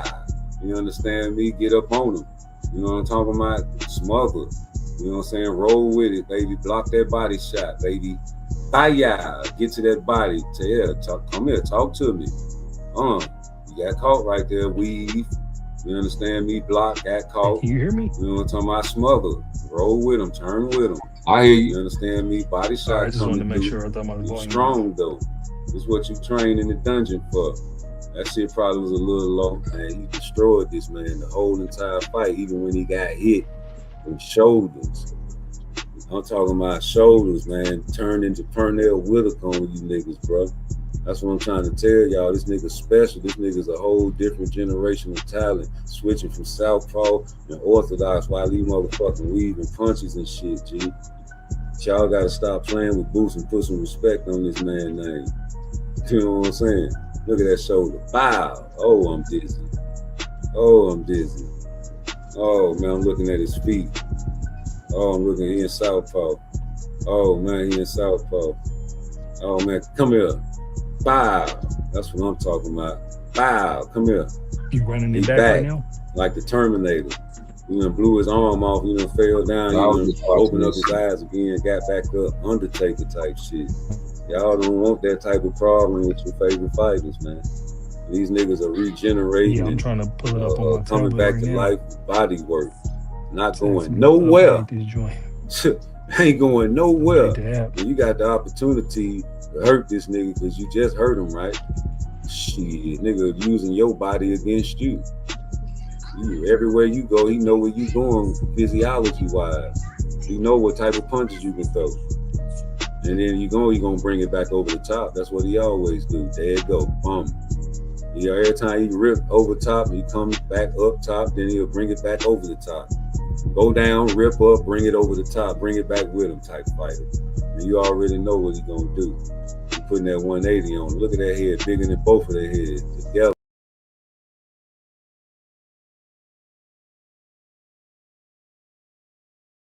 Together. Big mongoloid ass head. Yeah, man. You know, shout out to Xander for even taking the fight, but they should have stopped that shit in the 5th round. Yeah, nah, I'm glad they didn't stop it because you know he was champion. So you feel me? I'm down and Yeah, sore. but if y'all worried about his well-being, that's when he was really getting fucked up, right? Yeah, listen, they could have stopped it, like I said, but I think I'm glad they didn't stop it because it was a unification belt. Well, let me go back to this fight. You know, let that joint ride.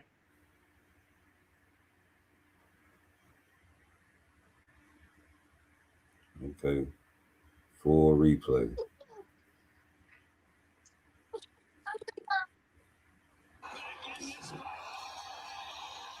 All right, let's rewind that shit.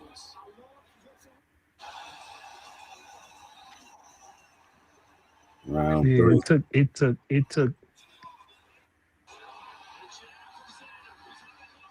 All right, this round 3. Let me rewind.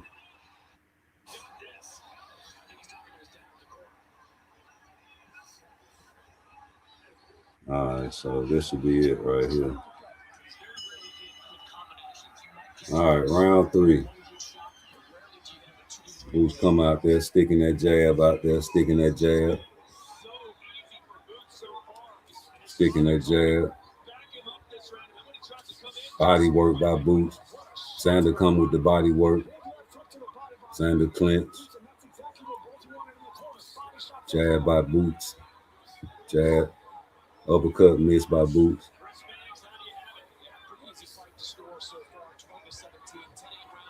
Overhand missed by Boots. 1-2 by Xander. Xander land with the 2. Over the top, land by Xander. Rock Boots. He back in it. They clinch. Xander with the clinch. Straight by Boots. Another straight by Boots. The last one missed. Stab to the body by Boots. Jab by Boots. Standing there like a statue. Having his Boots having his way, and then he just got hit with some clean ones. Jab by Boots. Just standing there. Lead right, lead left hand. Hook. Caught him. They hooked at the same time. Caught Boots. He clinched. Now see how he recovered.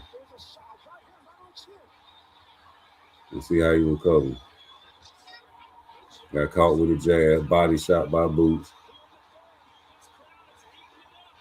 A left hand by Boots. He gonna get caught again under Body 50 shot up top by Boots. Body shot by Boots. Body shot by Xander. Body shot by Boots. Body shot by Xander. Body shot by Boots. Jab, a straight right hand go through by Xander. A straight left hand go through by Boots. Boots clinch. Body shot by Boots. Switch to the other side. Got pushed in the face. Break up by the referee. Let's see how he recovered from the push. This where the shoulder come in at right here. Boots missed the hook. Got hit. Body shot by Boots. Boots get hit with the shoulder. He turned into Pernell Whitaker. Body shot by Boots. Another body shot by Boots. Clinch. Body shot by Boots. Body shot by Boots. Body shot by Boots. Up top by Boots. Over the top by Boots. Body shot by Boots. Clinch. 180. Back in the center. Just standing there. Yeah, you heard that sequence? Body shot by Boots. Body shot by Boots. Body shot by Boots. No, he finished the 3rd round strong. Ain't no doubt about it. I'm talking about even when he got hit. Y'all replay this shit. They talking to him with the water. This nigga, yeah, they show the replay too. Hold on.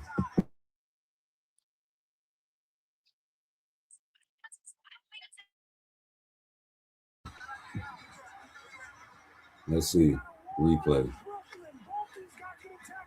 Chad, straight right, straight left hand by Boots. He playing with him. He tapping his foot and all that dumb shit. Showboating. Got caught down the middle because, hey, listen, right before he got caught down the middle, Xander rammed his ass. Right on his fucking beard, he shaved. Charged his ass. Yeah, that 180 did great in that part right there. But here go round 4.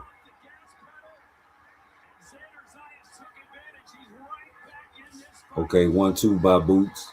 Clinch.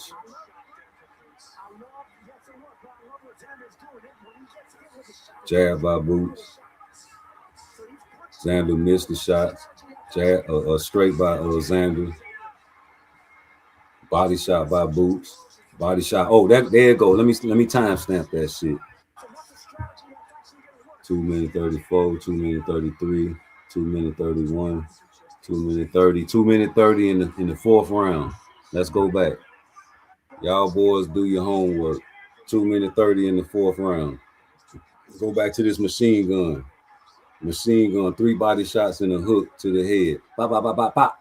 Real quick, like David Benavidez, the Mexican monster. Right back on his ass, straight left by Boots, uppercut by Boots, over the hand by Boots, another uppercut by Boots. He got caught in the mix, but that's okay. He come back with 2 hooks, a body shot by Boots, another body's turned to plyometric, a hook in the face by Boots. Yeah, another double. Hold up. Woo! A double uppercut to the body and a hook by Boots, nigga. Let me time stamp that shit. That's 2 minutes and 6 seconds. Go back to do your homework. Talking about he ain't do nothing in round 4. Nigga, watch this shit. 2 minutes I and 6 told seconds. you it was a war in Double round 4. I hook told and an you round uppercut 4 was straight. the No, best that was round. a I'm straight. not saying I Hold didn't up. say Boost didn't get money. I said they both was Hold working. up. This is a double uppercut to the ribs and a straight. It wasn't even an uppercut. Oh, that was more freakier than all, man. Oh, I can't wait till they put this fight. I'm finna clip this shit. Right in round 4, 2 minutes, 2-6, double uppercut to the ribs and a straight, right? A short little straight, right down the middle to this man's face. Let's go. You understand me? Body shot by Xander. That's okay. That ain't nothing. It was a little sweeping little body shot. Let's see what they do. Back in the middle. 1-2 missed by Xander. Hook missed by Xander. Another hook missed by Xander. Hit the air. You understand me? A little back foot, a little body work by Boots. You know what I'm saying? Stab to the body, jab, slip by Boots. Got caught with a right hand by Xander. A body shot answered by Boots. Dig right to the body every time he get hit. Let's go. Feint. Switch to orthodox. 1-2 by Xander. Clinch by Boots. Overhand by Boots. Uppercut by Boots. 3 hooks in a row. 4 hooks in a row by Boots. Upper body shot overhand by Boots. That was 4. Let me see how many hooks that was in a row. Because after he got caught with a 1-2, he clinched. That's 1, 2, 3, 4, 5. 5 hooks. Body shot overhand. 6 hooks. Caught him with 6 hooks in that sequence. Let's go. Let's go. Missed that punch. Jab, stab to the body. 1-2 thwarted by Boots. Great lean back. Hook. I don't know what the hook landed, but it looked like it was blocked because he kept moving his hands up and down and stayed there. Over the hand by Boots, the little short one. He got his hands up. Now he got his hands down. He playing with him. Still playing games. Jab. Ooh, 1-2. A jab and a 1-2 by Boots. A jab and a nice 1-2 by Boots. Jab by Boots, hands down real low, inching closer, playing with his food. Feint, jab, blocked by Boots, a hook blocked by Boots. Jab by Boots, body shot by Alexander. Body shot by Boots. Straight Like by I said, Boots. that 4th round, they was scrapping, bro. Man, Boots did so much work. If you go to the replay of what I just said, man, you'll be like, Yeah, listen, damn. bro. Listen. He got freaky on Xander in round 4. Man, listen, Xander got 1 round, maybe. You see what I'm saying? You can arguably not give him That none. nigga got freaky in round 4. The combinations I'm finna clip out this round is gonna be freaky. That nigga did a double uppercut to his ribs and then hit him with a straight. I thought it was a hook. Oh man. You know, and Boost was sneaking in them right uppercuts. Man, this nigga was so fast with his combinations. I'm talking about, oh man. He's just hitting with 6 hooks in a row. Body work. Blocking punches, bro. Like he's mastering the defense on the inside. That Slow. 1-1-2. That 1-1-2 was so clean. He's mastering this the 5th round right here. Jab. Jab. Moving that head. Stab to the body. Over the top. Miss. Leaving that hand up, showboating. Orthodox. Stab to the body. Tried to hit the body with the hook, miss. Got blocked.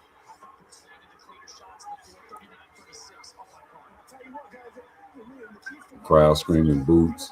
1-2 down the middle by Boots. They clinching, you know. That's what you got to do with Boots. You got to rough them up. Short hook by Boots. Another hook by Boots in the clinch. Trying to push that 180 on him. Uppercut by Boots. Hook by Xander. I think it was blocked. I couldn't see. Body work by Xander. They clinching. Those are punches allowed, I think. You allow a motherfucker to punch him when you clinch.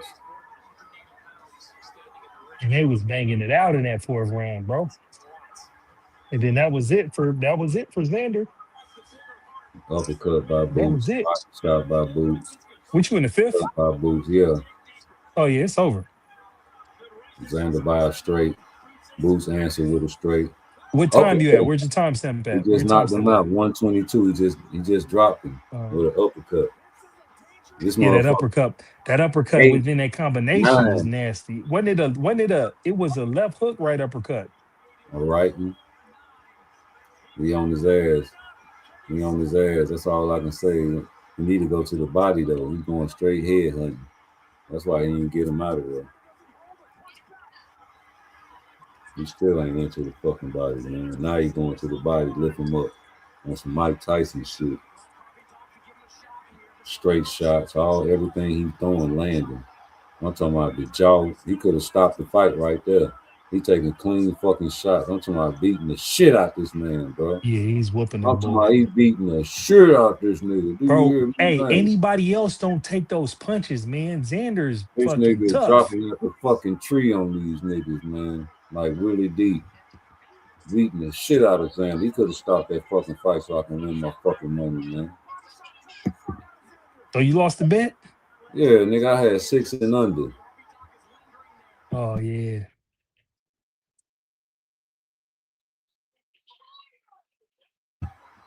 Harvey Doc, you saved Ryan Garcia like you should have saved Xander like, man. You made that man quit. And you could have stopped this fight. It's Harvey's fault. That right uppercut was so nasty. It's Harvey's fault. I can't wait till the replay. It's Harvey's fault that man quit. Oh no, it was a straight and then the right uppercut. It's Harvey's fault, man. That nigga got freaky in round 4. I don't care what nobody say. The combinations he did to this man. That lead uppercut, bro. That lead uppercut is nasty. That nigga was freestyling on this nigga. They go to replay. And he was standing still when he did it. He just dropped it. That motherfucker's listen, bro. One thing about it, man. This shit showed me everything I needed to know about Boots, man. Boots is the one, man. Dropped it. Because we done finally seen what Boots can do with some adversity. He's still trying to throw that big ass head at Boots. Boots stopping that shit with his elbow. Dropped that big ass pinata. Boots fucked that dude up. Man, listen, man. He might have blood on his brain, bro. Mm-hmm. Real talk. Boots fucked that dude up. Even in round 3. Hey, the end of that 5th round, that last minute. They catching him with fucking hooks in round 6. He clinching, trying to bulldoze again. Yeah, that shit was crazy. Look, he pinning him on the road, catching him with 2. He need to go to the body. That's why he ain't stopping in 6. Hey, you hear that Shakur walked away from negotiations with Devin Haney? And he might be fighting Shock in October? Yeah, I heard all that bullshit. That nigga don't know what he want to do. He confused.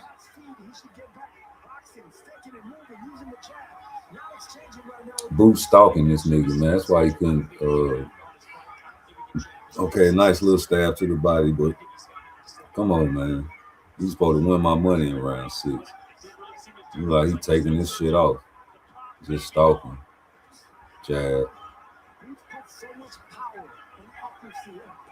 Jab. Clinch. That motherfucker's land clinching like all life depends on it. Oh, leaping hook, miss. Bounced off the glove. Double jab by Boots.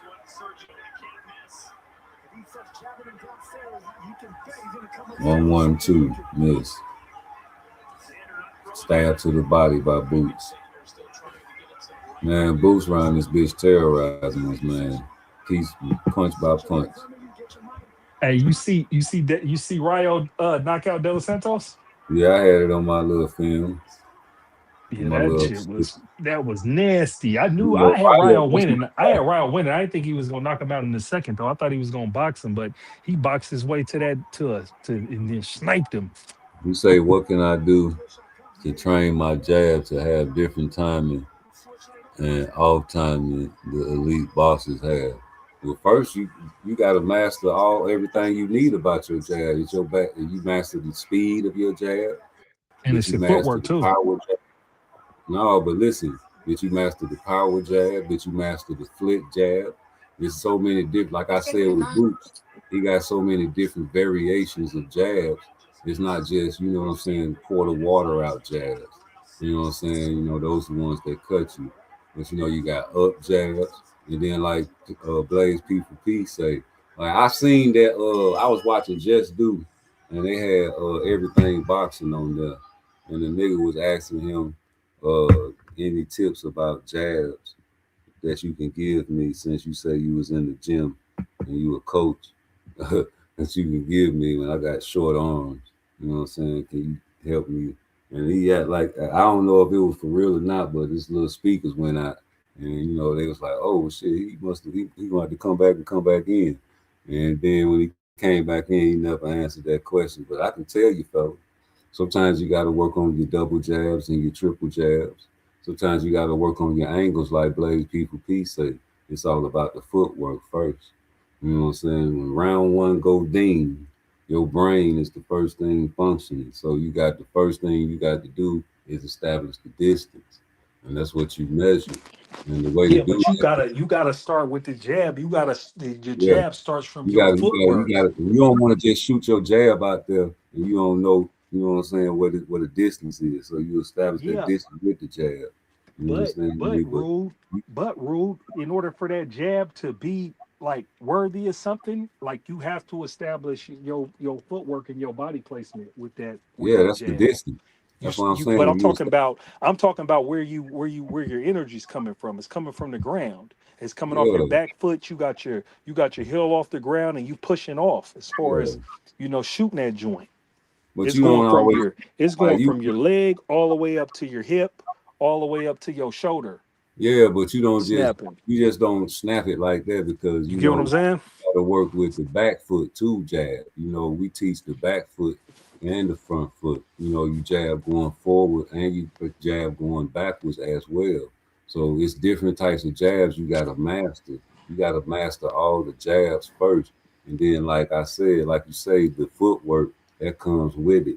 You know, you can throw different levels of jab, change your levels, and not just throw the jab from the same position. Like a lot of times you do drills where you throw a jab and you move your head off the center line as soon as you throw the jab, or you throw the jab and you throw your block and you put your block up, not anticipating all different types of punches after you throw a jab. You catch and you shoot at the same type of jab. You know, you got all kind of different escape routes every time you throw a jab that you have to practice. So you got to, just practice all the different type of jabs and master each one, and that'll get your jab game supreme. You know, and like he said, the footwork, that's the first thing you got to master anyway before you get into a fight. If you ask me, you got to know the distance, or whether you can get hit at this range or can you hit them at this range. There ain't no sense in wasting no punches. You understand me? And so I think, like with moving off topic, Yeah, it's no problem, homie. We're moving off topic with Tank. Like Tank over there with the Benavidez gym. Me personally, I'm gonna say this. I don't think Tank can, you know what I'm saying, learn more than what he learned with Coach Calvin and Coach Kenny. But only thing he gonna do, to me, if it can benefit him, is spar with Benavidez. You know, spar with somebody like that. But is Benavidez gonna take it easy on him, or is he gonna, you know what I'm saying? Like, I don't even know why, you know what I'm saying, people think that's gonna help him. But if Tank go out there trying to do some machine gun punches, he gonna get knocked out. I'm just keeping it real. That ain't your style, homie. You ain't got no Mexican style. You like to fight against the Mexicans. That's your style. That's what your claim to fame is. You going over there with that you think it's gonna help you, and you talking about people ain't in it for the money, nigga. That's what Benavidez is in it for. He over there particulating with Ryan Garcia. He on your undercards. He a wave rider. You know, Ryan Garcia is a racist and a drug cheat, right? And he over there kicking it with him like, you know, fuck it, man. You know, hey, you're popular. That's what it looked like to me. You know, you are established as the Mexican monster, but you don't want to use that name. You call yourself El Monstro. Why? No, you don't want to alienate all the other half of you, man. No, you the Mexican monster to me. And the monster can be defeated. And you know, even El Monstro, that can be defeated. Oh, Blaze was out of here. You back? I got you back on the panel, man. Yep, bet. Well, David Benavidez, the only way he can get off that machine gun is you go back and watch. His feet got to be planted. And, you know, Tank Davis throwing punches with his feet planted, it's going to be a problem, man. He already downloading data. And, you know, you download too much data, man, you're going to get what your issue is, G. That's what I think. You come in there trying to fight anything like David Benavidez, you know, I don't think that'll be healthy. I think Coach Kenny. Who's trying to fight like David Benavidez? Huh? Who's trying to fight like David Benavidez? No, I'm just saying, you go over there in that camp, like whatever you learn, whatever Benavidez learning from his father or whatever you want to learn from them, I don't know if you're going to implement. Nah. At this stage of the game, nah, they gonna train Tank to his strengths.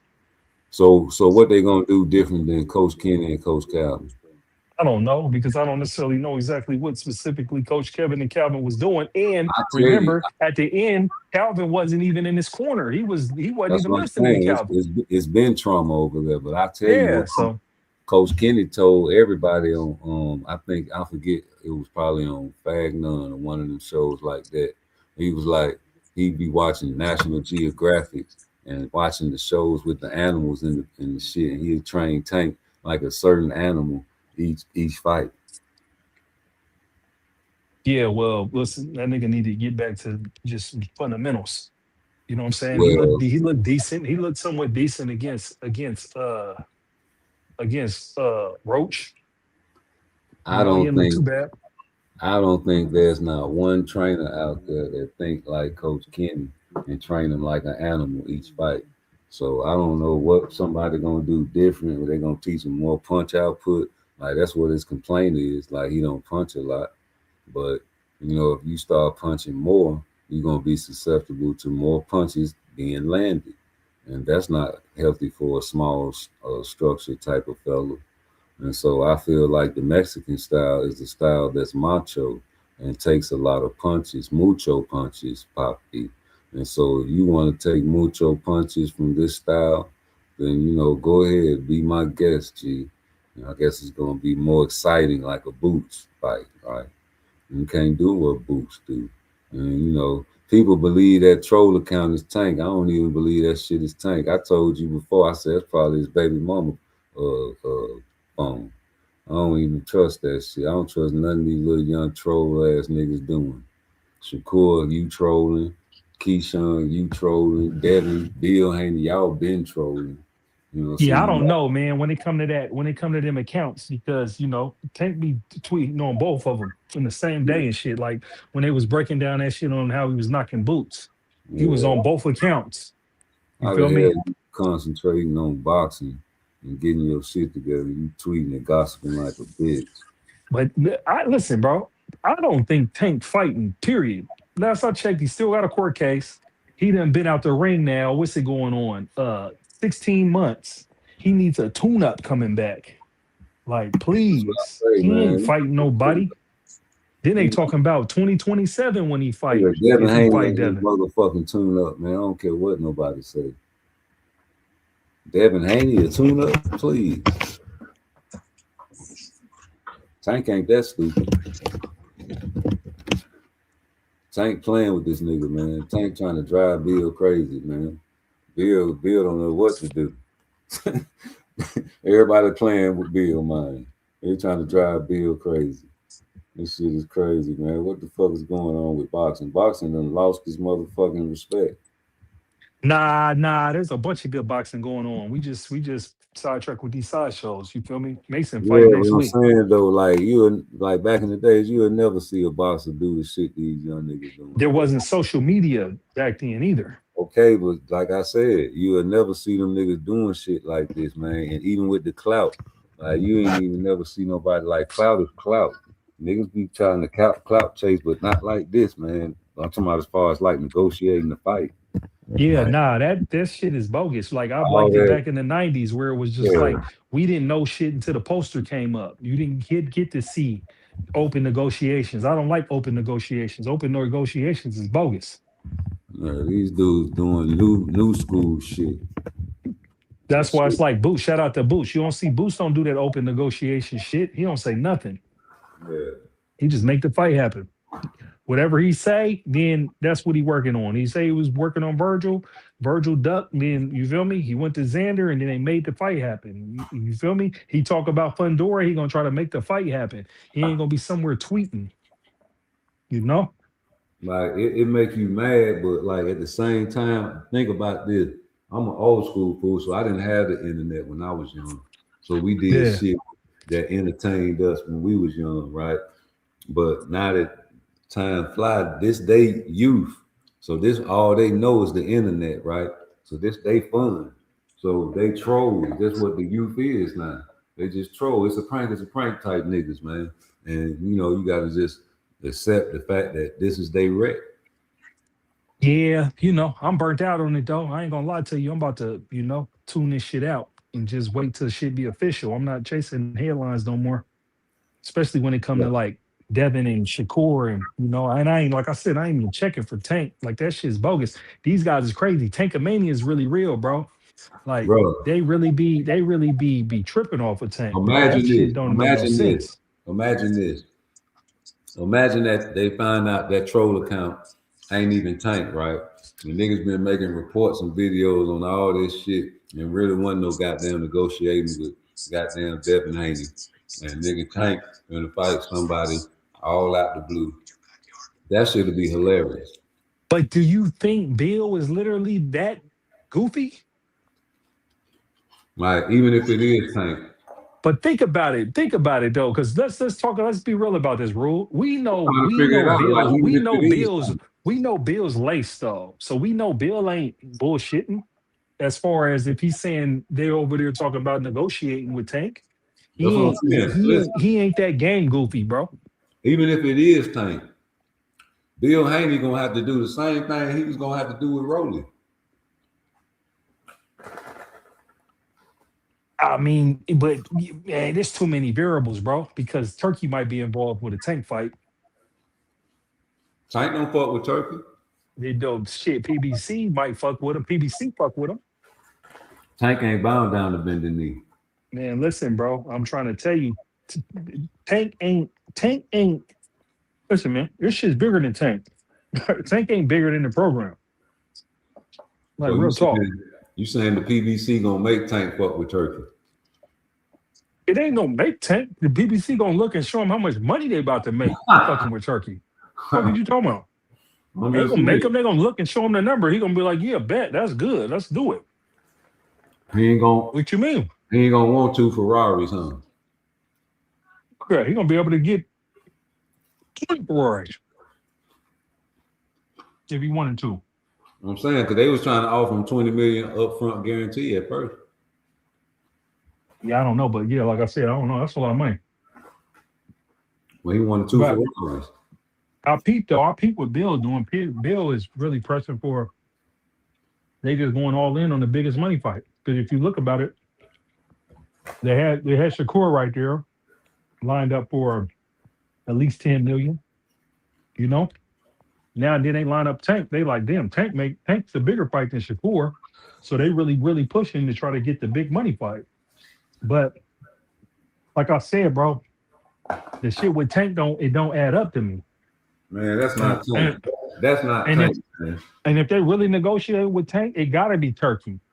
Because I don't think PBC and them guys, like how they been dealing with Tank, Tank been on the show. Tank's been in hot water. Tank fucked off the Jake Paul bag for him. I don't think that's Tank, man. I don't think that phone is Tank. If that phone is Tank, then Tank's trolling. Hey, but here's what I think. I think it's Tank, but I think he let somebody type for him. Like you said, I think he let his girlfriend type for him. Dog. She probably taking pictures of him and everything. He let somebody type for him because you can tell like his syntax is different as far as how he talk on that how he been tweeting lately in paragraphs and full sentences and shit. He didn't used to tweet like that. It sounds like it'd be emojis and shit. Then it was weird. Then it was weird when he had his mom on there talking about his helmet and all that. I said, man, that shit don't even make sense. That nigga wouldn't even do that. It's probably his mama. Yeah, I don't know. But like I said, they shot out.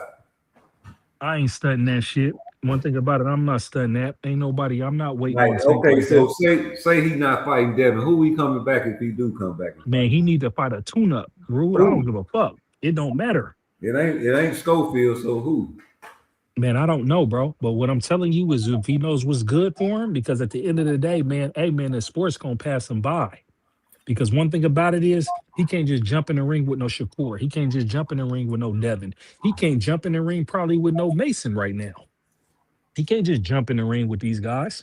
He can't jump. If the Reaper handle his business and he ends up getting that WBC belt, he can't jump in the ring with a Lamont Roach rematch. You know, one thing about it, man, you know as well as I know. Listen, man, ring rust is real. These guys that's all at the top, that's really fighting for the top contention, you ain't going to just be able to come off no long layoff and get in the ring and think you just going to dominate. Man, because one thing about it is Lamont done exposed Tank, and he done exposed Tank in the sense of you stand your ground. Yes. If you stand your ground and you punch back and you box, Tank don't have an opportunity to just load up and wind up shots on you. Oh, I can't do that. I can't let you do that, man. Tank, man, listen. Tank was fighting his homie, and he took him for granted. He was going through shit. He was smoking weed. And he had the domestic violence over his head, and you know, it was just a fluke, you know. Nah, homie. He was having breathing problems in the middle of the fight when the man split his high guard, and he stepped back, and Lamont Roach just stood there, just like Boots did with Xander, and just watched him. And then he came back and asked him, "Was you all right?" He said, "I'm all right." And they went back to fighting. So you know. I can't let you do that. Man, listen, bro. I'm trying to tell you, man. Boots is mortal, man. Boots is fucking mortal. The thing with Boots is Boots got that one punch knockout power. Like, you feel me? He catch you in them exchanges and he puts you out of there like that, like Santa Cruz, or you know what I'm saying, or how he countered Rolly, or you know what I'm saying. But you know, fucking Frank Martin was a fucking scared as fuck and just let fucking Boots just Tank wind up on him. But it's like, nah, bro. He don't got a skill set of boxing to where you can't, you feel me, have action at him. You can have action at beating Tank, like I said. And if you say if it's his homeboy, then hey, maybe that might be the case. But once people see the tape like that, it demystifies you. Because when people don't see the tape before you, they be like, damn, I'm gonna get this nigga. Or the nigga's aura and shit. The nigga don't got no aura like that no more. And the nigga's getting older, bro. Yeah. The nigga's But getting see, older, bro. but listen, niggas acting like Boots is old as fuck though. What is he, like 29? Yeah. And he ain't necessarily, relatively speaking, he's not old because he ain't took no damage either. It ain't like he been getting punched on. Come on, man. So niggas say Terrence Crawford can still beat Boots. nah, I don't think so, bro. Not at 154 like that. Nah, think Say about it, Rube. 160. 160. Nah. I don't think so. Damn, not 160. I don't think so because the fighter be like, nah. I think Boots would be healthy at 160. I think it's just his time passed. This is Boots time done. I think 160 will be the weight if they did fight though. Yeah, they ain't fighting. Bud ain't coming back. Bud get paid to go travel the world and shit. Bud need to shut the fuck up with all them cryptic messages and shit. Then. Nah, man. One thing about it is the reason why Bud act the way he act is Bud. Them guys is trying to diminish Bud's legacy with Boots, and Boots ain't did enough for that nigga to be worthy of respect. Like, dog, you niggas think this nigga's the guy. This nigga ain't. You feel me? This motherfucker went 5 division champion, three division undisputed. You feel me? Undefeated. Never had a split decision. And it's like, you gonna tell this nigga and be like, this nigga can get me? It's like, nigga ain't trying to hear that shit. If you had to get, like, what belt did Rolly have? You talking what belt he got right now? WBA. All right, so if you wanted to go get undisputed and you ended up having to, Rolly the last one left, you would praise that man for getting undisputed for beating up Rolly, wouldn't you? Who plays who? Praise who? Do you respect the undisputed that Devin Haney got? I mean, it's respectable. He did it. Because it's like I mean you can knock the one Bud had at 140.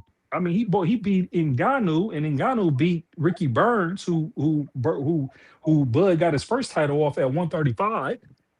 You know what I'm saying? So it's like, it's just, them is the guys who got the belts right now. One thing about it, it is what it is. At right. the end of the Say day, that man, again. I respect it. What? Say that again. Them the guys that got the belt. Them is the guys that got the belt. But it's like, but when you look at the landscape of who got the belt, who else at 147? Who's on 147 from the outside looking in where you think is better than the champions? I ain't say that. I'm just saying, like, even if you go back to what Floyd Mayweather said, he was like, it's too many belts in boxing. You know what I'm saying? Because anybody can have a fucking belt. You got the special belts, you got email belts, you got all kind of intercontinental belts, you got all kind of different dumbass boxers that they ain't even supposed to be having no goddamn belt. You got boxers getting opportunities at belts. They ain't supposed to be getting opportunity and just came off of lost ass boxers. All kind of political belts. Yeah. So who's the best at 147 then? Who's the best at 147 in your opinion? Devin Haney. Yeah, that's me too. That's what I figure is Devin Haney. Yeah, who's the next best?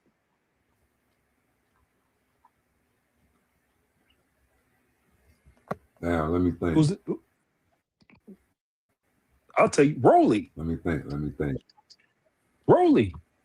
You gonna put him over Keyshawn? Oh well, nah. Listen, I got Keyshawn stopping Devin. So. Oh wait a minute. Wait a minute. So it's Devin and Rolly, then Keyshawn, right? Nah. I really, I just realized I forgot. It's Keyshawn is the best at 147. For real, Keyshawn's the best at 145. Ain't even fought yet. OG, and he's the best. You funny as shit. But listen, bro, I'm telling you, you say I'm funny, but watch, bro. Watch how this shit play out. Watch how this shit play out, OG. So that means Devin duck Rolly. That's worse than ducking Keyshawn in your book. Because Rolly better than Keyshawn. Yeah, I wouldn't say that Devin duck Rolly, because PBC's on some bullshit over there. They They gave him a contract, and them guys independent. The business went right, and I wouldn't even necessarily not PBC, but it's just that's what happens when you're just an independent contractor. When you can't front in a fight, when you can't fund a card. You finna deal with PBC with Tank? Yeah, but nah, it's gonna be Turkey or somebody, bro. You gotta realize the Tank fight, the investors, the money comes to that fight. They gonna get the people to front in that fight, bro. That nigga ain't You see what I'm fight saying? Devin. That nigga, he fights Devin. He one of the dumbest boxers alive. Or he just crazy. Who? Tank. Tank, man, he did. But if it's true, man, Tank wasn't playing it, but that nigga said something about his mom. He got in his feelings. Man, all right. Because, like I said, I don't believe it. Because the nigga Tank don't talk about nobody. He wasn't talking about fighting nobody until Devin said something about the nigga's mom, and then all of a sudden, this nigga sending contracts, A side, take what you get, all this other weird shit. That shit ain't real to me. I think Tank trolling, trying to make Bill Haney shut the fuck up for a few minutes. You know what I'm saying? By acting like he want to fight him, and it's making him laugh. Yeah, I think he might be sending them he might be taking them for a ride. This old dummy mission. I don't know. You got to show me the fight date. You got to show me a fight time ticking, and Devin ain't been in the ring. They playing with Devin. They playing with old Dev. Nah, man, Devin's playing himself, man. That's Bill, man. Bill's playing himself. Yo. And what Bill's playing himself is them niggas, man. Them niggas is looking at that money and they see the negotiations. I think it was and because then of the shit. they're not looking at the investment they can have as if they lock in and knock Keyshawn off. They don't see no value in that. And it's like the value is in that. Because if they knock off Keyshawn, then them circling the block back for Shakur is a bigger fight. They make more money and they make more money for Shakur. That's what I felt about that Terrence Crawford and that Boots fight back in the days. I felt like Terrence Crawford should have took that fight, man, but Crawford was thinking like he was thinking.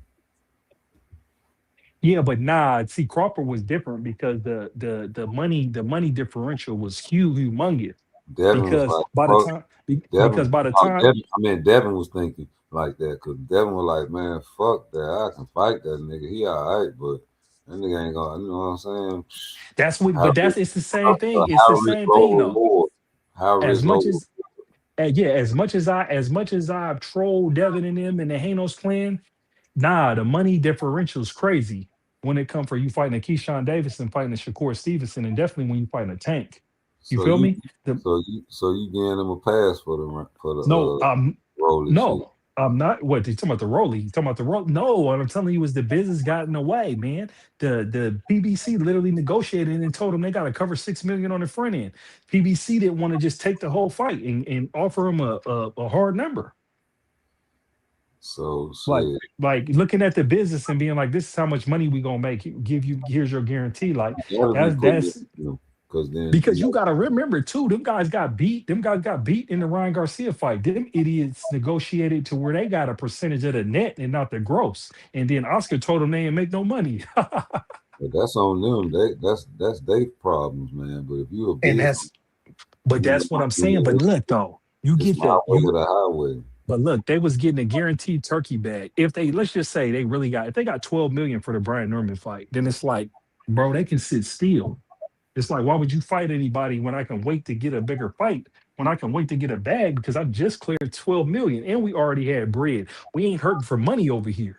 You know what I'm saying? So when you're looking at it from a business standpoint, it's like, yeah, they looking at it from a bit, and then they lined up with the Zoof and they had the money there, but them niggas is trying to force Shakur into a fight, and Shakur don't want to fight. And it's like, I talk that shit too, where it's like Shakur is ducking, but it's like, no, Shakur ain't ducking. Shakur literally talk all that bullshit and talk like he'll fight Conor Ben at 154, but he ain't trying to go up to 147 and fight them guys if he's really walking around at 148. He's dead ass serious, where it's like, I'm not trying to fight nobody 170.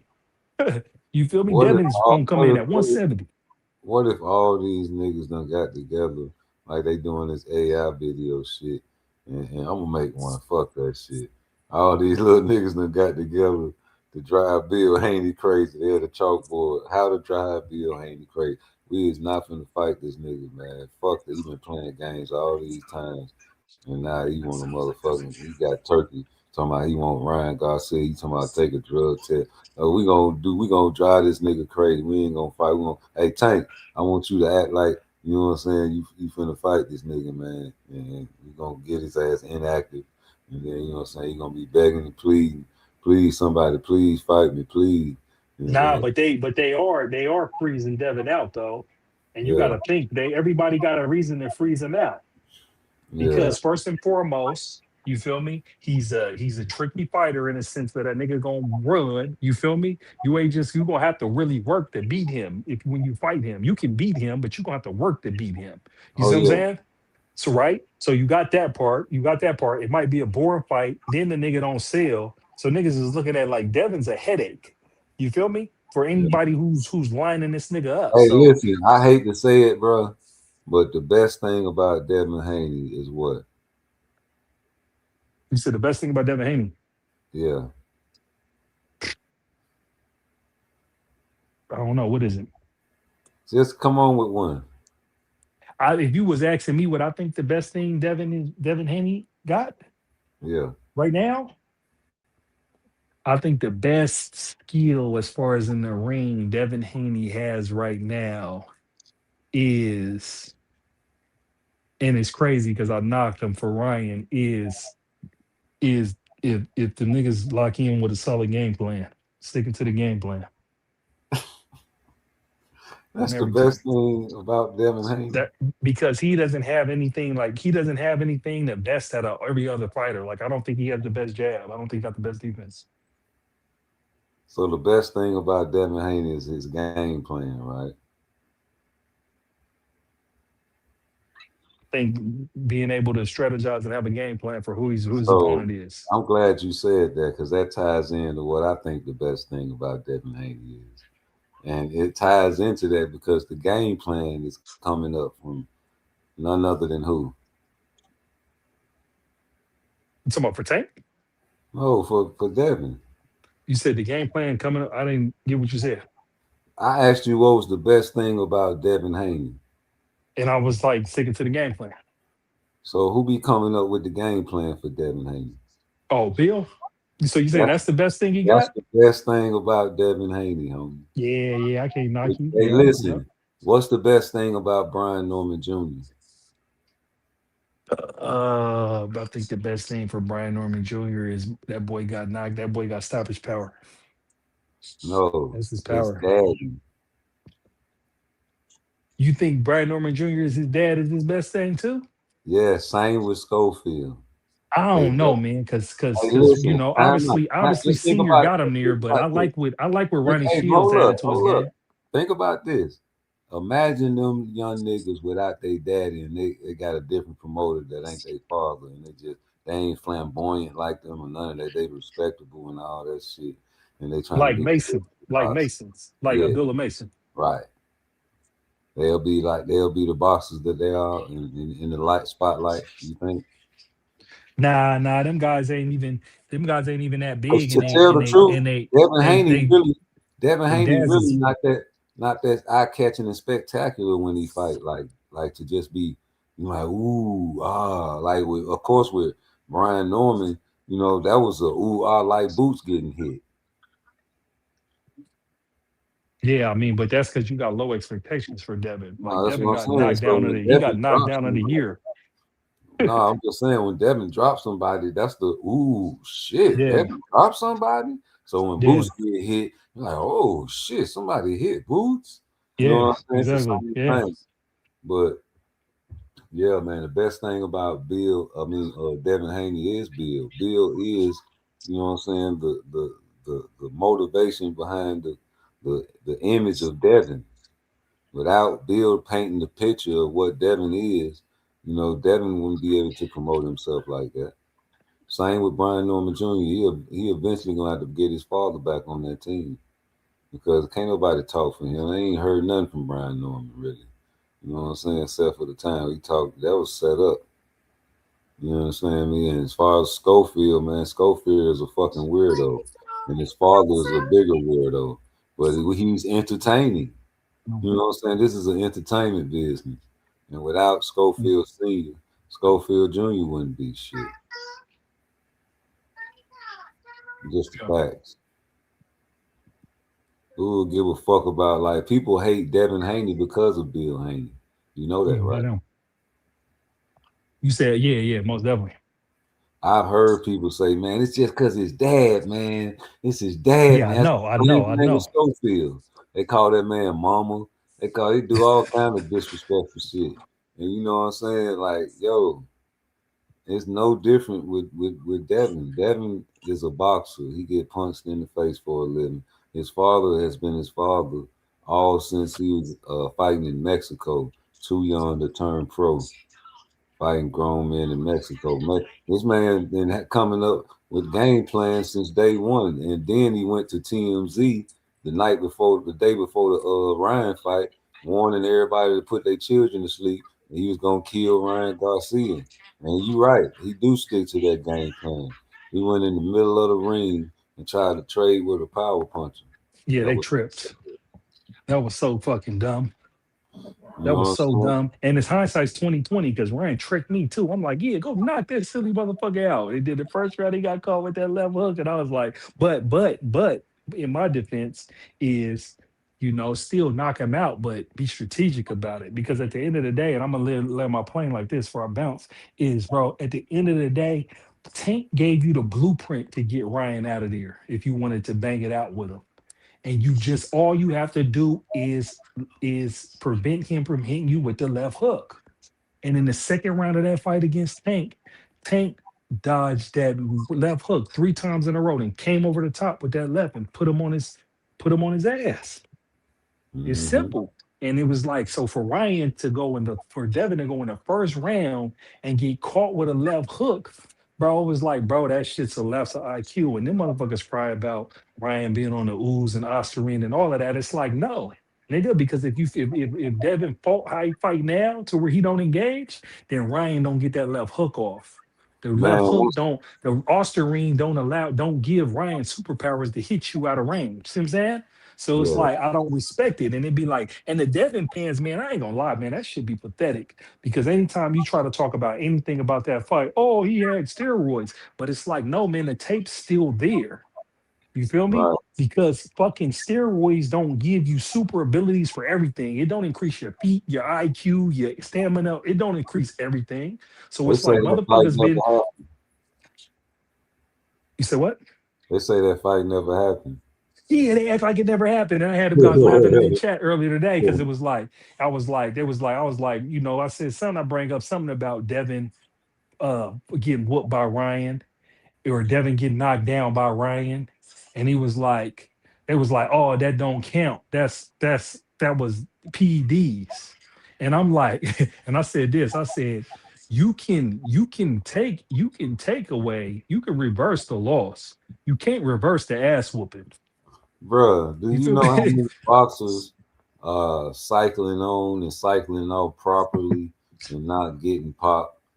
Yeah, that's why it'd be like, no, they'd be like at the highest level of boxing, somebody on steroids ain't the excuse, homie. Somebody even with loaded gloves sometimes ain't the excuse. You feel me? When it comes to the high level of When skills. you go in there after going on TMZ talking about killing somebody and you want to fight in the middle of the ring, that's a game plan.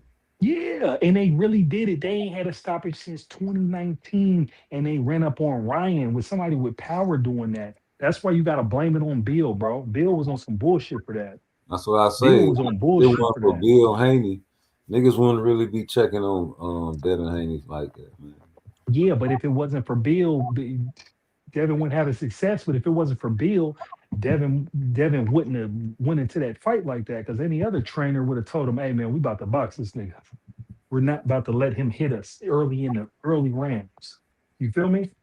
And then that's like I said, I'm gonna end right here. But that's the key to this. That's why it's like for me, I like boxers, bro. All that slugging shit's cool, but that slugging shit eventually catches up to you because when you stand in front of somebody and don't use your intelligence, your ass get knocked out.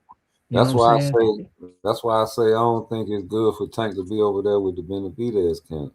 because they're gonna teach him. I guess do his punch out, put more. I guess maybe. Nah, I don't What think else can so. you I don't teach? think Tank? so. What else? What can you teach Tank? You can't like real talk. What can you teach Tank, bro? That Coach Man, Cal. what they gonna do is they gonna look at what he's good at, and they gonna train him to be good at what he do. Like at this level, man, you look at the identity of a fighter, and you gonna tailor your training towards your fighter. You ain't gonna make him nothing Come on. different because there ain't nothing to change with Tank. Tank been successful with how he been fighting. But what the main complaint about Tank is? You talking about what? As far as his deficiencies? Yeah, like his flaws. I don't know, man. Because one thing about it, Tank been fighting so long at a high level. I done seen different looks that Tank done had, and I done seen Tank You make the don't got no adjustments with the flaws. fighters. I would say right now, I would say in order for him to hurt you, he has to be flat footed, sit on his punches, and be able to have the opportunity to wind up on you. You feel me? I think that's his thing. If you box him and make him move and turn him, he's gonna have a problem. No, I don't believe that because I seen Tank in the lower weight divisions hitting people with leaping hooks, knocking them out. He had He to don't leap. got that no more though. Well, yeah, but he can get that back if he get in shape, right? I mean, I guess, but what I'm telling you is what he is now. You feel me? This is you're asking him to be something that he ain't. You feel me? So we're looking at what he is, and what he is right now is he's a boxer with a boxer puncher with power, with above average power. You know what I'm saying? And the thing is like Flaw is because what? it's like I look at the Frank Martin fight, and then I look at the fight with Lamont, and the two differences is you feel me? Frank was scared. So when Frank's punching and moving backwards, Tank's on the front foot and he's able to, you know what I'm saying, wear him out and then eventually just wind up on him. With Reaper was with it the whole time. Like I said, that was a glorified sparring match. But what you So it say was his like flaw is? you said whose flaw? What you say Tank flaw is? I said Tank's flaw. I would say Tank's flaw right now would be in order for him to hurt you, he has to be flat footed to wind up them punches. Like he's So not. how He's not. so how would Benavidez help them to fix that? I guess, man, he would have to. I mean, them guys would have to be working on footwork, punching while moving. You know, Shit, Benavidez ain't good in the footwork. combinations. But that's what I'm trying to tell you. It ain't. It ain't. You ain't taking one fighter and because in trying to make him like your best fighter in your They don't train the stable, bro. Mexican style in that gym. Hey, bro, I don't like I said, I don't know, but I would imagine common sense would say is you wouldn't train Tank. Like you wouldn't train him outside his skill set. You wouldn't try to make him fight, you feel me, like somebody else right now. So is David Benavidez all about money? You said David Benavidez is all about money. Yeah. I mean, I Some guess say he's all about money. some say that he, you know what I'm saying, try to do whatever he can to make a fight. He'll take pay cuts and all that. You believe that? Oh, David Benavidez? Yeah, David Benavidez. He'll say he'll donate money to if he can fight Canelo. He'll donate his whole purse if he lose to Canelo. Yeah, I don't know. I don't know with that. That don't make sense. I don't think so. You never I heard don't him say know. that? No, I didn't hear him say Yeah, that. he said, man, if Canelo fight me, he told Turkey he'll donate his whole purse if Canelo beat him. He said he don't give a fuck, make the fight happen. But everybody know that David was gonna beat the shit out of Canelo. Even David knew if he got a chance. That's why he was mad at Crawford. But Bivol already had beat the shit out of Canelo. Yeah, but the thing is Benavidez understand with that Mexican pride, he want that Mexican ore. You see what I'm saying? And Canelo's the guy. Listen, David Benavidez is a wave rider, if you ask me. David Benavidez was on Tank undercards. This mother lover is a clout chaser with Ryan Garcia. But Tank was on Floyd's undercard. Yeah, but that's Floyd. That's the face of boxing. I mean, shit. That's his mentor. That's And the then so guy. Tank is the black face of But boxing. no, he on this Mayweather card, Mayweather promotion. Mm. I'm talking about Benavidez Mexican. He going over there getting on a Pinche Mayate undercard. Yeah, PPC. Yeah, Tank. If it wasn't Tank, he wouldn't have got on no nigga undercard. That's the Mexican monster. But Pretty he boy. He rode the wave of Tank, got on his undercards and all that. And Pretty then, boy company. yeah. And now that he got the wave with Ryan Garcia, he tried to ride the Ryan wave. You know, he just got through with that racist shit and was talking about religions and Muslims and all kind of crazy shit. And he popped dirty. So, you know, Bird, hey man, you know, don't hang with people you don't want to be associated with. But he do that because he know he was popular, you know, all kind of just wave riding type shit. So here you got Tank talking about Coach Calvin and Coach Kenny only in it for the money. Nigga, what the fuck you think Benavidez in it for? I mean, man, listen, man. Like I What said, you I think can't call it, but Jose Benavidez want the money too now? Ain't nobody in this yeah, I shit mean, just for the I hear love of you. This is prize fight at this particular level. Like I said, there's levels to this shit now. And at the end of the day, you know, Tank's in the money. Now Devin's in the money. Now Shakur's in the money. Keyshawn's trying to get in the money. You know, this guy's is in the money right now. Yeah, I You never did? really was big on Keyshawn Davis though. Man, listen, man. I'm trying to tell you, man. I hope they accept the fight, man. I really do. I really hope Devin Haney and them accept the fight with Devin Keyshawn beat Davis, man. Keyshawn Davis though. Okay, then that'll be good, then. But I'm trying to tell you, man. I'm as a Keyshawn Davis fan. Like, listen, man. I hope he take that fight. Hope he take that Keyshawn, fight because, Keyshawn Davis is always in a wrestling match in each fight.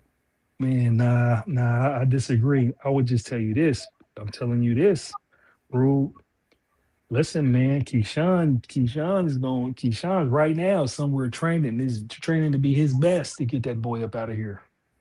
You know, one thing about it, it'd be different, man, when these fighters be obsessed with their opponents. You feel me? It'd be like it's like a one-track mind. That's how Bud was with Spence. He was Keyshawn, obsessed with that nigga for years. So it Keyshawn was like by Davis, the time he got to him, you feel me? It was nothing he was gonna be able to do. Keyshawn Davis can't avoid the clinch, man. Man, Keyshawn Davis at 147 on the snack is gonna be able to clinch and turn that boy. Keyshawn Davis got that bow and arrow jab. Nah, no, he don't. Oh boy. Devin got the bow and arrow jab. Yeah, but I'm saying so does Keyshawn Davis. Nah, no, he don't. I seen it. I clipped it. I put it as a thumbnail on one of my videos.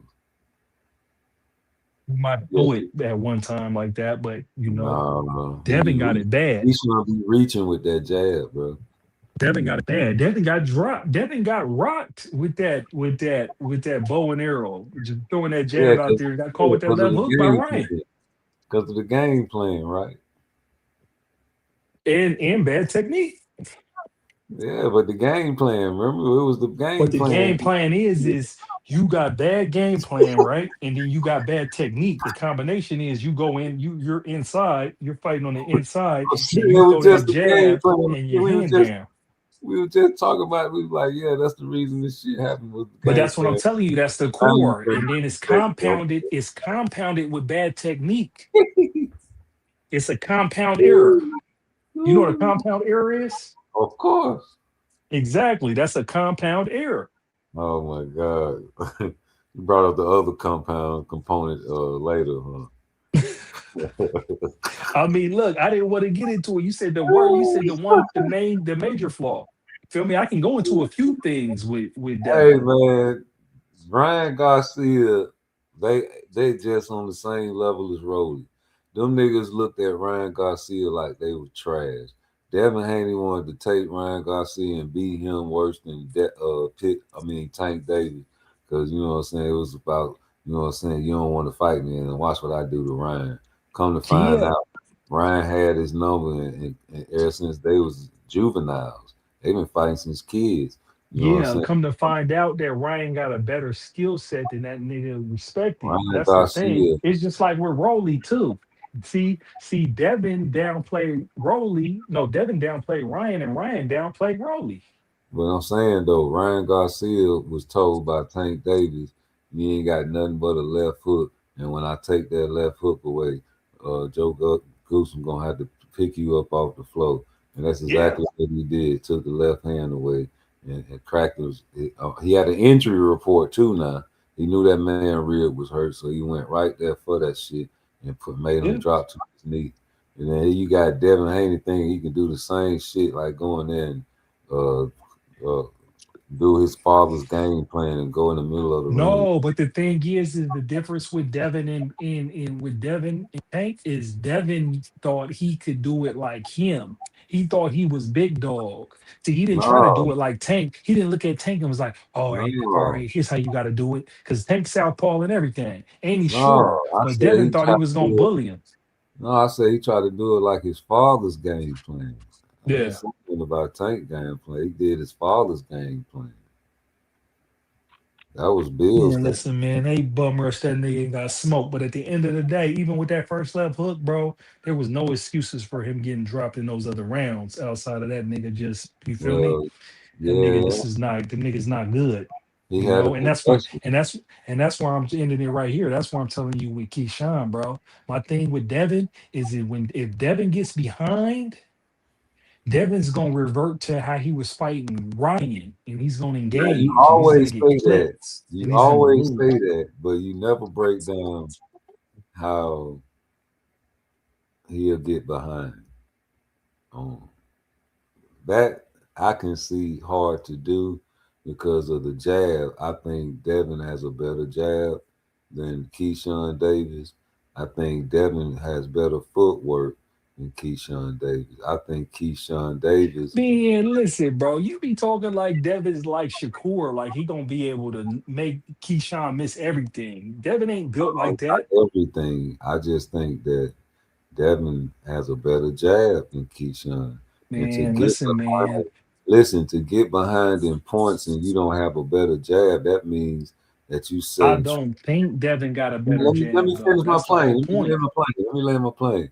If you feel Yep. like that, I mean, like you feel like, even though I feel like the jab is not better, you might feel like his jab is better, but you must be gonna set up traps and catch Devin with power shots early on in the fight.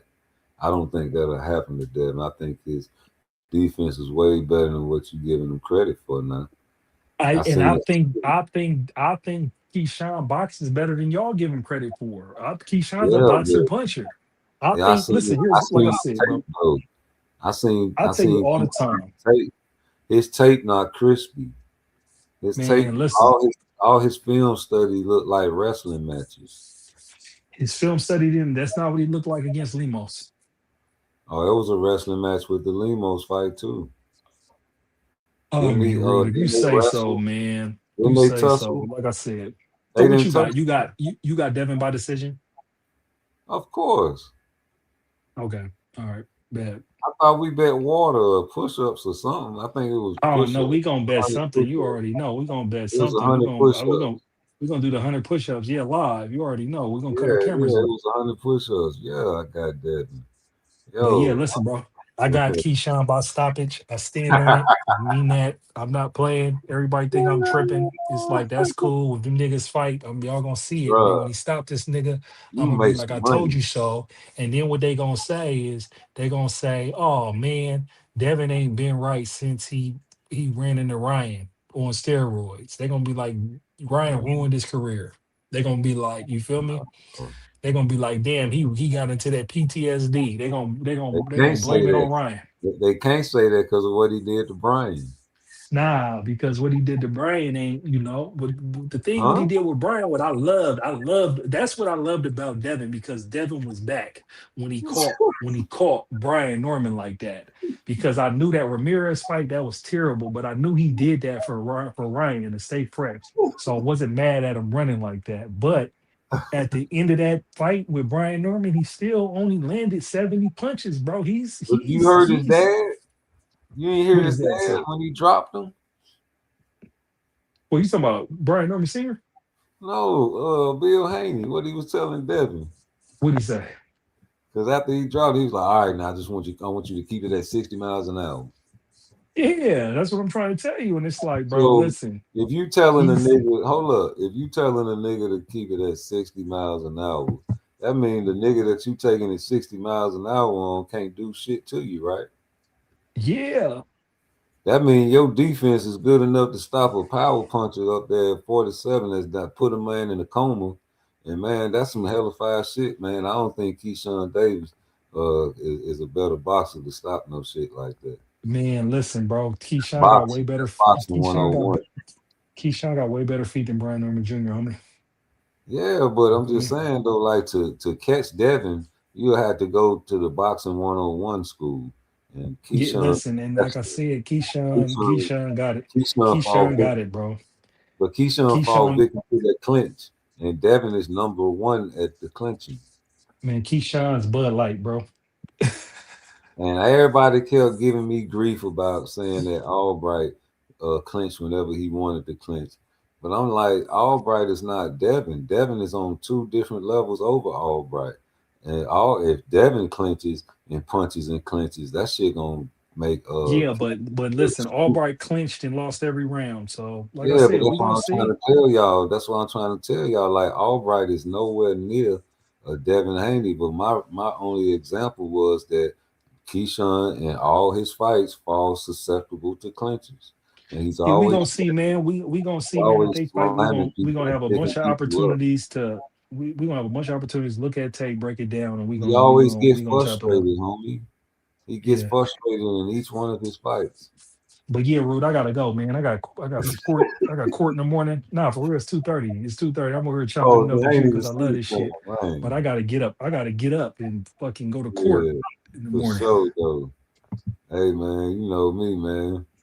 I'm up here just talking shit, man. Appreciate you All right, coming through, man. though. Keep doing what you're doing, man. Hey, Continue you to be dropped great. out the tree on me, boy. You dropped out the tree on me. I was waiting on you. I was like, where the hell is he at? That nigga done dropped out the tree.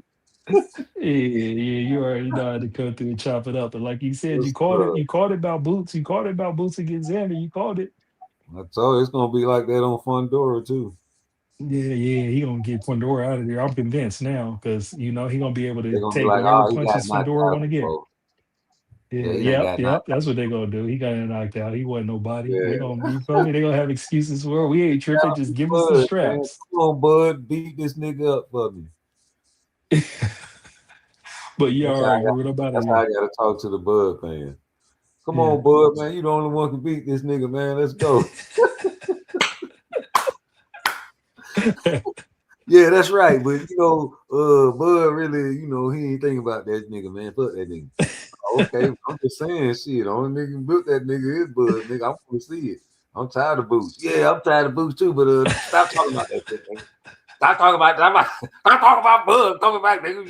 You're making me feel funny. All right, man, I'm out of here. All right, G. Man, yeah, man, you gotta be careful how you talk around them Bud fans, boy. Them niggas will get you, boy. They is about that action, man. Like, man, yeah, man, I'm sick of that nigga Boots, man. Yeah, man, yeah, I'm sick of that nigga too, man. Fuck that nigga, man. Bud the best. Bud the best. Bud the best, nigga. I ain't even say nothing about Bud, Oh but no, shit. fool, stop. Lay down, fool. Uh-oh. No. Uh-oh. Let me get my man off here. He don't even know he on here. He thought he off.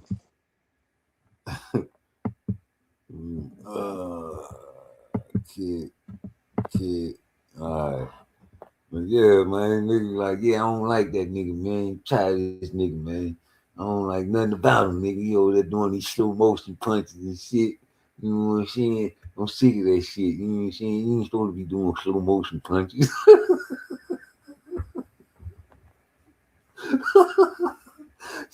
you ain't supposed to be doing slow motion punches, nigga. That's you disrespecting the sport of boxing. You disrespecting the sport of boxing, nigga. Oh, slow mo doing no look punches, no look uppercuts, all that fancy shit. You know what I'm saying? That's why his ass got clipped. That's why his ass got clipped. So, see what I'm saying? Yeah, man, I'm tired of that nigga. That's why I think Bud need to come back and beat that nigga ass. What you think? Man, yeah, he'll beat his ass, but man, fuck that shit, man. Bud retired. You know what I'm saying? He ain't thinking about that nigga, man. Yeah, man, but I'm saying though, Bud was talking shit to that nigga, talking about these niggas won't mention his name. I like that shit, man. Yeah, you like a lot of dumb ass shit, nigga. But you know, Bud, like, you know, he can do that. He can do that, nigga.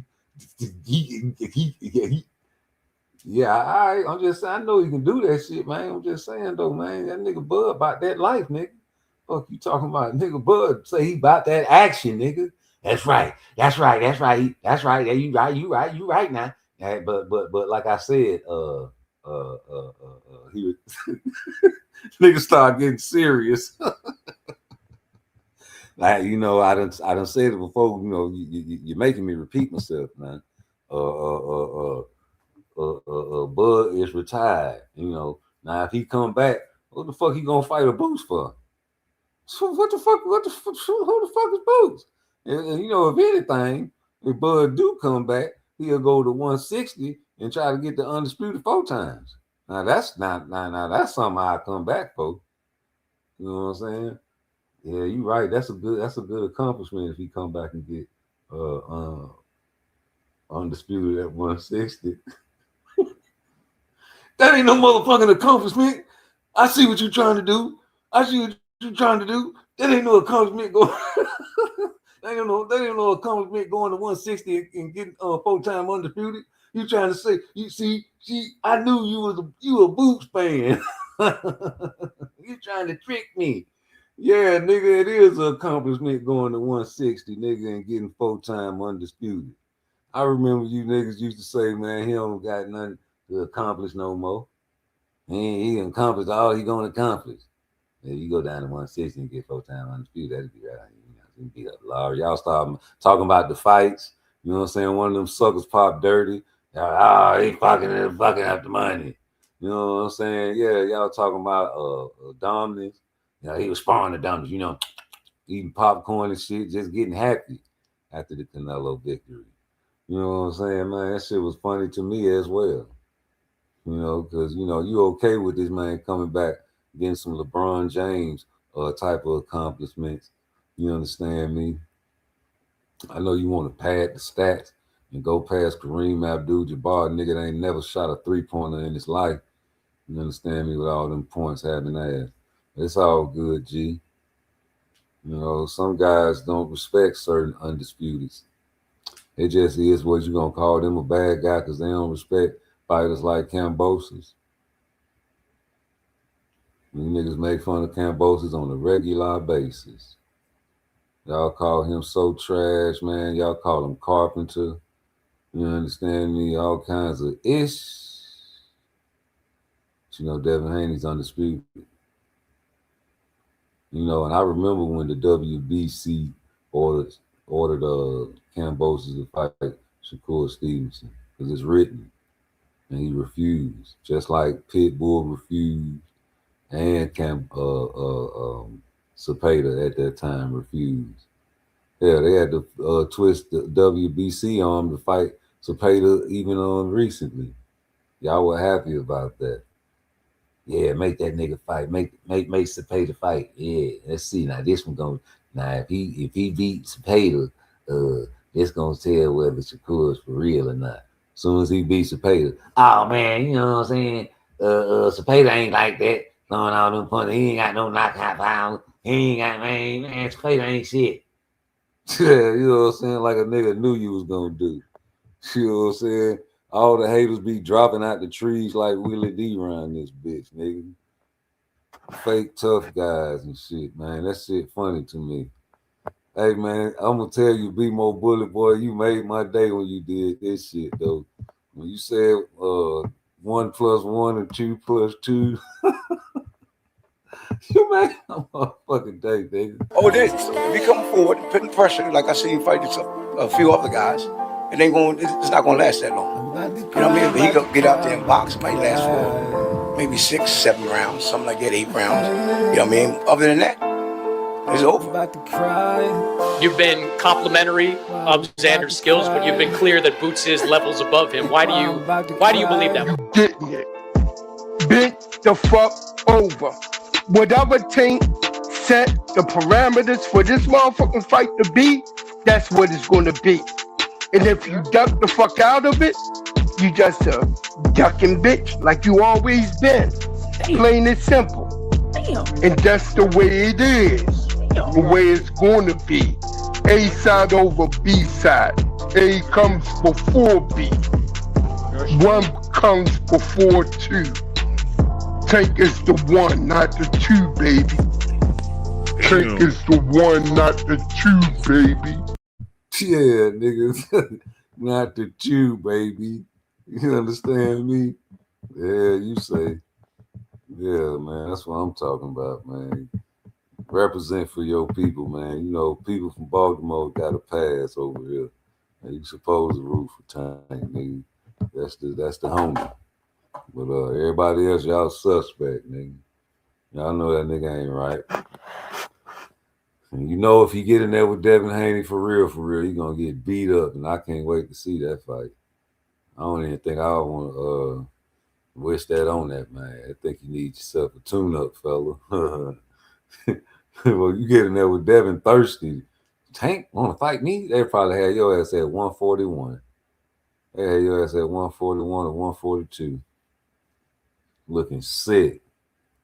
You know, I heard your trainer say you can probably still make 140. You know, they're going to pull them videos up. You say you got a special drink, huh?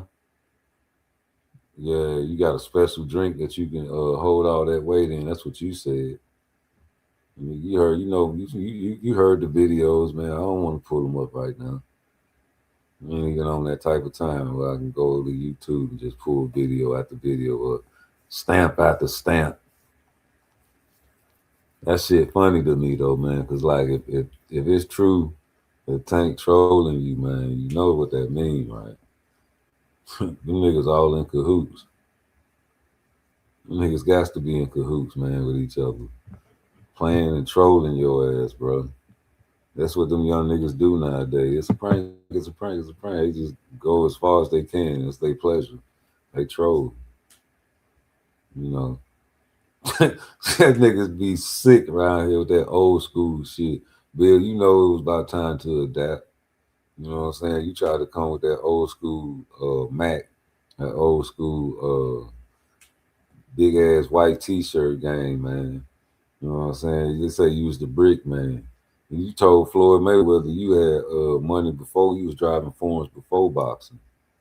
You know what I'm saying? You told that's when Floyd had that bag. You know what I'm talking about? You couldn't tell Floyd nothing. Right after your son got beat up. Yeah. I'm telling you, man, Devin Haney wouldn't be shit without Bill Haney, bro. Same with Schofield. You know, if it weren't for Schofield Sr., nigga really wouldn't be checking on no Schofield, man, Junior, man. They don't have any pizzazz. They can't really talk. You know what I'm saying? These niggas weirdos, man. Devin Haney, man, really weird, bro. He was copying Tank style for a while, getting dread goals. He was trying to be a thug.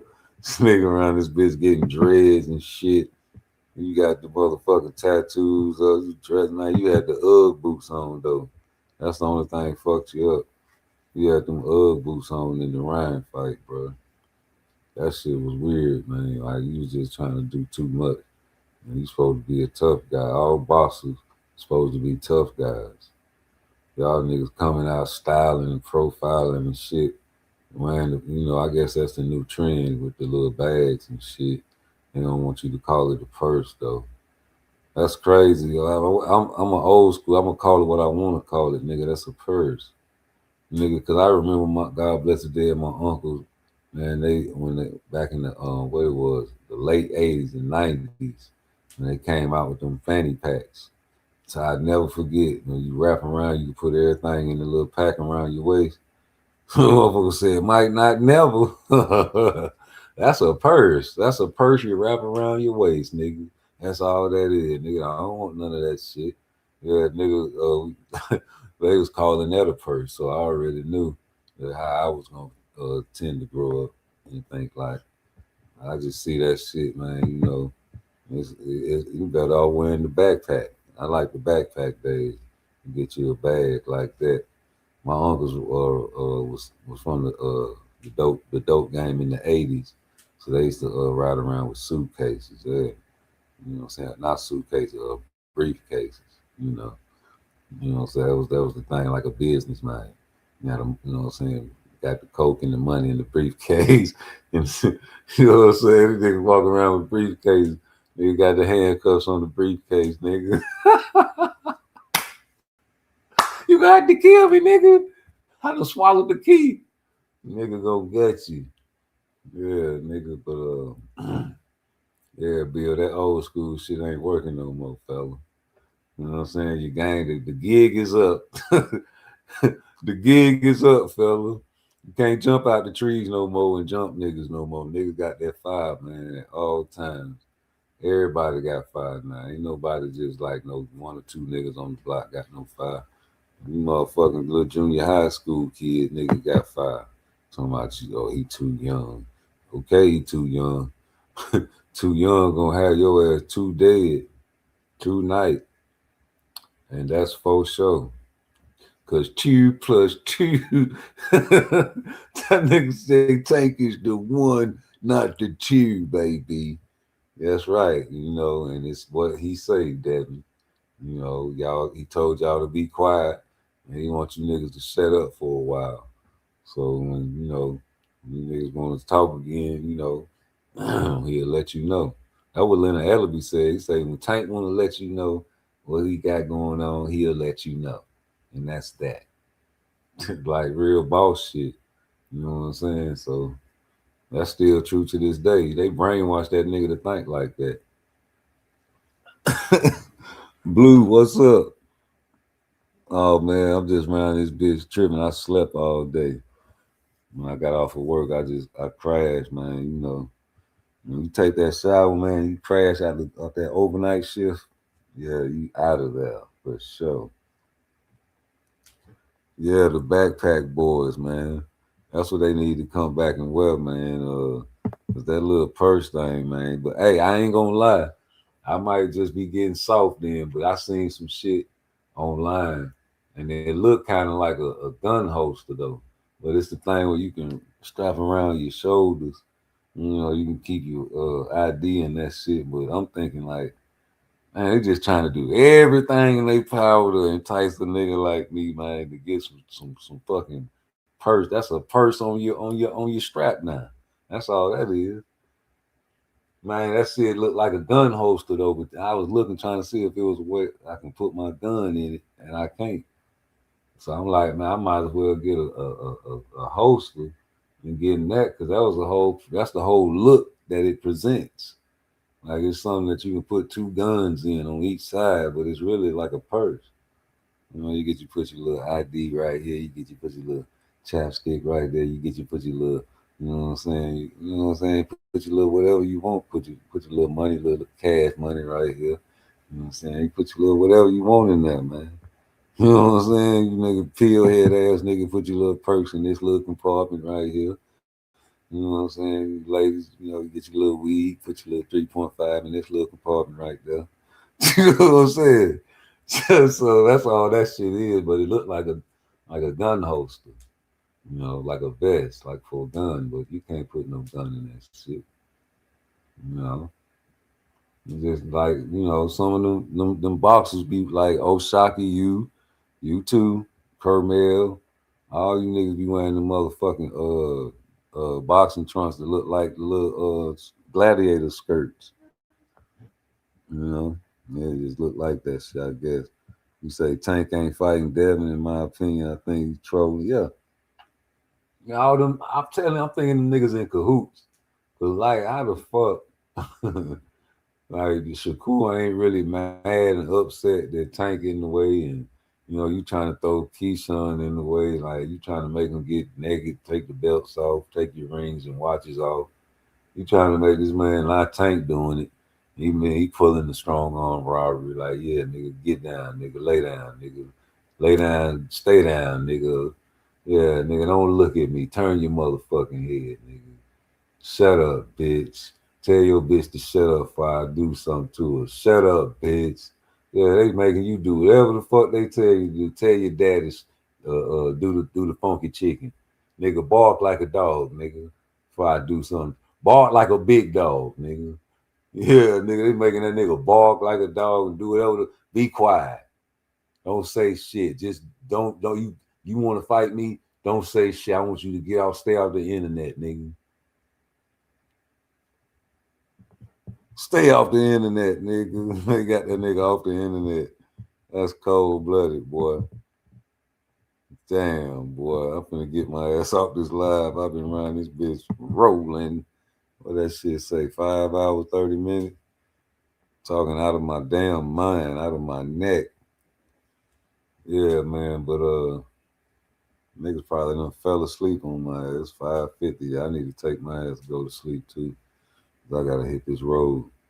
But yeah, man, don't get it twisted though.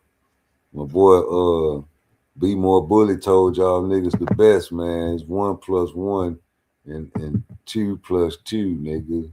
Think it's a game, man. We out. Hold up.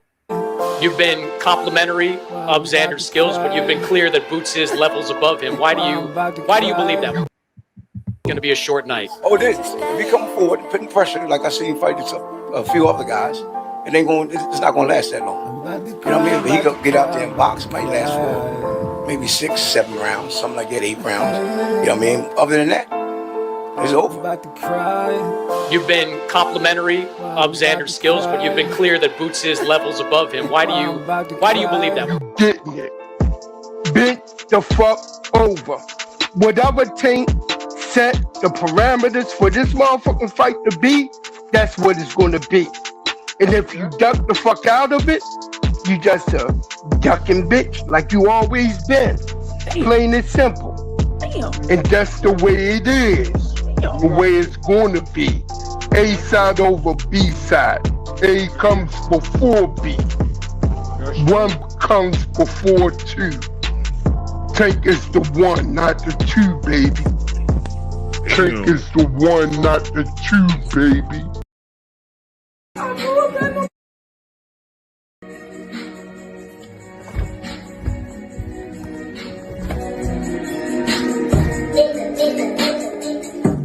I blew up in shit that don't exist, no getting views on I blew up at no purple, cause the day to day, getting money, playing commas. Wish I had the commas, wish I had some commas, wish I had some commas so I can give it to my mama. I blew up at no purple, fuck good commas. Run damage at the end of the day and keep money mellow. It got the shine, it's always time. Niggas know we getting money off this rhyme. They saying when jails go run up out of rhymes. Shit, I don't know, cause I rolled up some shit that don't exist.